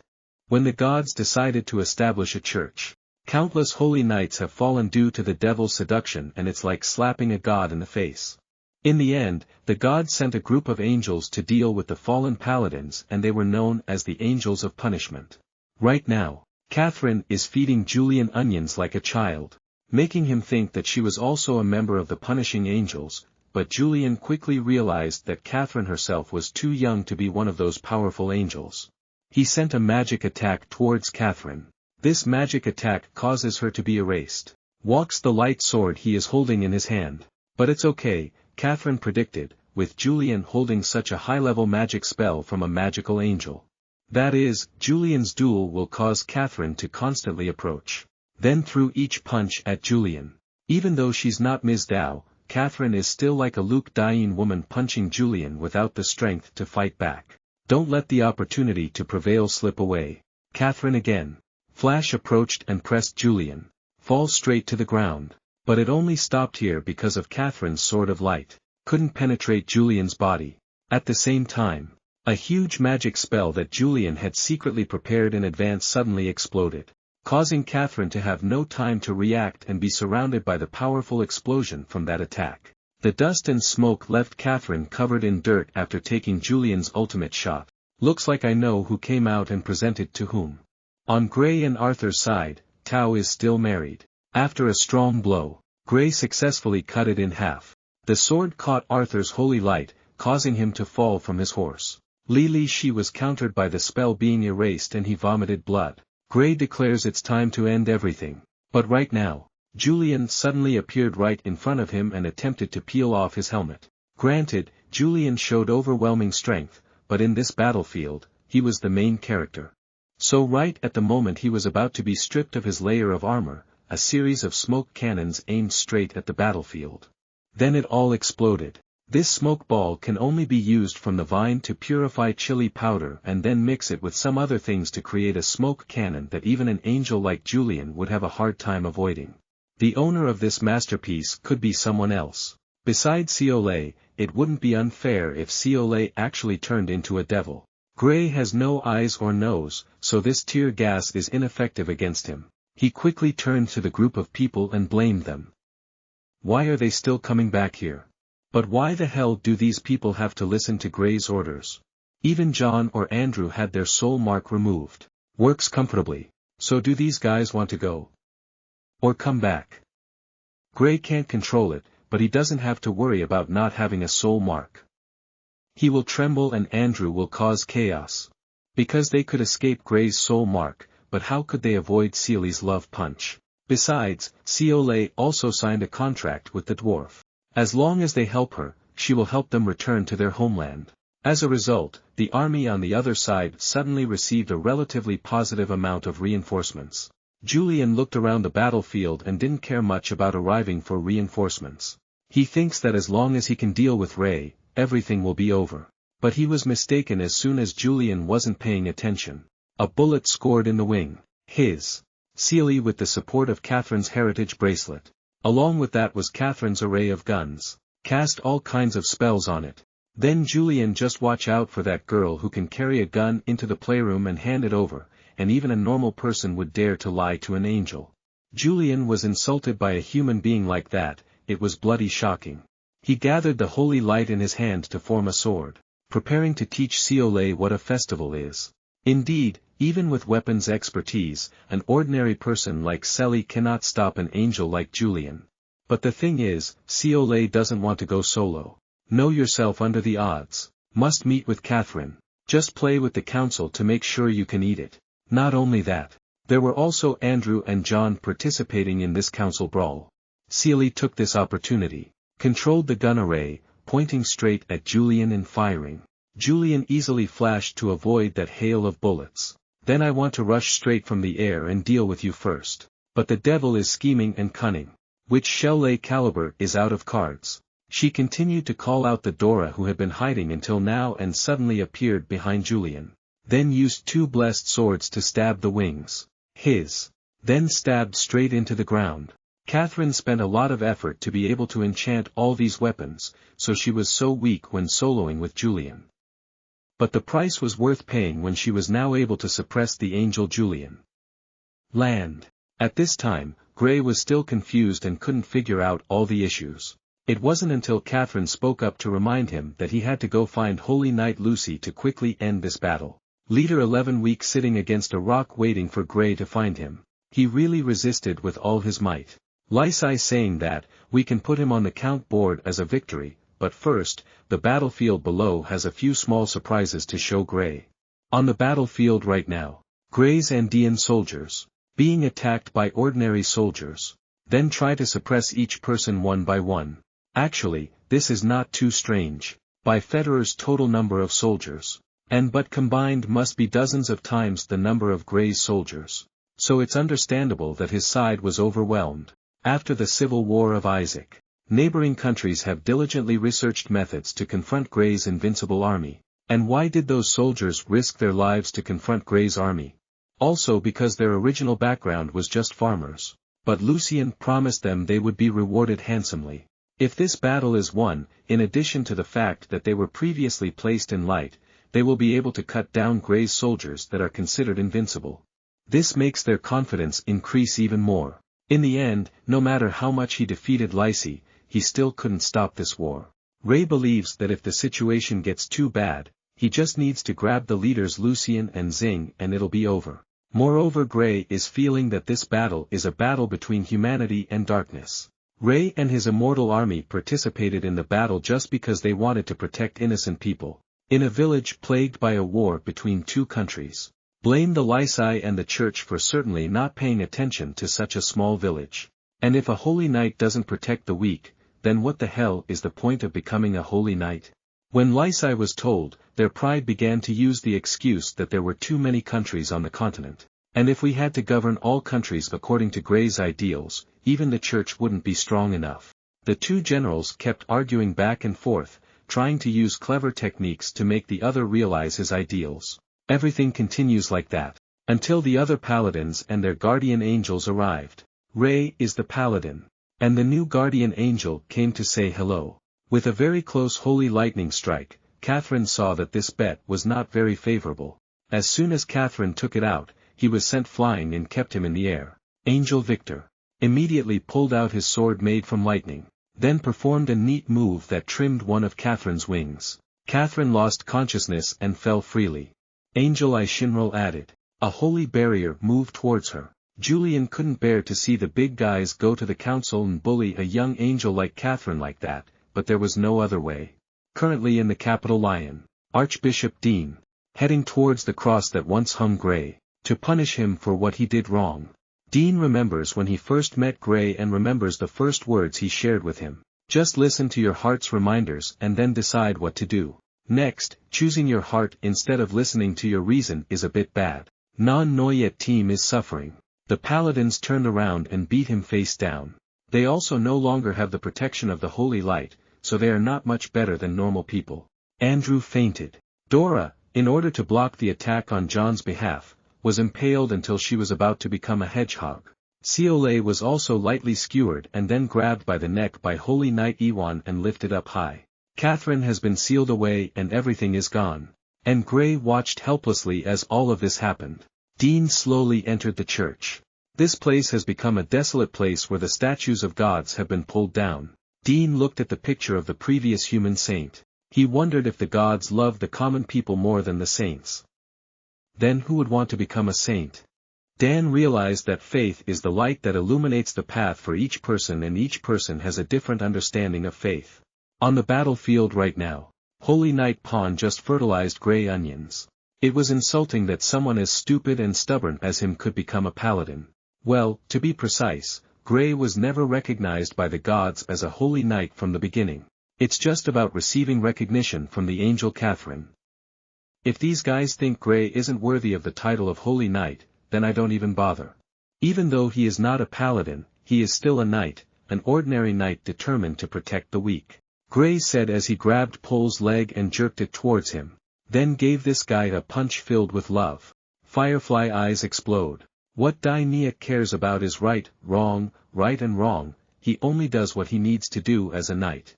Preventing injustice and punishing the bully is Gray's chivalry. He shouldn't have behaved so gently like a saint towards the two kings. Are causing war, but we have to slap them in the mouth. Maybe we can stop this war. Toll wants to throw Camilla to stop Gray. But how could he block Gray's punches full of love and justice? Ray declared that it was because of the people who had put their trust in him, that it was also because of his own ideals. Ray will definitely smash the holy knights and angels surrounding him. Consider this a test for his chivalry. Ray rushed straight towards the group of holy knights. I don't know who this guy is strong with. But with Ray, we're young kids. Each guy only needs one move. It's all the holy knights measuring the land.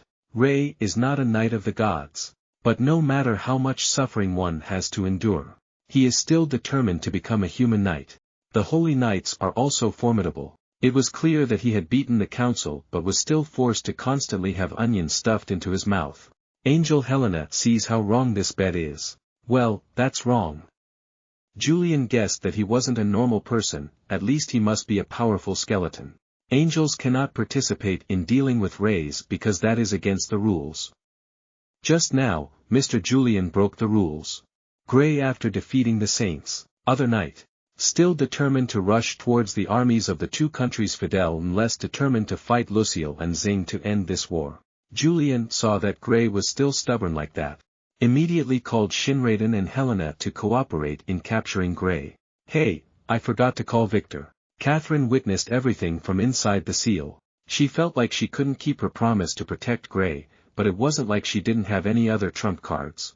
Right at the moment when the angels were about to grab Gray, then they were tied up by magic chains like Bon Chung, all of which were previously created by Catherine.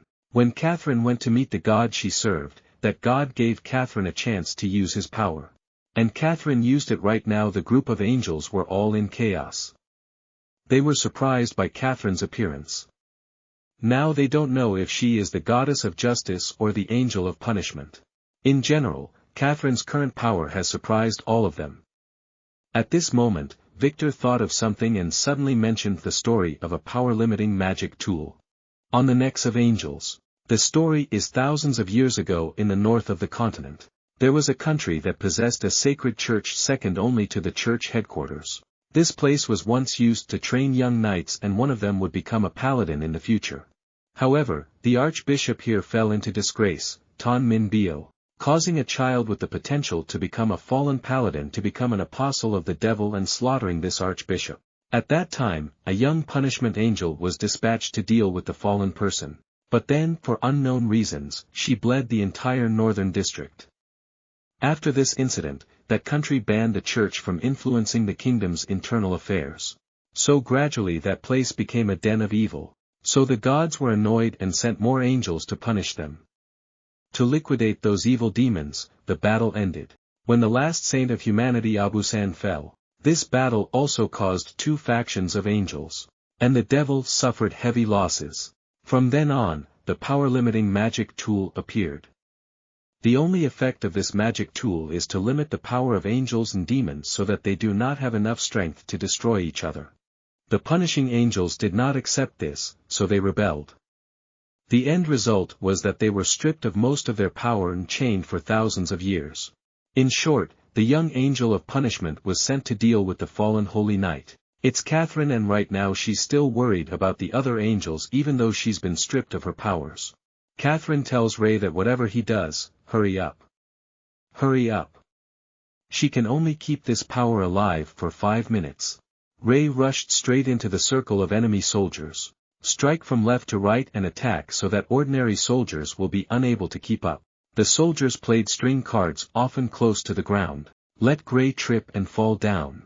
But at that opportunity, they will surround you even more. Gray was now exhausted of energy and could not rely on this advantage. In order to break through the siege anymore, he was pinned to the ground by the other soldiers. But if it was so easy to defeat a leader, this world wouldn't have licked it so stealthily. Gray's Andean soldiers. The leader is the spiritual connection with Gray. I hope you can recover the magic that is being distributed to the Andes wearing the silver moon to replenish their stamina. Strengthen yourself with magical buffs from Andean soldiers. Accompanying that is the power of friendship, more accurately revealing the power of love between superiors and subordinates. Ray with 200% power to escape the suppression of enemy soldiers. Then accelerate. Approaching King Lucian was extremely honored to experience the feeling. Just like the Paladins had just experienced. The idea is to receive a full love punch from Gray. It's too precious to punch. Not everyone can get punched from the rays. At the same time, in the angel group, there are also mutations. Victor broke free from Catherine's chains. And Arju Victor is an angel with 3 wings and is the highest patron saint. Victor's true identity is Luyan then. And he appeared here just because it was fun. I'm so happy, but not so happy that I get into a fight with Catherine. Victor swung his sword and sent the sword flying from Catherine's hand. He said that he felt like her ideals were all this and that. So he wanted to check it out. Does Catherine have enough strength to pursue that ideal? This bet doesn't look good. Even if Catherine temporarily possesses the power of a god, the fact that she has to go solo with Luyan is still under the odds. Spit it all out. As for Gray, one of his arms was burned by holy fire. Consciousness gradually became vague but still tried to continue fighting. Not only that, he was attacked by soldiers carrying weapons. They were determined to destroy Gray.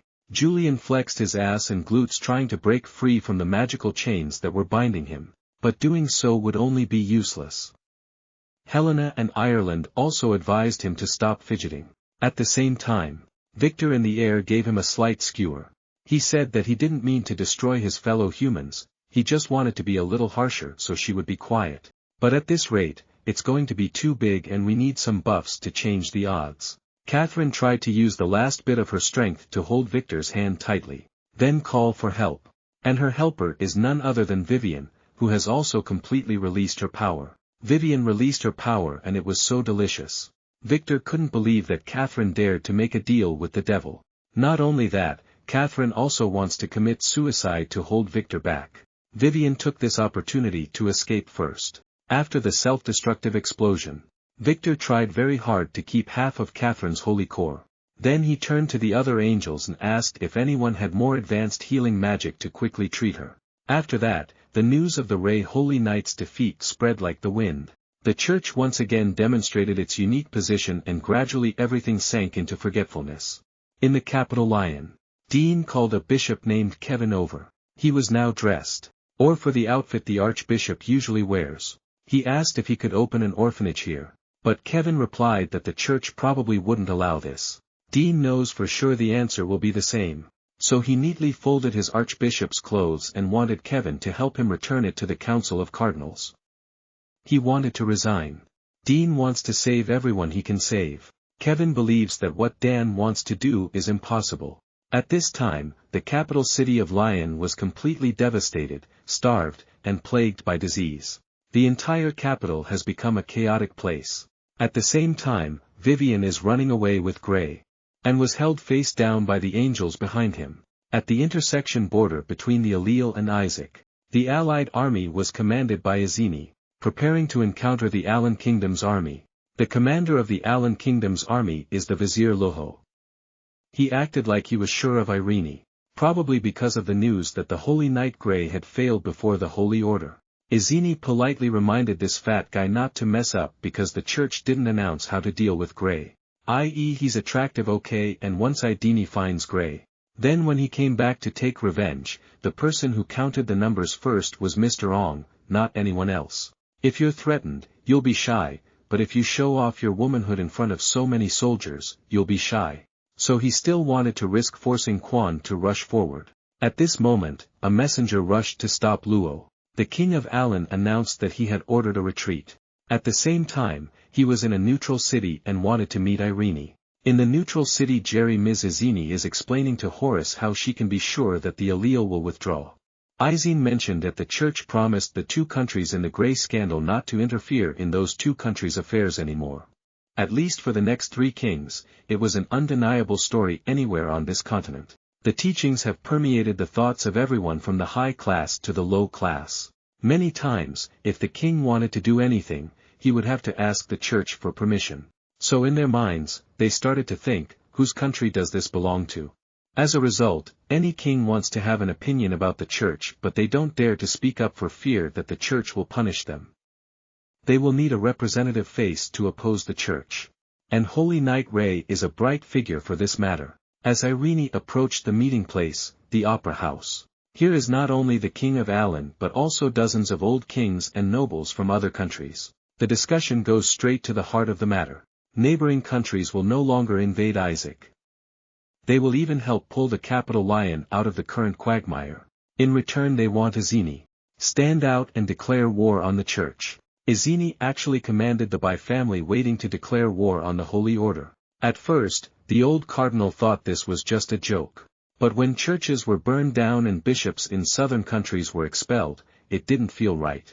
When people were suffering in hunger and disease, the gods did not care. Instead, they hunted down and destroyed the Holy Knight who was trying to save humanity, and instead took it as a trophy and spread it everywhere. This was a perfect excuse for the kings to take advantage of to incite the people against the church. At this time, the cardinals saw the serious consequences of this but gave up. I don't know what to do. On a rainy night, Gray startled awake from a deep coma. He is in a dark cave. The armor on the side was so worn out that it could no longer be used again. Ray rang around but no one else answered. Following the cave, Gray found his way outside. When he got there, caught his eye. Is Vivian floating in midair in the stormy night sky? Gray looked around. Although it was pouring rain, there was not a single bit of rain falling around the cave. Because there was a barrier cage that blocked all the rainwater. Vivian also realized that Gray had regained consciousness. Then use magic to pull Gray. Fly up with me. Then ordered him to keep his voice down. Where the two of them were standing, the seaport that Irene gave Gray could be seen from afar. Vivian said that this cave is the location where Gray left the abyss to come to the human world. Vivian says that her deal with Catherine is that if she loses, Vivian will take Gray safely back to the underground world. Gray definitely doesn't accept this, so he wants to ask about Catherine's current condition. But Vivian basically didn't know that maybe Catherine had counted the numbers on the board. Then it should be. Gray asked about the others. But when asked who Vivian had, the only answer was that they had already given up on answering his question. Vivian is also lazy to argue with Gray. She waved her hand at Gray. Fell face down on the ground. Gray, although he coughed and choked after being unexpectedly fed onions by Vivian. But he is still determined not to return to the abyss. Then guessed that Vivian couldn't be directly dragged back to his world or didn't dare to enter that world, otherwise there was no way Vivian would have to wait to wake him up, so he could just send him away. Ray was determined to go back and save everyone, so after getting up, he didn't say much but turned around and walked straight. At this moment, the surrounding protective light hairs gradually cracked, then broke. Outside the protective cage are countless angels of punishment waiting. The leader of the punishment angels, Belinda, announced that Vivian had injured 48 angels while fleeing. So she will be dealt with according to Lynn's orders. Some time ago, thanks to heavy rain, the angels were able to determine where Vivian was hiding. This bet is truly heaven. Forgot one thing, the Holy Knights were fighting each other and the loser was bedridden with bandages. The winner was taken away by the devil. There was also an angel who lost his life. Oh, don't be careful with your mouth. Catherine hasn't said anything like that. Catherine was seriously injured. She almost made a mistake. It really made Abbott bitter. Damn it. But he also cannot avenge the holy war that no one is at fault. People fight each other just because they want to protect their own ideals. For a long time, logic has been separated into two different schools. One side believes that the world's development needs to be gradually regulated to reach its highest state. One side believes that the world needs to develop independently and have unlimited development capacity. Neither side gives in to the other, so war breaking out between the two schools is inevitable. In the end, the remaining people from that war wandered aimlessly for a while until they found this Lotus continent. The problem is that people on the Lotus continent are extremely greedy. They want order so that the gods can protect them, but they want to escape order in the name of freedom. All kinds of double standards. Back to Vivian's story now. Because she hurt 48 angels, her punishment was death. Right when the divine spirit Belinda called all the angels to prepare for Vivian to go to the counting board. Then Gray rushed out to block Vivian in front and shouted for everyone to calm down. Sit down, eat a piece of cake and drink a piece of water, why are you so hot-tempered? Ray said that Vivian's injury to the angels was because she made a deal with Catherine, promising to bring her back to Earth. So he wanted to take the blame on Vivian's behalf. Belinda refuses this request. You have no authority to judge Gray. I want to know whether I am still recognized by the gods as a saint or not. Belinda said that when Gray's holy fire was lit, he was already a saint without any merit. If so, then Gray knelt down and begged Belinda. Give him his life in exchange for any punishment. Vivian has to suffer now. In heaven. The gods were also arguing wildly because they didn't know how to handle Gray's begging. Only the god of justice finds this funny. A group of immortals lived for an unknown amount of time and then were confused by a child who couldn't handle hearing the words of the god of justice. The brave god was sweating, afraid that she was angry with the brave god. The god of courage is right to be afraid like that because Catherine seems to be very loved by the god of justice. But no, the god of justice said that she cannot see. So she does not judge right and wrong through emotions. The eyes of justice must be evaluated objectively in many aspects. The god of tolerance opened his mouth to hear opinions from the god of justice. See how you will handle this case. If you have the heart to ask, then you are ready to answer. According to justice, Vivian must be punished regardless of the reason. But she also added that she knew that no matter how tolerant the gods were, they would argue against this idea. The other gods said that this time maybe there should be less bickering and more pure obedience to the rules. Instead, a quick vote was given. And the final result of the command given to Belinda was to reject Gray's plea. If that was the result, Gray would no longer beg. He pulled out a bone from his body to form a sword.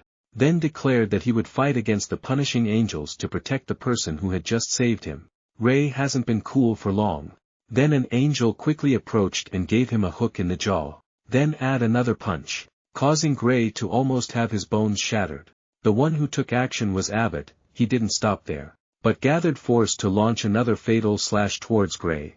It's possible that there's an intention to kill Ray right away. The smoke and dust dissipated. But Gray was not spared because Vivian stood up to block that sword for him. Vivian chased him back underground. She didn't need protection from a nickname. Vivian seriously declared that all the angels present were her prey.